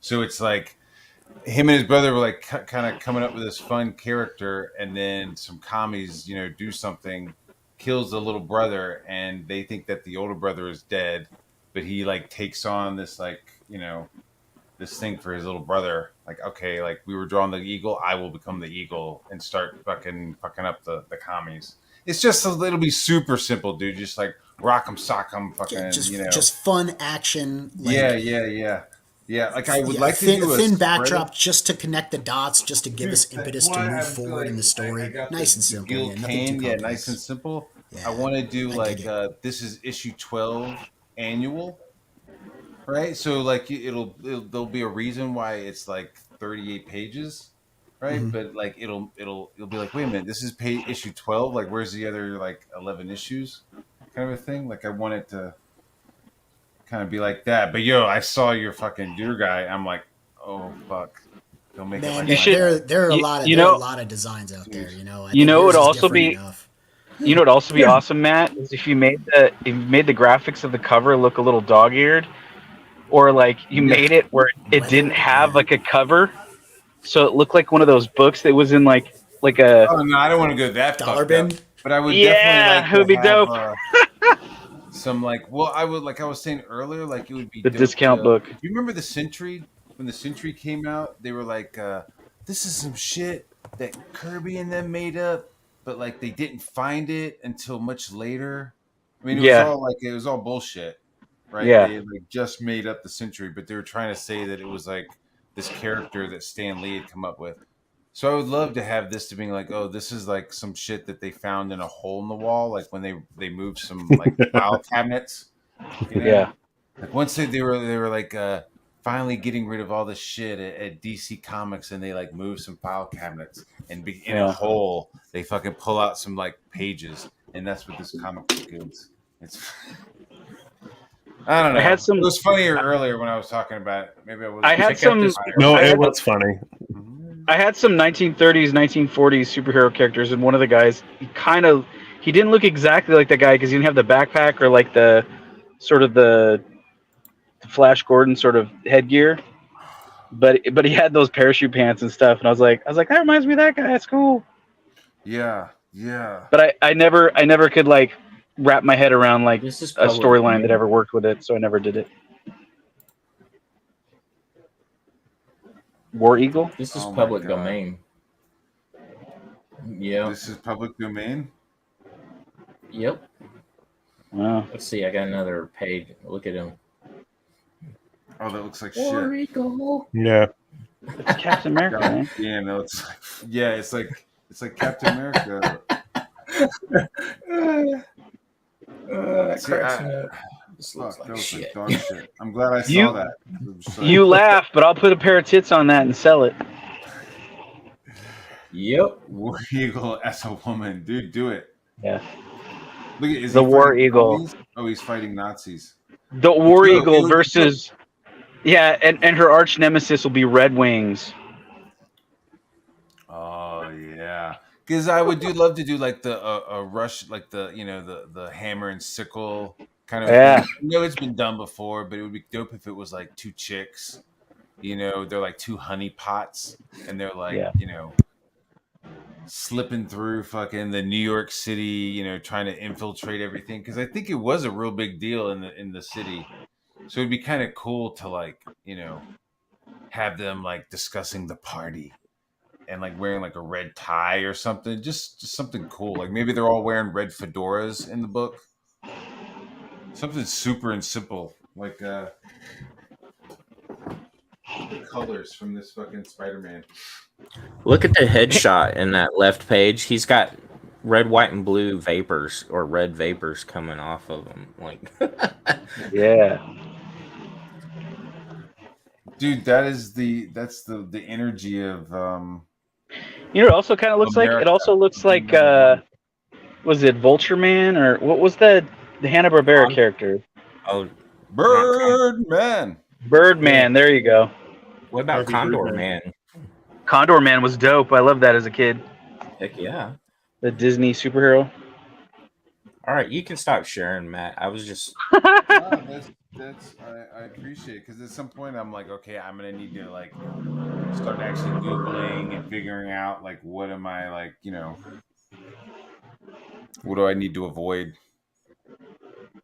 War Eagle. I don't know, man. I think you should take the name though. You should use the it'd be name, fun, not and I want to do it like super simple. I don't want to do it as detailed as I did for fucking Rock and Roll Ninja. Blah blah blah blah blah. All right. Blah blah blah blah blah.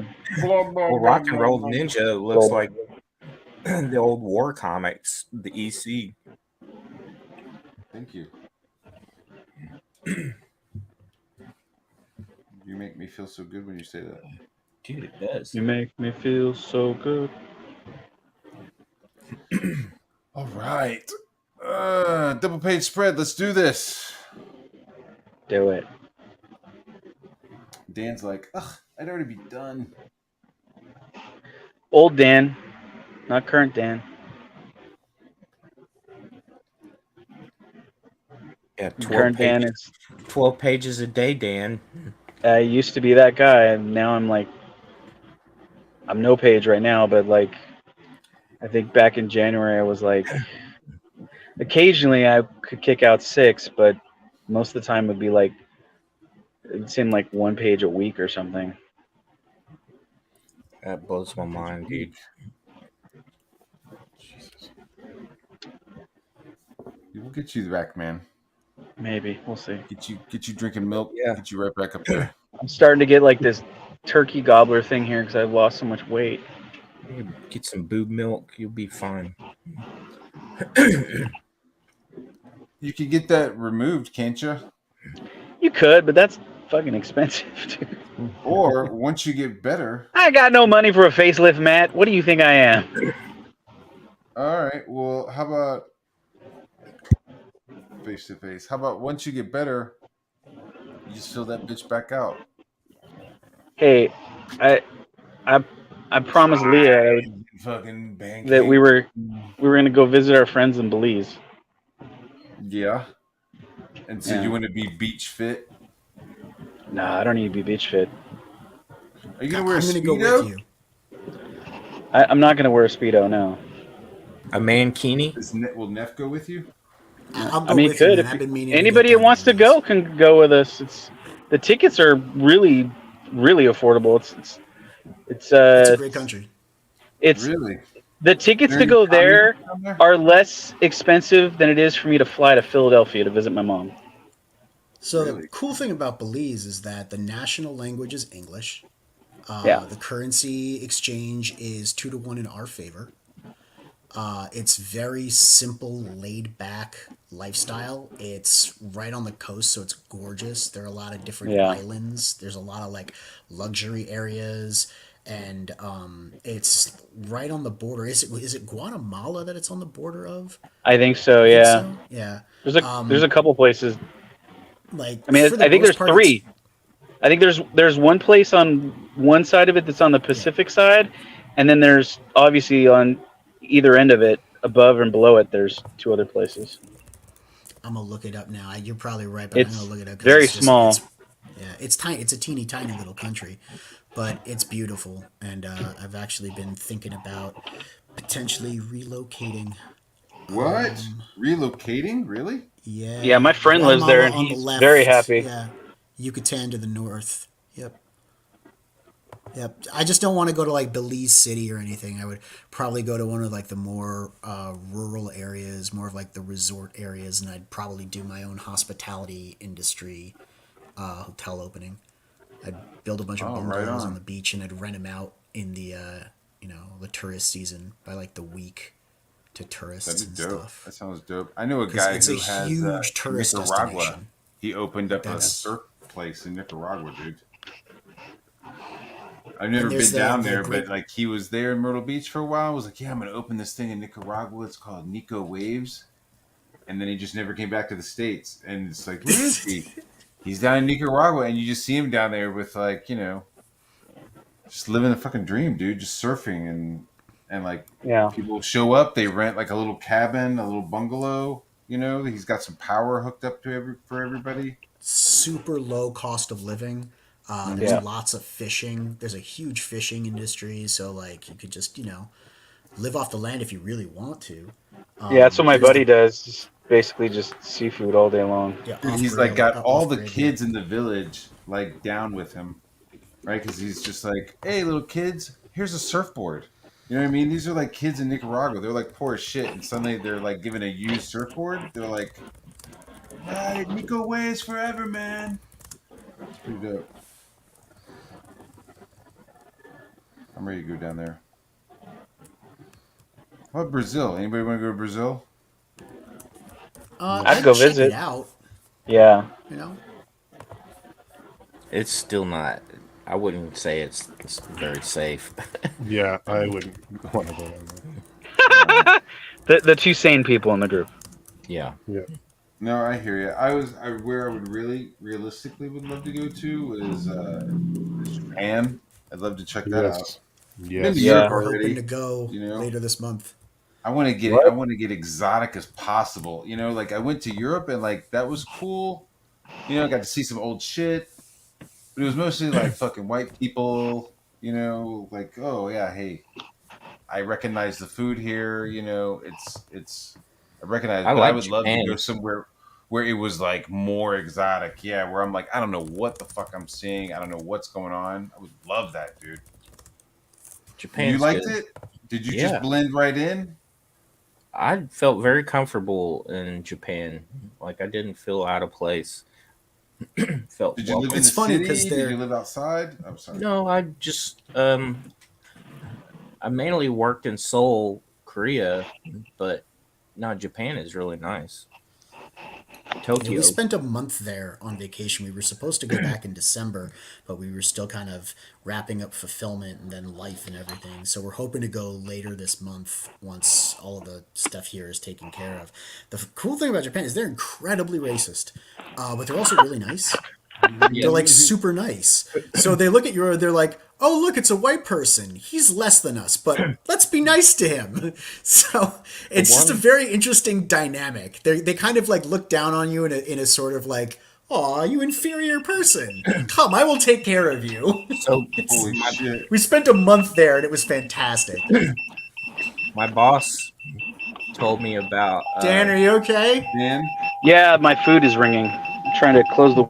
Dan's about to explode. my boss when I first went to Japan. He goes, they have Aborigines in the mountains in Japan, and they don't like to talk about them. They're embarrassed. I was like, Wait a minute, what? wait a minute. What? They have There are Aborigines in Japan, and In they're so Japan? embarrassed. They're so Wait a embarrassed minute. by them. What do they look like? They look like Japanese people? I don't Or they think look so. like They're- Aborigines from they're fucking like- Australia? Yeah, I think they're They look black part Aborigines. Japanese, part Aboriginal. Get the front door shut. Really? I'm practicing because my kids. I'm learning. I'm practicing not saying that. Anyway, they have them, and they're just so ashamed of them. They don't talk about them. I almost like they're like, you see interviews with people on the street and they're just like, yeah, like it's cool if they come here, but you got to follow our stuff. Like there is no blending of cultures. Their culture is what you get, and like you're not going to show up and start like pushing your own shit. You know what I mean? It's they have like some So- sayings like don't be a nail, like stay nice and flush with the wood. When I went to Europe in December with my family.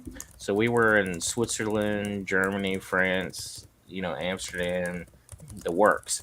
And I was so disappointed because I got nothing but American food while I was there. Like there was not very many like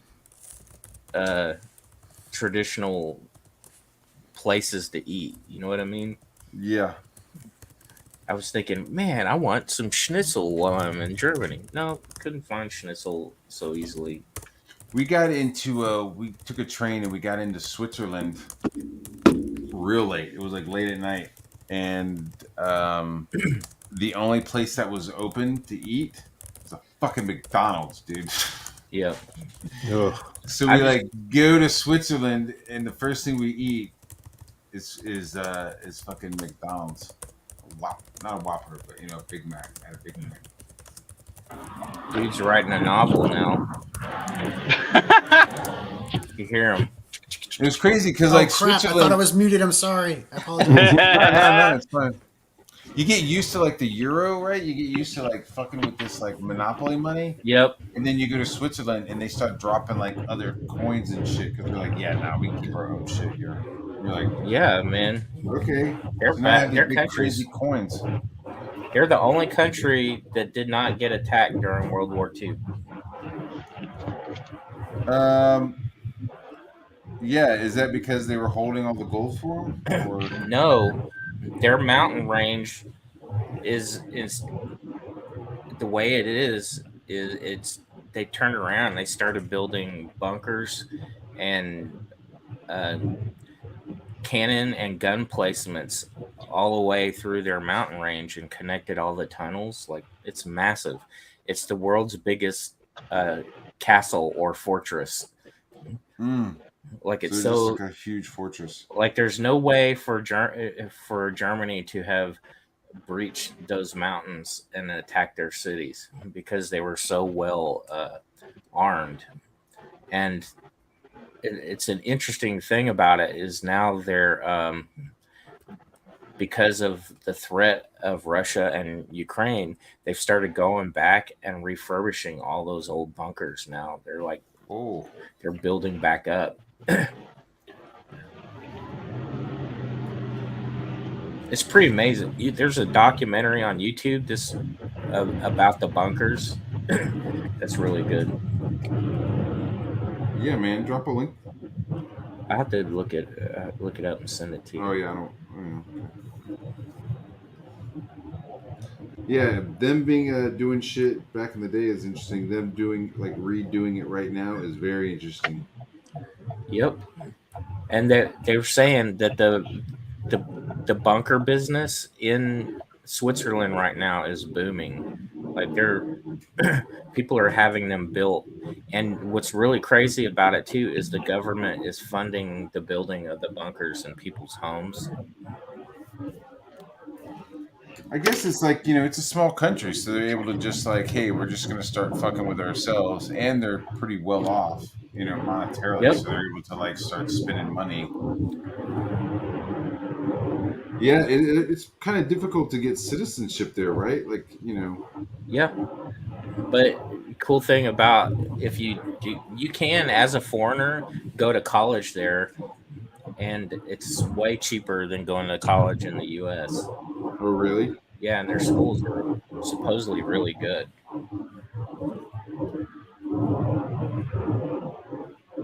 Where are we driving, Dan? We're driving back to my house. Cruising down the freeway right now. Yeah. It's a standard California smog day. Everything's super gray. It doesn't look anything like it did back in the 80s, man. Right now it does. Does it? I can't see 3 miles away. I can't see the mountainside right now. It's so gray, and I'm driving right up alongside of it. Yeah, I just remember it's really bad today. That's why I said, like, I don't know why, but like today is just shit weather. It's really bad outside. It's also super hot. I think it's like a low pressure or whatever.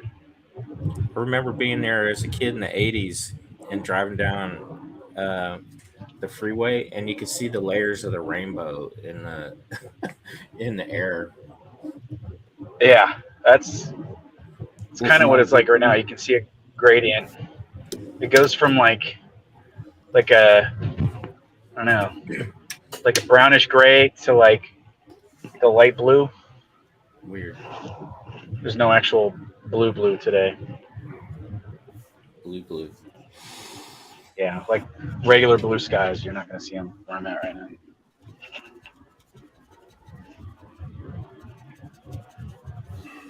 Boom, boom, boom. Matt's got the Mega Cintiq, the big, massive one. What? Don't you have that? Is that what you I have? have a big one, but it's a little bit one size. Phrasing.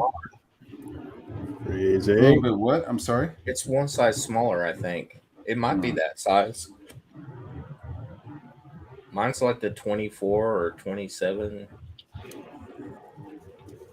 Yeah, I think that's what mine is. Is the 24. I like it, but it's starting to get a little old. I'm starting to get a little worried about it.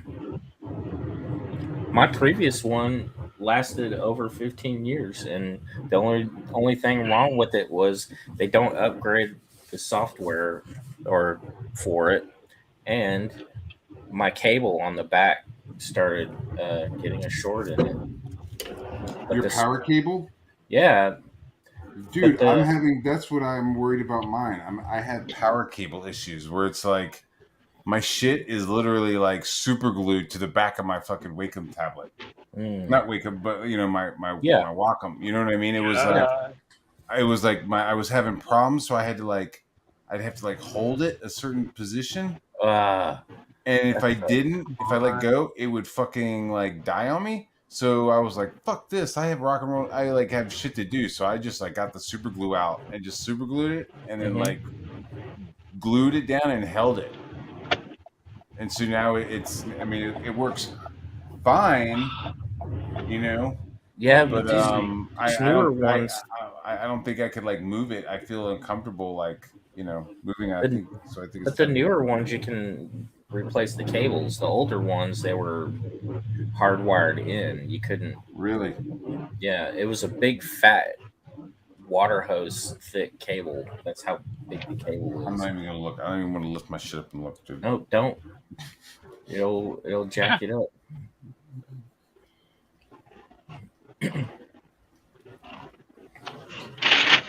But I'm so mad because the pins on the new Cintiq. I busted it three of these things, and I've got a backup in a box, a brand new one in case this one goes. Yeah, that's what I got, an extra one in case something happens. Nothing's ever happened, but when I got this, I got like, oh yeah, let me get the fancy pants pen. You know,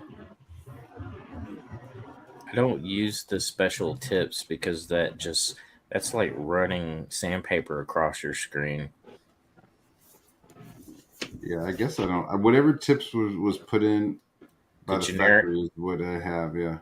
Yeah, I use the plastic nib, not the sandpaper ones that everybody's like, but it simulates pencil. I don't care. You're scratching up your screen. I get used to it. You know what I like to do a little bit sometimes is put a little bit of like baby powder on my screen, and sometimes that gives it a little bit of a like grit to it. There's like a little bit of like texture to it, and you can't see it unless you like turn the screen off. You know, you turn it off, then you're like, oh yeah, there's a little bit of baby powder all over my screen. That sounds cuckoo pants. Yeah, people are like, what the fuck? You put baby powder on your screen? I'm like, yeah. I was just gonna say that. Like, what the hell? I like to use a little bit of lard on mine. It makes it really smooth. I like to use Pam. I like spray it. You know. And other side then. Yeah, I think other people are, you know, they'll use their own essence. Do a little. He has DNA on his screen. Mm-hmm. Oh my god, this car is going so slow. I barely got off the freeway because of this turd ball. Tell.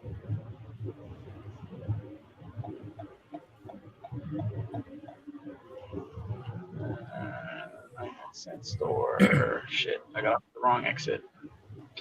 You're going to the 99-cent store? No, I was trying to go buy Sprouts real quick, but I got off at the wrong exit. Oh man, look at that double page spread we got going. If I gotten off a little earlier. That's what it's going to be.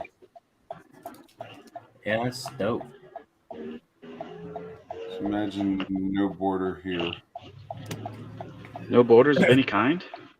These two borders. It's going to be open free range.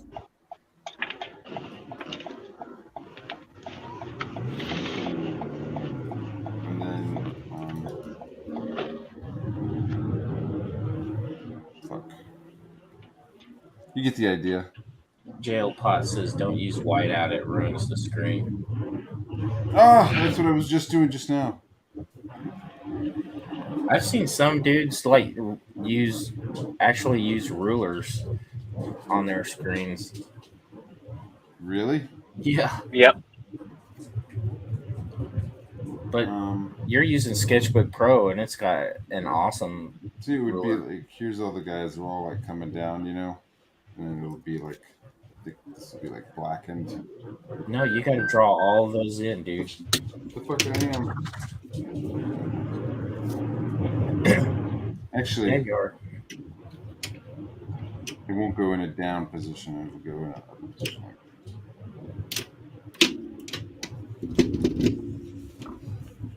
I'm not getting paid enough to do every. Dang. I'm just kidding. Jeez. Dang. I'm drawing the robots. Robot. I love drawing robots.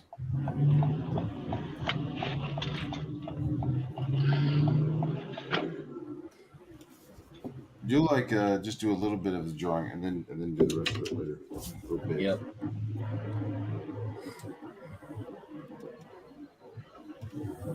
It's badass. It'll be good. I'm sorry. I said it's badass looking. It'll be good when you're finished with it. Oh, thank you.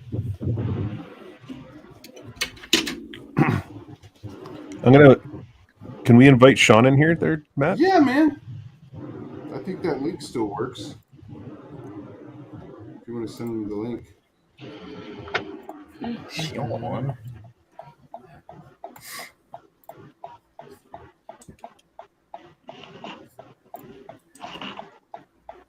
It's so weird how the sound of the road is getting canceled out by the sound of the blinker, so you hear.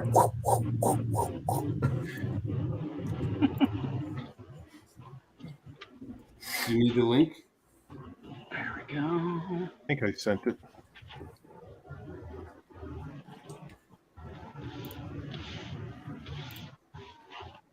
Yeah, that should work.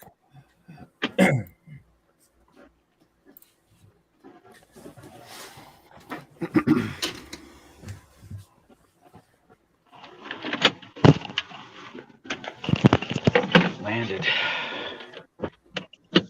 You're home with the. Casa del Yeah. Pan, dude. I've made it. I'm a little late. I was supposed to be here sooner. You were sitting in the car reading a comic book. Right? Hanging out with friends. Yeah.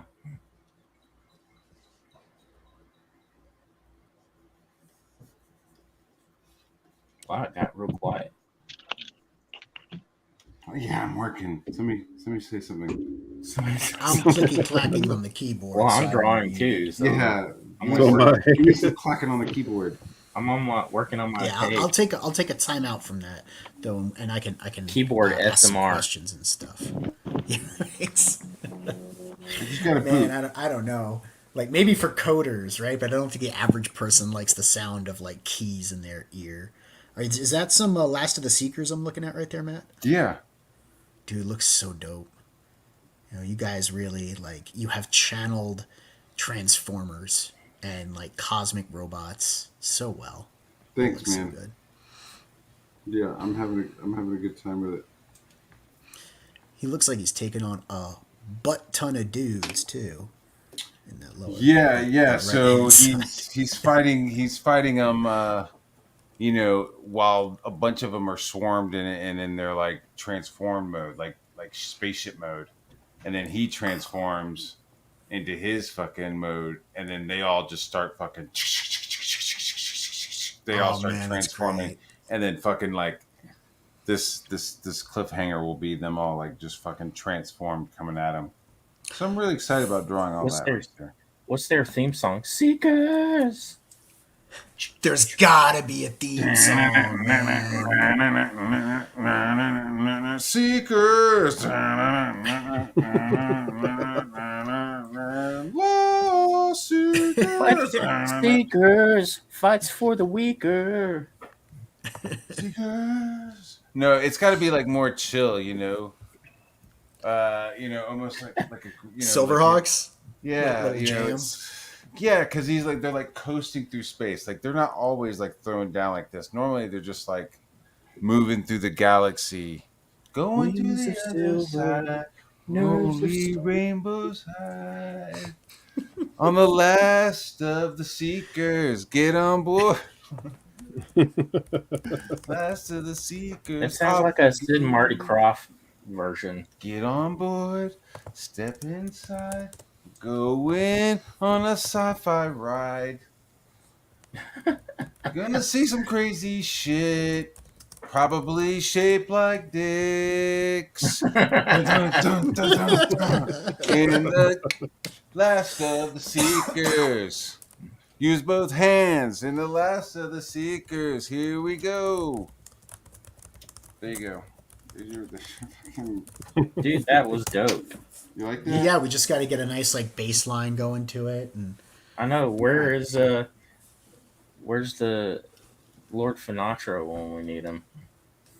I don't know if he's raised his total budget that he needs for his 2 new guitars. I know he's been trying to run a little bit of a fundraiser for that. But yeah, I mean, getting him in here to have him mix something up would be great. Hey, what's up, dude? How's it going? Hey guys, how's it going? What up, buddy? How y'all I doing? love the tonight? earbuds. What's up, the Mahal? headphones. Oh, these? Yeah. Yeah. I get shit a lot from it, but you know, it's all good. Oh, If it what's works, this? it works. Yeah, man, as thanks for long as- coming. Seekers! Last of the Seekers! Last of the seekers, here it is. Seekers. It's fucking dope. Use your peepers. To see the Seekers! Are you using Sketchbook for I this? can't beat that. I'm using Peanut Sketchbook one. Pro right now. Nice.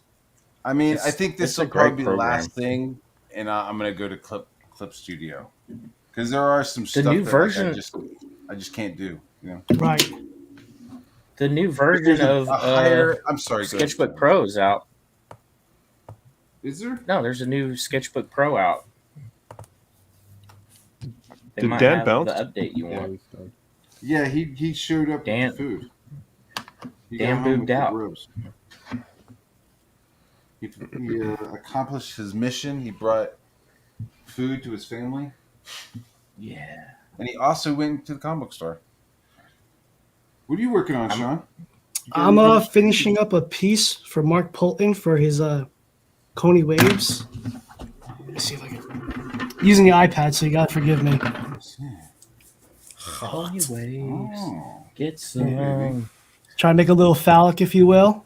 Coney Uh-huh. Waves sounds like a shaved ice place. Could be. Nice. Gonna get me some Coney Waves. Yeah, I think Coney Waves, and I'm like, oh, is that like surfing?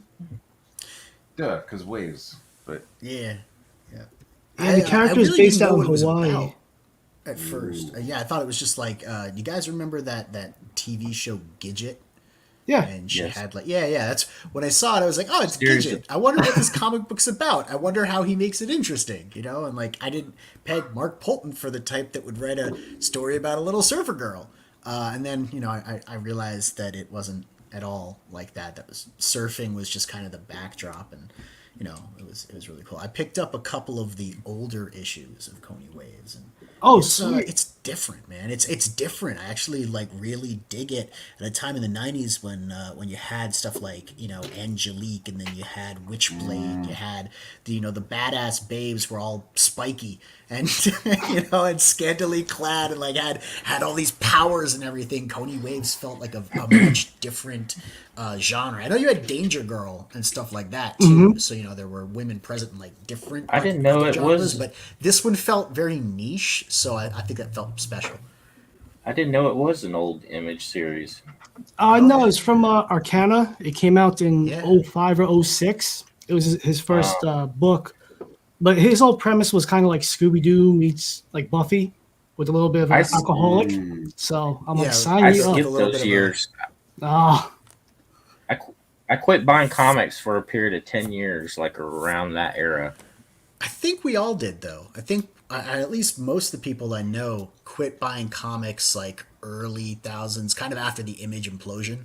Because a lot of the people that I know went to college or university or grad school or whatever, and they were kind of caught up in their studies and chasing girls, and they didn't really have time to hit the LCS.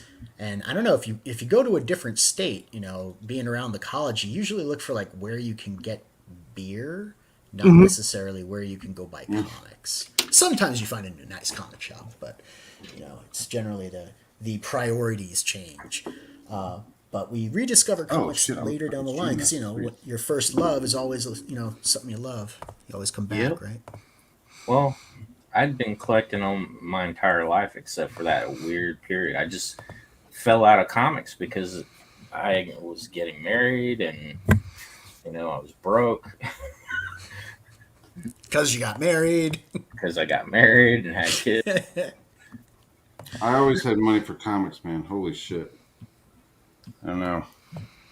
I kept reading, but I started like reading other stuff. Like when when Image started coming out, I had a stepdad drop off like 2 long boxes of heavy metal magazines and Savage Sword of Conan's.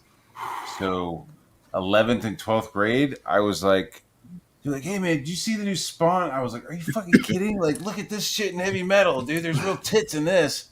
You see Milo Manera? Yeah, I was like, look at this, look at Tom McFarlane. Like, look at this bush. Yeah, dude, it was just like, yeah, that's pretty cool. But have you seen fucking Mobius's fucking, this, Blueberry, dude, good stuff. Like, you guys know about Blueberry? They're like, what are you talking about, dude? Blueberry's great. I mean, I love like Liefeld and stuff, but yeah, I was just like, I had to like kind of go back to it because at the time I was just like, yeah, I'm not looking at that. If I'm gonna see tits, I'm gonna see real tits. I'm gonna see real drawn titties, not They're like Blueberry, the cereal. Sign me up. Yeah. And I still have those heavy metals like within arm's reach, dude. I love them. They're fucking dope. I got a few over there myself. There was one. I mean, I used to read them. I didn't like collect them, but I used to read like the every odd or third issue because we didn't get them regularly at the time that I was really reading them. It was a newsstand, and sometimes the newsstand would have it by my work, and sometimes it wouldn't. The comic shop that I'd been going to in high school kind of closed down, and I was working in Midtown anyway, so like there was a nice big stand that I could go to. And I don't remember. I don't think they sold heavy metal at Midtown Comics. I don't know. I didn't go there anyway. It was all the way over on 7th Avenue, and I was on like. I just remember as Lexington. a kid, heavy metal was heavy metal. I felt like I was getting away with looking at like dirty magazines at the bookstore. Yep.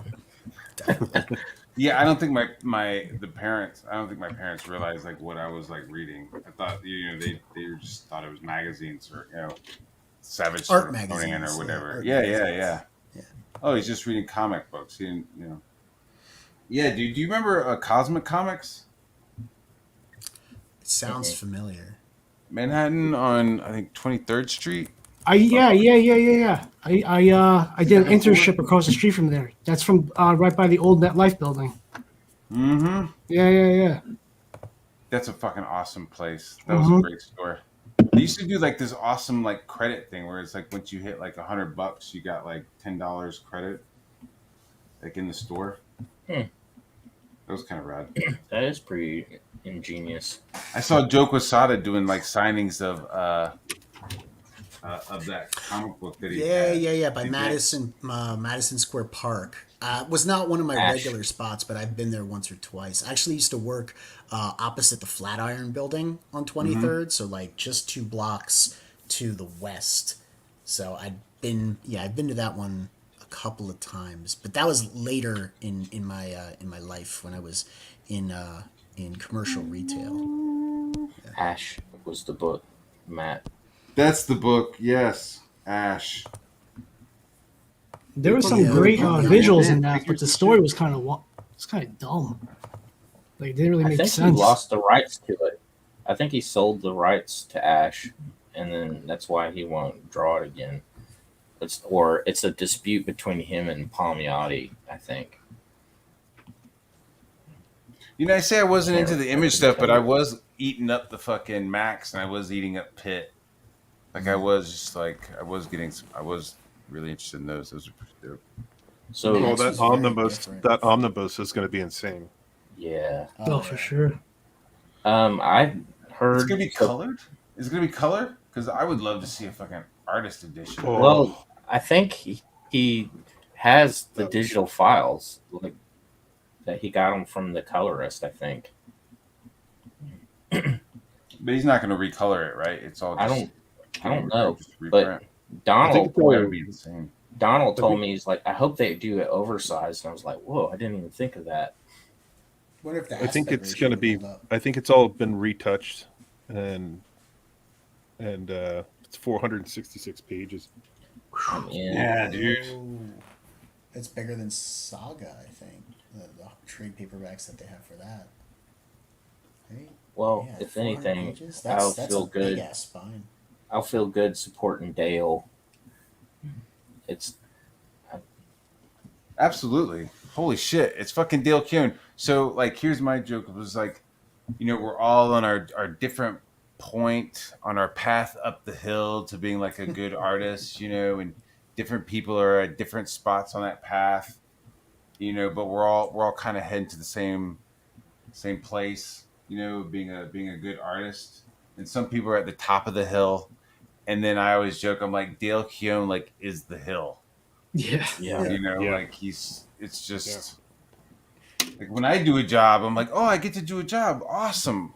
All right, here's like 5 different like thumbnails, like whatever you want, like I'll make variations. Like with Dale, you just like request shit, and it just like shows up because you know it's gonna be fucking.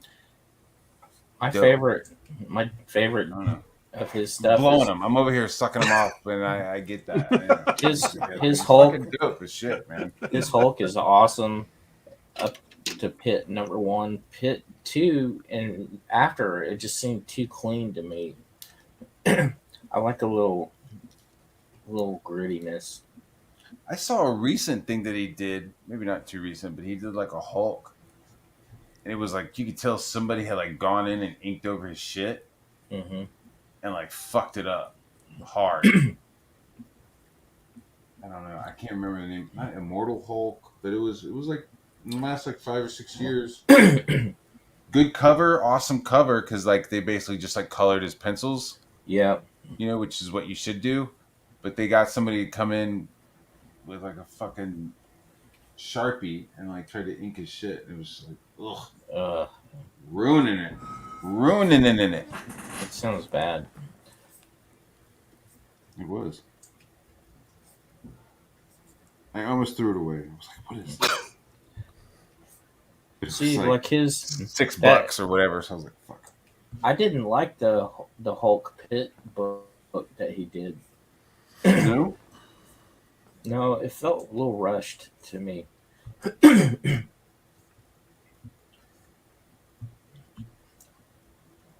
But I have to man, go back Pit and 1 look. I mean, Pit 1 is like fucking amazing. Like just it's so raw. Well, I think he say he just threw it together like the first few pages, which was the preview. what for Pitt? Real fast. I don't know. Anybody else know? We had him on, like me and Joe did like a appreciating comic book art of Dale, and then we went over the whole Pit thing, and then Dale came on to the show, and I was like, "Hey Dale, you remember when you? That was cool. Yeah. That was cool. That was cool." Remember when you had toys made of Pitt? Remember Yeah, I had one. Those remember you were still awesome? Yeah. You don't think he's awesome anymore? He's still awesome. No, I said you remember that you're still awesome? Oh, Oh, okay. Oh man, I was like, you fucking harsh, man. No way. He's a god, man, his work. Even my wife knows who fucking Dale Keown is. like He's I mean, that's a doing, good you woman know, he's right doing there. a cover to Rambo. this is. I got that cover too. Ordered, Wrap that around your fucking your noodle. But this is just sitting Damn by my Cameron draw desk. Rambo. 3 copies sitting by my desk of Pit 1. Nice. But I've got more in my library. Show me. All my Pit I'm books? gonna sit here and Whip draw him out. the whole time. No, I don't want to show and tell. I'm drawing. Secrets. Secrets. Seekers. But yeah, I regularly look at this book and I constantly go, I'll never achieve this.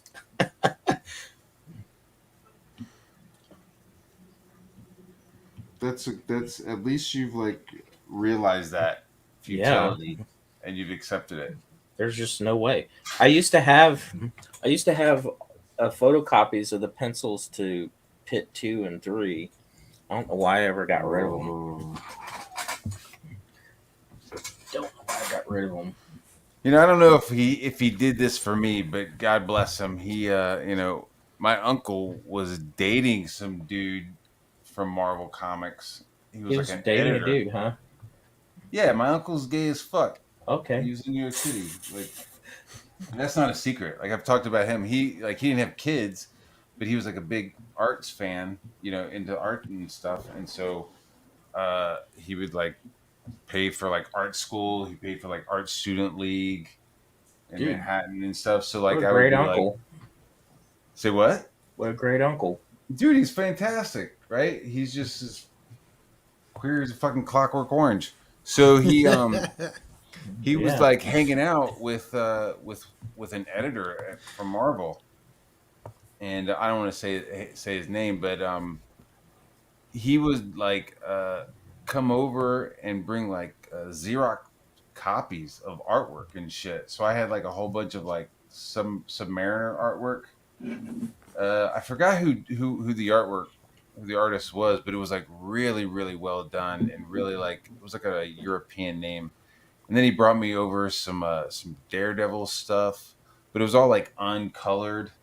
You could like see like crop marks and shit, in the corners and stuff. It was always fun. You could always tell like he went on a date with the dude because I'd come into my room and there'd be some pages on my bed. I thought that was really sweet. I was like, is he fucking hooking up with him? Just to, like, You're so naive. You're so naive at the that. time. Okay, thanks, Uncle. I know who would have Uncle Donnie and Aunt photocopies. Richard. I know who would have photocopies of all Dell's Pit pencils. Who? Dan? Martin Morales. The inker. Oh, yeah. He and I used to trade pencils all the time back in the Who's day. that guy? Inker. Sorry, he's the inker? Martin Morales is like a well-known inker in comics. Oh shit, my bad. He got his start. He got his start inking all the Lady Death books at Chaos back in the day. Those were fun. I never really bought any of them, but they were fun. Dude, the first issues of Evil Ernie are like gold. It's like looking at the first Ninja Turtles books. I have an Evil Ernie ash can, man. That shit's crazy. Good looking stuff, man. Stephen Hughes. Now that was an artist. That guy Yep. could draw some titties. Yeah, he could. Stephen Hughes, man, what a great guy. Yeah. What do you think about ash cans and bringing ash cans back? Is that? I do ash cans. I did. Yeah, I did. As a collectible, sure. Yeah. I get Pay it. for my insulin. It was awesome. Oh fuck yeah, sweet. Look, check this out. I've got an ash can of my See, somebody's kid's already wood done. I'm book. like, hey, what if they did this? We did it, I don't- bro. And it was I fucking don't good. have- Okay, cool. My campaign's gonna print the first full run of this, so this is just the ash can. And of course, I got the Black Phantom on the back. Well, Oh, It's a great way to promote yourself, like as like a upcoming new creator. It's Yep. like, and it kind of gives people faith that you can deliver in a timely time. You know, they're Look, like, I don't know if I and trust you, Great. but That looks great. oh I shit, did it. Look at I did it that. sideways too. Yeah. Yeah, yummy. So I can't wait. It's Pandora. Hey, Donald. I would have What's a up, little buddy? bit of a weird time doing an ash can because all of my stuff is done to like 9x12 or thereabouts. So shrinking it down to kind of like Yeah. ash can size, it would still have really weird proportions and dimensions. It feels it's kind of weird, but look, there's a Dr. Cthulhu getting his powers. He ingests the Cthulhu monster and sucks it in. See, Delicious. yep. Hold on. That's dope, man. That's gonna be rad. When is that coming out? It's gonna be launched with my Black Phantom campaign. Yes. And I did a limited run to sell them in my store and shops. I have a full size, limited to 100 Kid Squid. Wasn't somebody else here a minute ago? I don't know. And then We here's just the dropped- sketch cover. Yeah. I got a sketch cover version too. Variant. Me and Oh, Sean were there he doing is. the stream as we work pose. I like your logo, man, too. It's nice and simple, but it reads well. So It's very clear. I've got Yeah, two. look at that. I've got two. Looks Well, good. it's right here.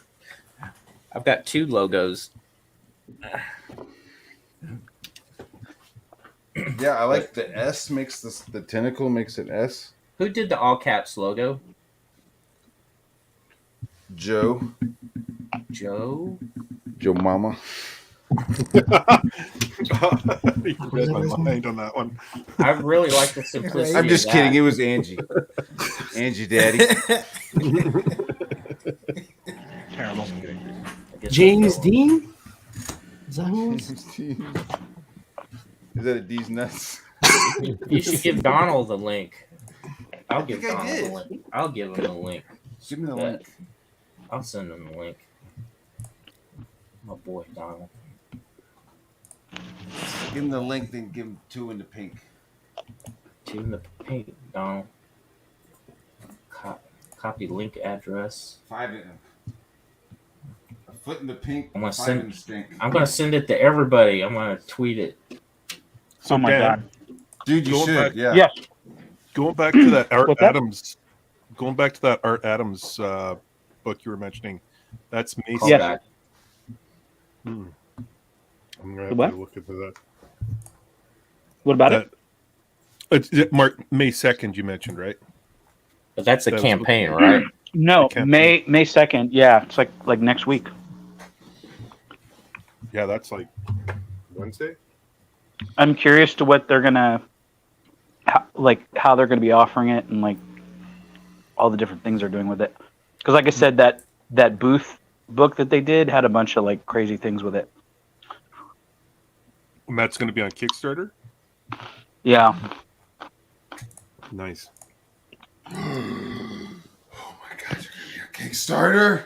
I'm just kidding. Yeah. You know who's going to be mad about that, eh? Or crazy about that, eh? Sean?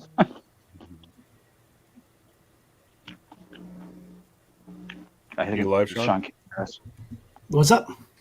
You know who's going to go crazy for that? Me. The women.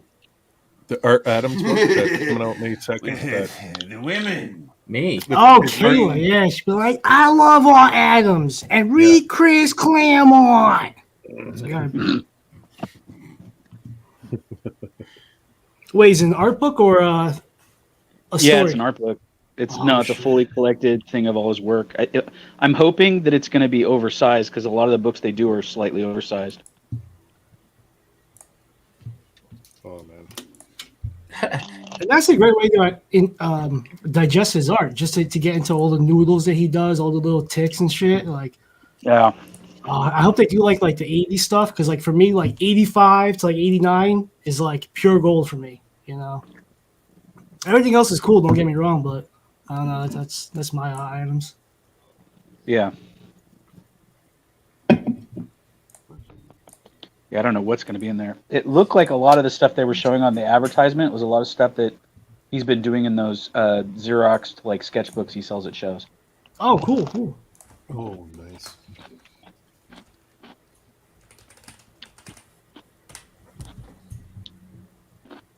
But like I said, I don't have 100% sure if it's going to be like a retrospective or. Well, we can make up rumors. We'd be like, oh, it's gonna get Yeah. this, it's gonna have that. Yeah. Don't miss out. It's gonna be a Jack Kirby variant. Yeah, dude. We've cloned Jack Kirby, and we have been training that clone for the last 20 years. Go dig It him would be up. really cool. As a artist edition of his Joni Future stuff would be cool.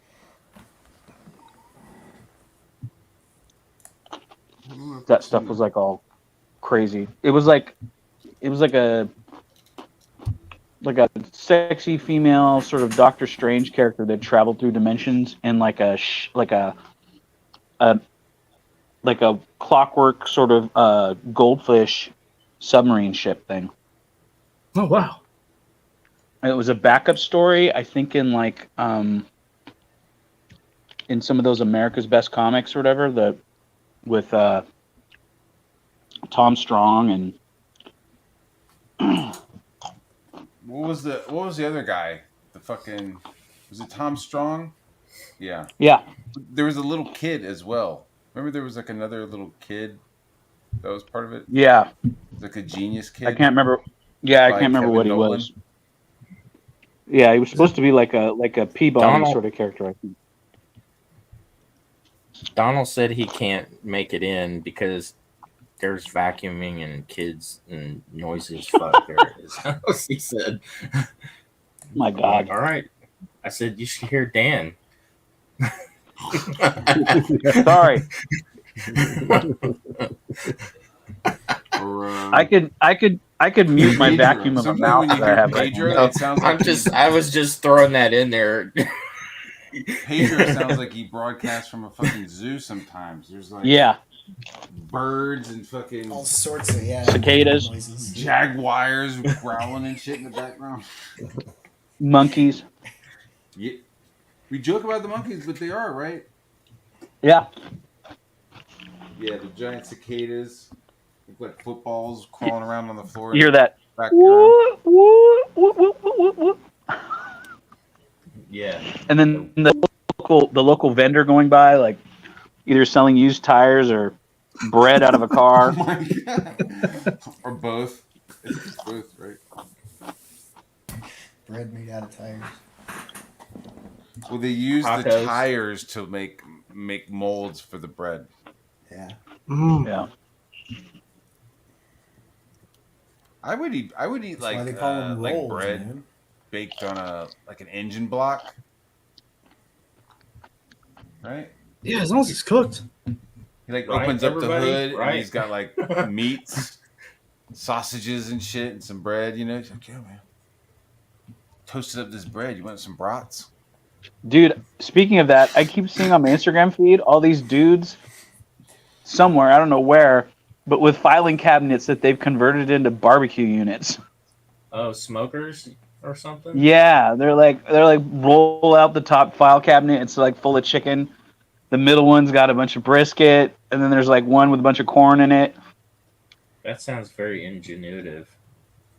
Yeah, and the bottom drawer is just like a fire with like a bunch of wood and coal and stuff in it. That sounds cool. Gnomes. You're making me hungry now because I got this brand new barbecue kitchen outside, Nice. and I've been grilling steaks on it all the time. I'm How do you like I'm your learning to steaks? become a master. How do you like your steaks? How do you? I like them medium, but I can't. It's very tough to gauge sometimes, but I'm getting better at it. I'm learning. Do you need like pre-marinating? Nope. I just season on it and then drop it on the grill when it's at a certain temperature. Like I've When seen it's people hot. take like their steaks and like put them in an Italian dressing, like let them sit in the Uh-huh. Italian dressing for a little while, Yep. and then put them on the grill. Is that like? Yep. Yeah, who said that when it's hot? It cracked me up. That was me. That's That was me. The vacuum for a mouth. Donald in the comments said, I joined, but I hate being muted the entire time, so I don't fuck up the conversation. I hate being that guy. Screw it, Donald. Oh my God. Get in. That's me. Dude. We have Yeah, Bring what me in. you- I'll moments take of that quiet. bullet. Everybody's just Well, all we heard was ticka, ticka, ticka, ticka, ticka, ticka, ticka, ticka, ticka, keyboard for a little while. this just in. It was keyboard SMR. KSMR. Sounds Yeah. like Korean ASMR, right? This dip Get is your ass in amazing. here, Donald. Oh, this dip. You had the link. When I hear the boop, Betty This Boop. is dip. he's coming on. It's in. tzatziki yogurt dip. Oh, tzatziki sounds good. Made with yogurt, sour cream, garlic, cucumbers, and dill. Mm. It's delicious. No horse. Dressing. No.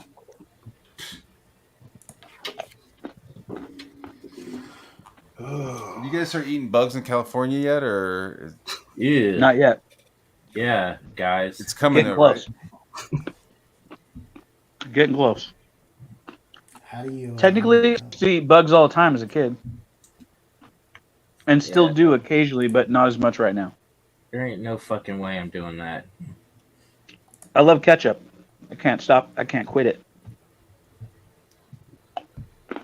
Wait a minute. What's the correlation between ketchup and bugs? bugs? Yeah, I was wondering. It's like 20% bug. 20% bug? Oh, maybe Ketchup. like 15. In Yeah. That's ketchup? not so What bad. bug? Because No way. so the way Hunt's makes their ketchup I'm done. is they buy tomatoes and they leave them out in trucks in the parking lot, and then they get super soft and like gooey and fucked up. Then they run them into the plant. They throw them into the churners and mix them up, but they usually have bugs in them and stuff, and they just don't. They just get processed with the tomato. So there's always a little bit of bug in it. You know, I don't doubt it because that's how they do saturated fat too. But it doesn't matter, dude, because like What? it's like you would. It's not like you really taste it. You know, they go, "Oh, there's a fucking fly in there." Yeah. When I worked at saturated- Hooters, and if like a fly got in the sauce and I was mixing up wings, Oh. shit happens. That's a little Did you different. scoop it out, or did you just keep mixing it in? You know, you shuffle. He's got to shuffle it. You know, I had orders to get out. Yeah, dude, I've worked a restaurant. I've seen expedition. You know, you got to get that shit out. Those Mhm, tickets mhm. are up. You got to get out. Expedition. I mean, yo, we got some expedition. You know, you got the expediter. You know, asking where his fucking food is, and he's smacking his hand on the fucking counter. Fuck a fly, I guess. But Ugh. yeah, because there used to be a Hunt's factory in the town where I live at, and my dad, our families were farmers, and my dad used to drive by there, and he told me about. I can't remember how we got in the conversation when I was a kid, but it was something about like, bugs are gross or something like that. I don't eat bugs, and my dad goes, "You eat bugs all the time, and you love it." Like, what are you talking about? And then he told me about ketchup, and I was like, "Oh." Thanks. And then from then on, I never had a problem with eating bugs. Thanks, Dad. You're welcome. I don't think it's necessarily like I don't think we should be like getting a bug with like a knife and a fork and being like, we're gonna eat all insects now and that's it. But I was on a deadline. I had to get the food out. yeah, it's like veganism. You know, everybody's like, gotta save the animals. The poor little creatures are dying. We can't eat them. And it's like, well, I understand that. I do feel They at have times I'm feelings. kind of like, fuck, man. Yeah, I don't want to kill these animals. They're sweet. You meet them in person or whatever. But at the same time, vegetable farming, like en masse, kills so many like animals. You wouldn't even believe it, because like there's all They kinds should of get ground together. animals and things that are They in should the get ground together. when they disc stuff up, and they kill them all the time. They should get together and like suck up those animals that are in there because they're probably Yeah. there's The probably a little bit chemicals- of meat right there. Dog food. Yeah. The chemicals Dog food. alone are bad. I mean, my dad back in the day got exposed to Agent Orange because they were Oh using my it god. to put on the plants and kill the bugs.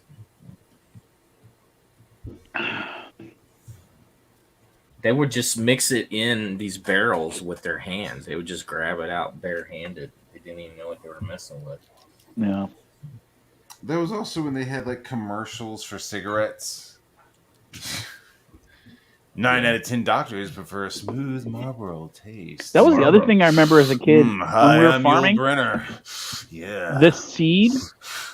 Cigarettes The thing I remember as a between. kid was the corn seed that we would get. We would put it in these big metal colander things on the back of the tractor, and they would seed the ground. Like they would run out of the thing and they go into the ground as the plow went through. Mhm. And I remember that the corn in these bins was like radioactive, like orange looking and yellowish, sort of Yep. like powdery color. It didn't look like popcorn seeds. And I always No. thought, like, is that safe? Yeah. Probably not. It kind of looked like some sort of weird, like hot, like the sauce on what is it, the hot cheddar Cheetos or whatever. Like you had that powder and it was like all over the corn seeds. I know what you're talking about. It glows Yeah. like a candy. Yeah, it's really weird looking. And I always wondered. I should ask my dad what the deal is with that stuff. How old is your pop? He's like 80. Dude, he has to have been exposed 83, I to think. chemicals. I'm Like, pretty sure. If he was farming, He way back. used to spray with was it DDT? Yep. And he still to this day stands by like DDT doesn't do anything. He's like, the amount of DDT you'd have to ingest. Does he get sores on his arms and hands by chance? No. Yeah, my dad. Part did. of any class action suits? No. That's good. Yeah. Do you guys think that hippies, like tree hugging hippies, are comic book fans? They're like, save the plants, save the trees. I gotta get my next issue of Spider-Man. Nope. Yeah. Yeah. Well, No, because our Spider-Man has morals, or did. oh yeah.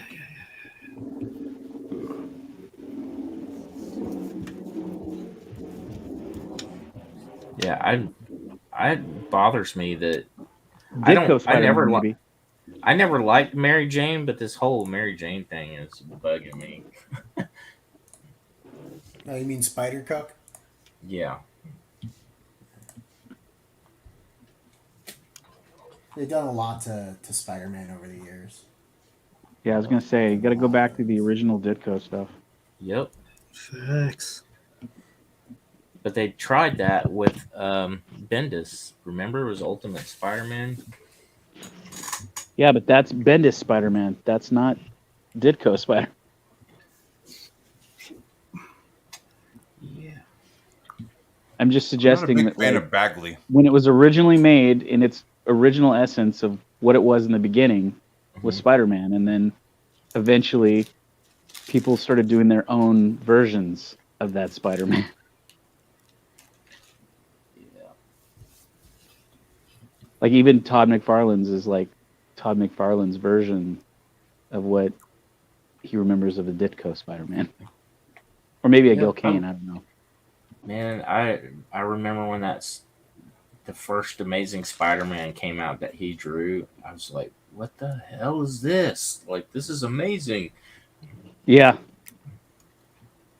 I was all in. I did a big. I was so obsessed with that Hobgoblin piece that he did that was on a big splash page in one of the books. Right. That like I tried redrawing it, like recreating it, and I don't know where it's at, but I did that a long time ago.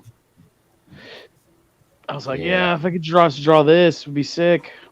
I have a couple copies of the poster book that Marvel put out with all of McFarlane's covers on it. Mm. Man, That'd be cool if they do a Todd McFarlane style Spider-Man in the new Spider-Verse. that'd be interesting. I don't know how they would make a McFarlane Spider-Man, but As long as Todd McFarlane does the voice. oh yeah, hey guys, how you doing? Hey, bud. It's me, buddy. Peter Parker, Amazing Spider-Man. What's up, buddy?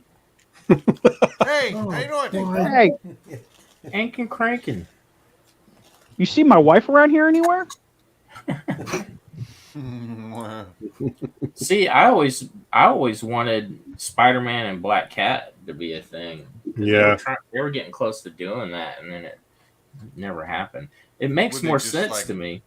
They just like grind and shit on a rooftop, or did they ever? Fuck Yeah. for real? They were like hot and heavy for a while, and then I think they are now. yeah. Like it made more sense to me because like why would a superhero not want Black Cat? Because she's fucking crazy. Like Aren't they all? Yeah, but she's super hot and she's like jumping around. She's definitely. She's like she's just too fucking crazy. yeah. He did. He thought she's crazy as a cat. You ever hook up That a was all- Black Widow? No, he did not, but he did team up with her. And in fact, I will argue that the very first black costume Spider-Man was the Marvel team up with Daredevil and Black Widow on the cover. It's like 98, I think. Because it shipped several weeks before Secret Wars did with the black costume. Mm. I was all about Spider-Woman. I thought she was really Yeah. freaking fire. Controversial Milo Manera Spider-Woman. Yeah. Super Friends Spider-Woman? Mm-hmm. Or, no, Spider-Man and his Amazing Friends, or whatever it was. Yeah. But she wasn't in it, was she? I don't know. I She had her it was own Fire- show. That was I just Firestar. remember and her. Iceman. I just remember her around at that time. Because she had her own cartoon. Yeah, that's what it was. Huh, I don't remember her at. I just remember the Firestar. Man, They were in that's college, what- right? They were in Yeah. college Yeah. at that point. That's when Stan Lee became a personality to me. Was those Yeah. cartoons Agreed. when he was.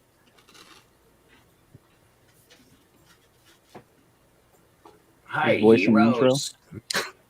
Stan Lee here. Uncle Stan here. These three friends are living in an apartment, and none of them is fucking each other.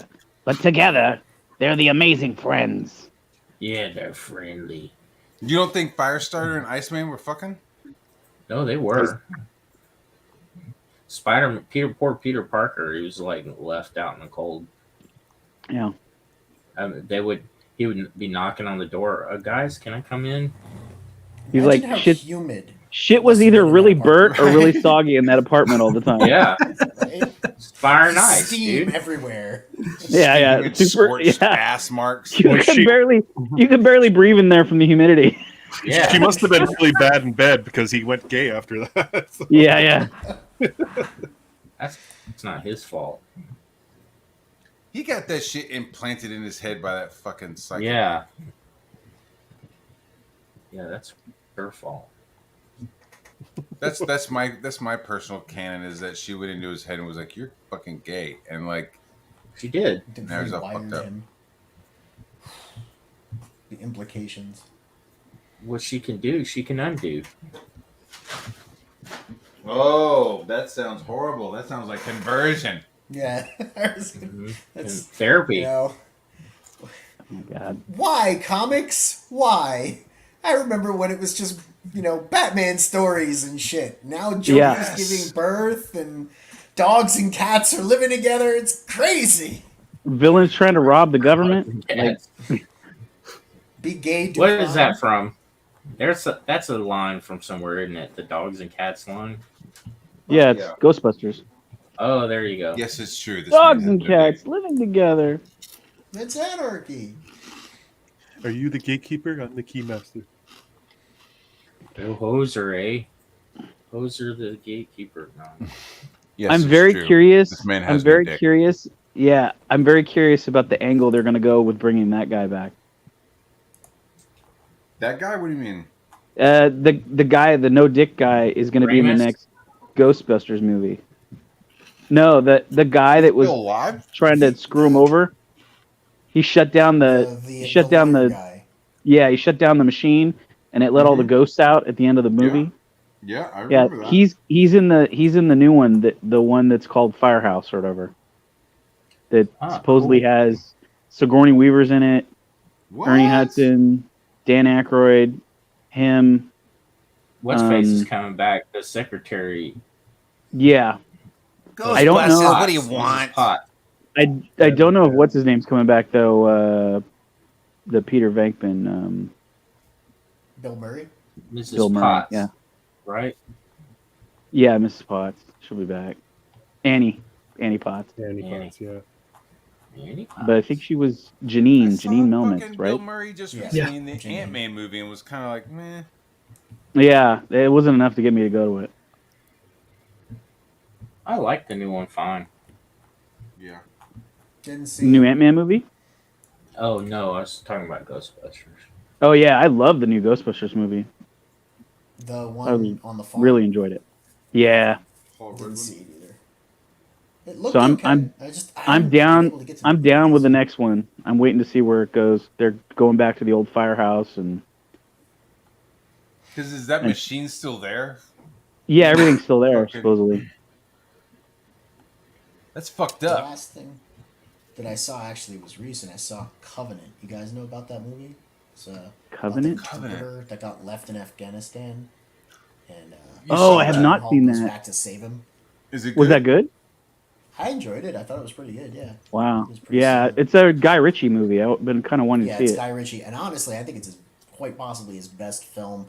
It doesn't have Wow. the same tone as Lock, Stock, or Layer Cake. It's very Okay. dramatic. It really taps into like the core human emotions. There's a really great moment where it's perfect empathy. You know, like you're sitting there, you're watching this guy. I don't know, maybe it wasn't just for me. My wife felt it too, so I don't know if it's like a guy thing. I don't think it is. But you're looking at a guy who just had something really terrible happen to him, and there's another dude sitting there. It's Dar Salim and Jake Gyllenhaal, and Dar goes to say something, but he knows that nothing he says can change this or make it any better. So he does that pause, you know, and like pulls back and then goes to say it again. And it's just you sit there and you really can experience what's going through him to try and want to comfort Jake Gyllenhaal, know that there's no possible way, and he has to just be present, you know, in that moment with him. And then, of course, whatever Gyllenhaal's processing is, the movie has a lot of those moments in it, and it's pretty intense. Right. I was wondering sounds about cool. that. It's that sounds intense. good, We'd want. Yeah, and it didn't look like a Guy Ritchie movie, and that's a good thing. I'm cool with that. Yeah, it doesn't have any of like the wacky characters that Ritchie's known for. You know, like those like Goose Fat off-the-wall Bill? characters. Who? Which George? Kung Fu George? Bu- or Goose Fat Bullet George? Biter, Yeah. Bullet Tooth Tony. You know, Yeah. those guys. Yeah. His last Bullet movie, Dojo. I would say, suffered from the fact that he didn't do those type of things with it, and it was kind of like was supposed to be that type of movie. Rat the Man? It was really weird. I like Rat the Man. I thought that was Makes me want to. I want to run out and see Sisu tonight. Oh, dude, Sisu looks so cool. I saw that. Yeah, I saw that the other I day. can't wait. I would love to get a chance to You go saw see that movie. No. I would love to get a chance to go see it. Was I it did, It good? though. looks so good. Yes, You didn't. it was good. It's not like I'm confused. I didn't. Yes. What's that? Oh, okay. What? I was saying it was good. It wasn't like on level, say with like I can hear you. Can you hear me now? How about now? Can you hear me? No? You're breaking up a little bit there. God damn Freezing it. up. You're fine. No. Dan. Yeah, it It's all should be good. fine. We could barely. Something fine. I'm getting them. Chad's freezing up. Oh, shit. Just hold still. So I Go saw ahead. it. It's not as good per se as like the first two John Wick movies type good as far as an action movie goes, but like it's just fun. I would say go to it with the intention you're literally watching a comic book, because it's not 100% realistic, but it's kind of like a comic book, like you're hearing like somebody retell a legend of some crazy scenario that happened. Dude, there's a part where he lights himself on fire. Oh, that's cool. And Yeah. then the dude goes, To be "Do you fair- believe he's immortal?" Don't No, remember he the name. refuses to die. You're like, To be I'm afraid fair- that the trailer is better than the film, though. That's like my concern. No, The trailer's so not at well all. paced. Just Not at all. The movie is just as good as the trailer is 100% the movie. I need Like- to see this thing. It's no greater than the trailer, and it's no worse than the trailer. Like it's the trailer as an hour and a half movie. But the fire when I saw the thing- trailer, I was like, this is everything I want. I want Yeah, but the this. fire thing was totally possible because he's wearing like head to toe. He's wearing like a leather sort of gear, and what happens during that scene when he lights himself on fire, it'll make sense when you see it in the movie. There was like other things like I'll tell you one of the biggest problems I had with the movie, which doesn't give anything away. There's a scene where he uses a guy's body to block 50 cal rounds coming off of a tank. Get the Yeah. fuck out of That's here. a lot of Fuck commitment. Yeah. I don't think you can do that. Yeah, Fuck that off. was Supposed the to only cinder blocks. thing. No That was like fucking probably way. that was probably one of the biggest ones where I went, all right. But once I accepted that, and also like right It's a before comic that, they book. did the scene. Yeah, right before that, they did the scene where they said he's immortal, he can't be killed, and so like, and there was a bunch of Why other stuff use that the other happened. Body? Why use the body to block the bullets if he's immortal? He's not immortal. That's the thing. It's just He's like, not. He's It's that just- hard to kill. So is Yeah. it just like some last surviving Nazi is like crying and like telling the story of this dude that they came across? And this is, No, his- like, so the premise is that he's a legendary special forces Norwegian guy, and he lost his family and like a bunch of men fighting the Russians. And so then he retired and said, "Fuck this! I'm not fighting any more wars," and went out into the wilds of Norway to go Be a gold hunting with his dog and his horse. And so that's the premise, the setup of it. And of course, and then when the film begins, it's when the Germans are pushing into Norway, and they made this pact with Norway and said, you need to flush the Nazis out of your country.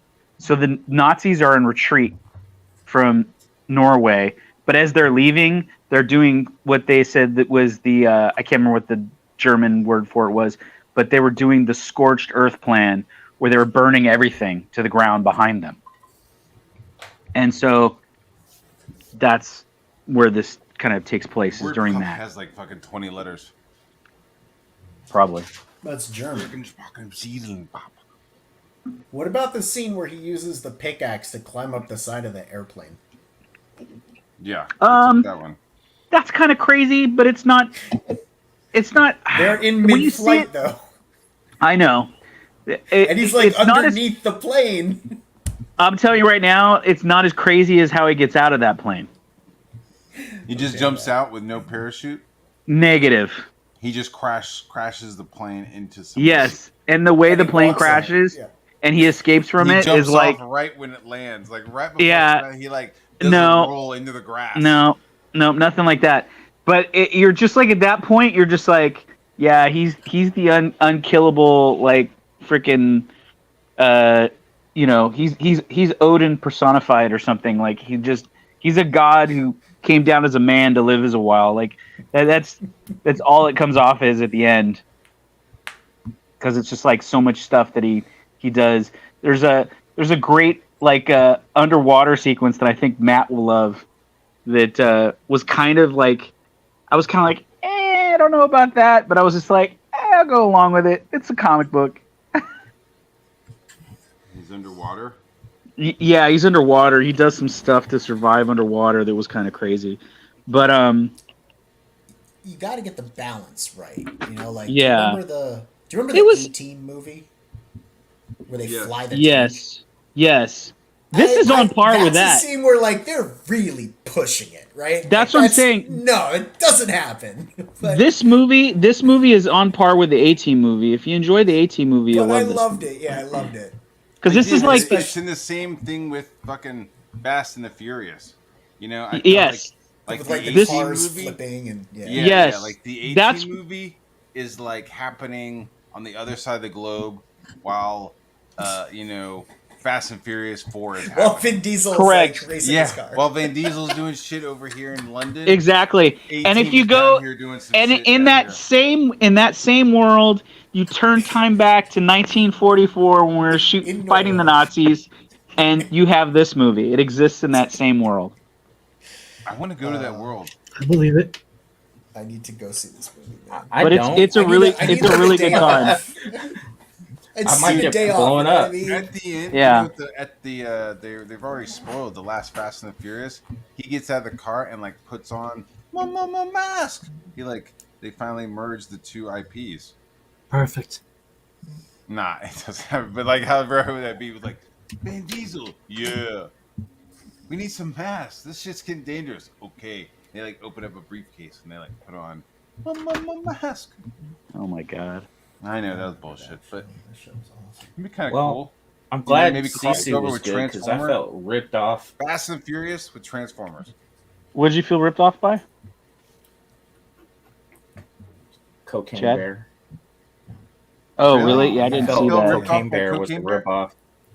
I didn't Oh, see wow. it either, Yeah, it but I was saw terrible. the pitch meeting for it, and it looked like they spent 45 minutes on people without any bear in the beginning of the movie, and you're like, I came to the movies to watch a coke-fueled bear murder people, and you're sitting there getting story for 45 minutes.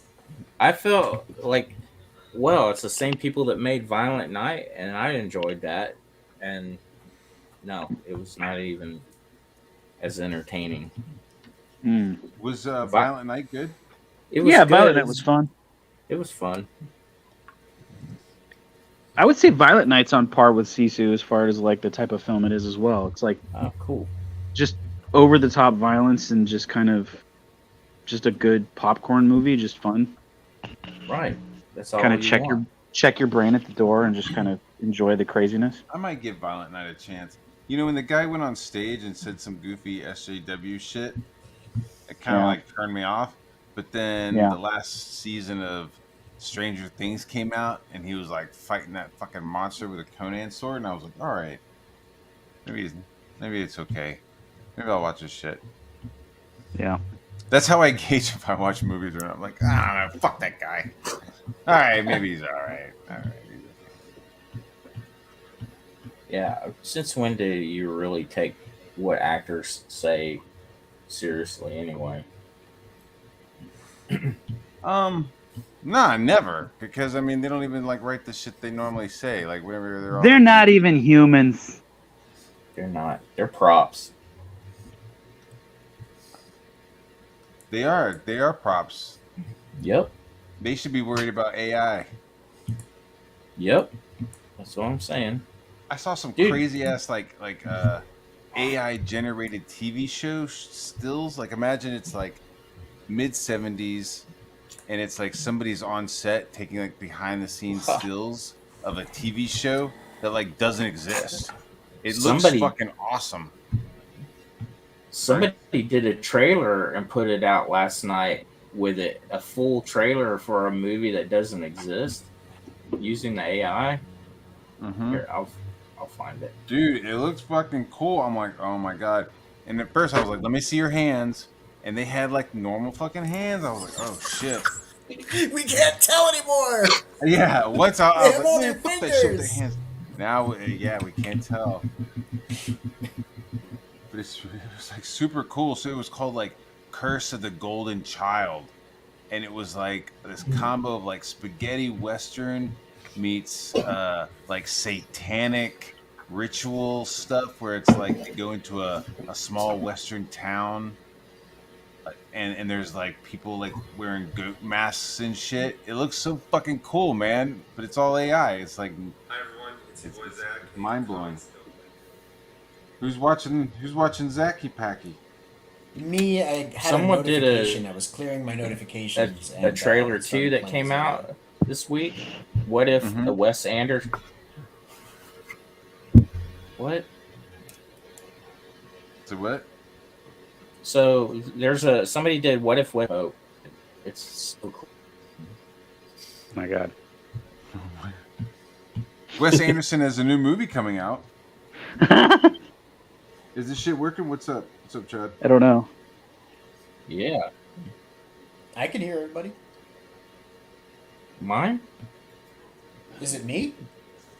Broke up a couple times. You're good, Neff. Chad Yeah. was the one that was roboting Yeah. a little bit. Zap out because I'm for something on Twitter and it's. Yeah, that's Yeah. probably why. If you go on Twitter and StreamYard at the same time or whatever, the streaming thing Whoa, sometimes. whoa, whoa, whoa, whoa.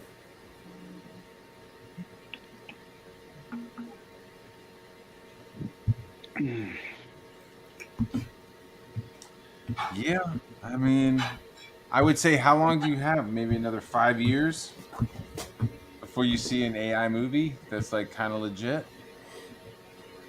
I mean, It's kind of legit. I don't know. We see him with fucking video games, right? I mean, that's all AI. That's all like fake people and shit. So it's just making it real, or telling the AI like how realistic do you want it. I don't know. I hate this bomb. Hey AI, give me a fucking Pixar style Check out the private chat. Batman movie. I want you to use the last Halloween, and I want you to make all the 3D models looking like Tim Sale's drawings. Go. Okay, computing. All right, sounds good. Matt, check out the link in the private Alright. chat and show it. This is an AI trailer.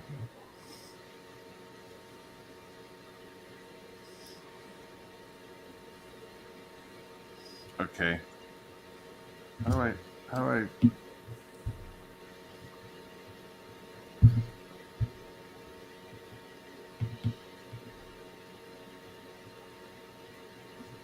Sure.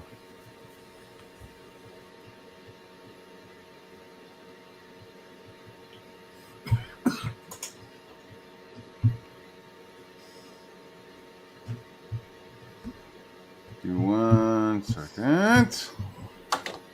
Just a few more seconds. I just heard somebody beep up booping. Who's in? No, Who just somebody's- left and came back? It's like somebody's. Yeah. All right. This is all AI. Okay. In a world of glamour and intrigue where nothing is Holy quite as it fuck! Those seems, fucking hands. Look at one that chance shit. encounter leads to a night Oh of my God, unforgettable it's a goddamn adventure and nightmare. romance.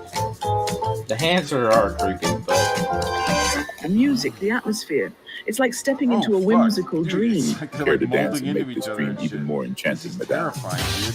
Featuring stunning dance performances, unexpected twists, and a touch of feline Oh, who's elegance. that guy? This whimsical and captivating romantic comedy set in the This glamorous is some Jacob's 1930s Ladder era shit. This is is sure terrifying. to sweep you off your feet. Oh This night just keeps getting more and more peculiar. Well, they do say that my god. Oh my curiosity god, kills you the see that cat. hand? But in this case, it seems to have given it a double life.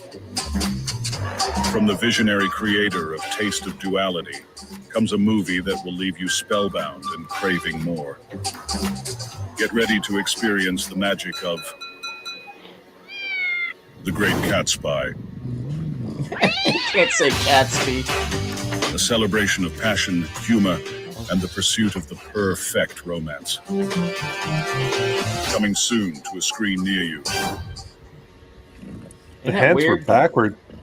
There was like one shot where the women are touching each other, but it's just one arm connected like this at the elbow. That was creepy as hell, man. Dude, goddamn nightmare fuel, dude. But it's getting there. It's getting so close. Like, I'm telling you, like in another year, you won't know. That was a bad trip right there, dude. You're like walking through. That's definitely like nightmare fuel. We're like walking through this like group of amorphic motherfuckers all like making out and then looking at you and then like blending back in. And you're trying to like look for an exit and you can't. Ugh. Scary. Yeah, man. Give it another 5 or 6 years. Uh-oh. What's that? Donald DeLay stirring the pot on Twitter. What's he talking about? Cameras and comic books? No, he says use Indiegogo, use Kickstarter, use Zoop, use your own website, use whatever means you want to sell and promote your product. It's your business that needs to grow. Grow it how you see fit. And now everybody's like going in on Donald. Oh my God! I'll add some pepper to that. That's a pepper, friend. Stir in the pot, Donald. Way to go. What's the issue there? I don't understand. What do you got to say? I don't know Because either. John Malin called for a boycott of Kickstarter again. And Yeah. it's flying around everybody's video feeds. This Diaz brothers did something on it. Bancroft did something on it last night. And then over on Crackheads at CG Talk, they did another thing on it. And people are all kind of responding, as far as I can see, the same way that Delay is. It's like, sell your comics how you can sell your comics. I mean, this idea that there are platforms that you're not allowed to use doesn't really make sense to me as far as selling a product that we want to compete in a larger market.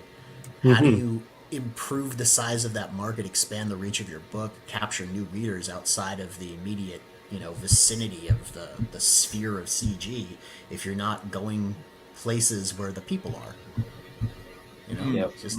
Are we just selling books to ourselves, or are we trying to take it to the the next Hashtag level same and 100. compete in an industry? Yeah. I'm sorry, I'm going to limit myself to one market. Yeah, makes sense to me. Obviously, especially with all the people getting shadow banned on Indiegogo, which is perfectly happy to keep a cut of your money without offering you any incentives to be on their platform. They're not spreading your links or referring you off of someone else's page. They're not listing your campaign in search. They'll take your 10% of every transaction from the audience you bring to that platform, but they won't offer you any tools to improve your experience and grow your audience using their algorithm. Weird as it is, Kickstarter will. And it's hosted everybody so far. Maybe they kicked Zach off like 6 years ago or 5 years ago, but everyone else who's gone over there, maybe they haven't been super successful because they don't know how to really cultivate an audience over there. But everyone else's campaigns have run, at least. Yeah. And I think Zach has gone back to Kickstarter since then. If I'm not mistaken. I think he's like done some stuff since. It's possible. So I mean, if he's gone, like, if everybody's boycotting a Kickstarter on because his they behalf fuck with him, and now he's like gone back. You know what I mean? Say what? Yeah, right. That's a good point. It's a very good point.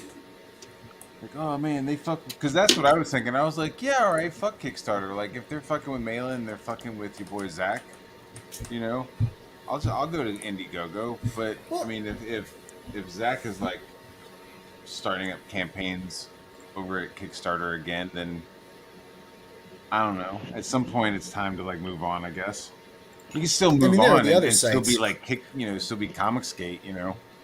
Crowdfunder won't let anyone on there, like anyone associated with CG on there. So it's not like you really have a choice to use or not use Crowdfunder, right?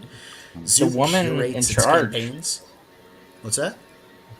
The woman in charge, or that was in charge at Kickstarter, is now in charge of Zoo. Yeah, Jamila Jamil or whatever her name is. Yeah, she was like the community outreach for trust and safety, right? Yeah, Is she she's now actually running. like in charge of Zoop? I haven't tried to run a Yep, campaign over there, she's. but That's what happened when she was getting ready to start Zoop, and she had that talk with Ethan on the side. Like they had their little. I bet part of it was, all right, I won't mess with you. Don't mess with me. Having to do with Zoop. I'm only guessing. I bet Ethan could straighten that out, though. Speculation. I dropped another link. Uh-oh. This one's the Star Wars if Wes Anderson did it. It's actually kind of cool. It's TikTok. I'm sorry. It was sent to me by a friend. I've never been to TikTok. I know, me either. But Now these people are gonna all be up in my dookie. Yeah, and the Chinese. Yeah. Ching, chong. Oh, where? Nope. Where is it? Oh, here we go. Where are we going? Here we go. I sent you the tweet. I see it. Can you guys see it? Make it big. Mm-hmm. Just give me a goddamn second. A galaxy far, far away. Prepare for a reboot like never before. This summer, Wes Anderson brings you a side of the Star Wars universe you've never seen before. The Galactic Menagerie. Join this ragtag crew of unlikely heroes as they navigate the absurdity of the cosmos, challenge the Empire, and redefine what it means to be a rebel. Our mission is simple. We steal the Emperor's artifact, save the galaxy, and maybe find ourselves along the way. For this mission, we'll need lightsaber, blaster, thermal detonator, paper airplanes, spare parts, and R2-D2. With a star-studded ensemble featuring the galaxy's most eccentric cast, the Galactic Menagerie is the most delightfully offbeat Star Wars adventure yet. Starring Timothée Chalamet, Scarlett Johansson, Edward Norton, Bill Murray, Jeff Goldblum, William Dafoe, Adrian Brody, and Owen Wilson. Wow. Coming to theaters this summer, may the Force be with you. That's pretty funny. That Owen Wilson wow was perfect. Wow. It was kind of magical. Standing there in the Vader outfit. Wow. Wow. I'm glad I could. I love how big it is. Yeah, I hit fucking big and it just like expanded more black. Sorry. Well, I'm glad to have upgraded your show. Yeah, man. Now the Chinese know about me. Yeah. It's all right. The party. Ain't no party like a people's party. Right? Ain't nobody like the one I got. Yeah, the People's Party. We love the Little Red Cookbook. Little Red Cookbook. What's that? Oh, okay. I'm gonna wrap this up. You're done for right now because I gotta go do some dad stuff. I probably should do the same thing. Dad stuff. So let's do some round tabling.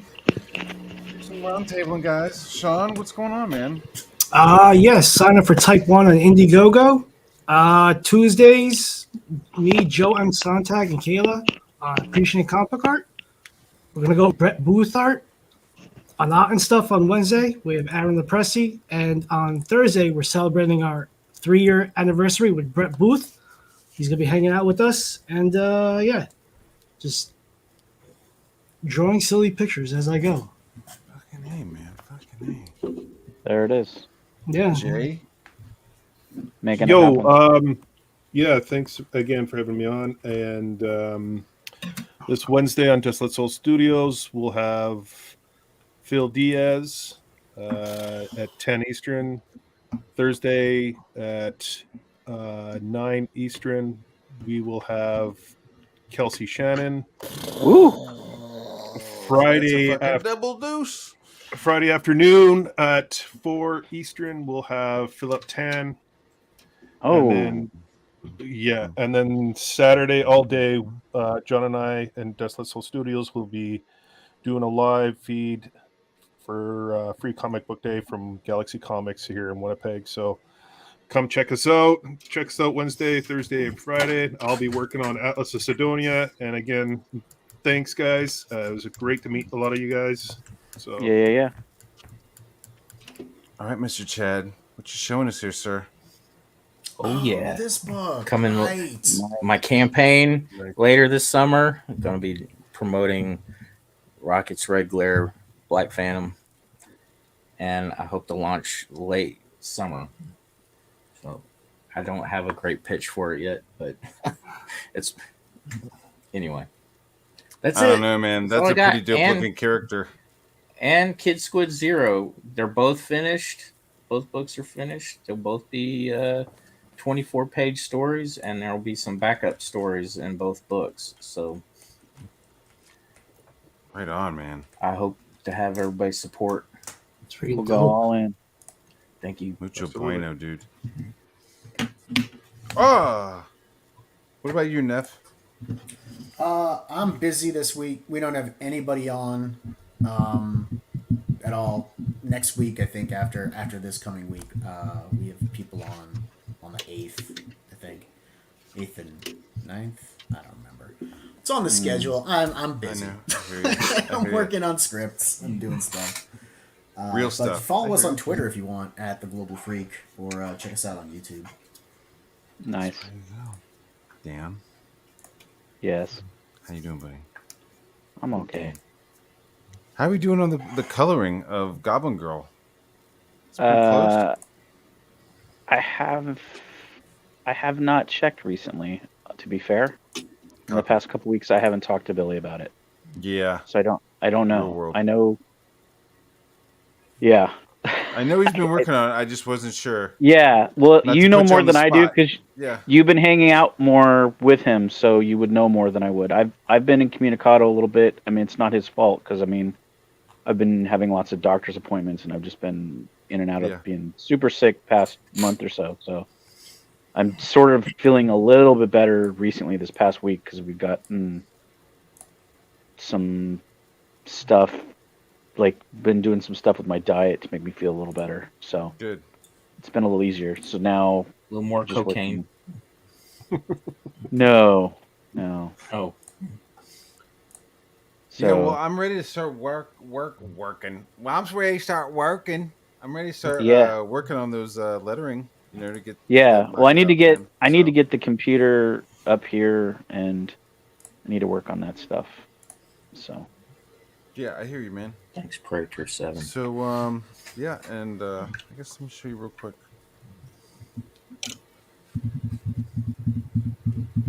Somebody's phone. Is it? Nah, it's Sean Drummond. Oh. That's kind of the first, it looks first good. run. Ooh, yeah. First, como se dice, first round of like pencils. Yeah. Look at all those Primero awards. paso. Dope. First pass. Yeah, it'll come out pretty good. It'll be done. I can see Be done this evening. Feeling good about it. Heck yeah. All right, guys. So, peace out. Later. Adios, I need to amigos. work on that. I'm sorry. I need to work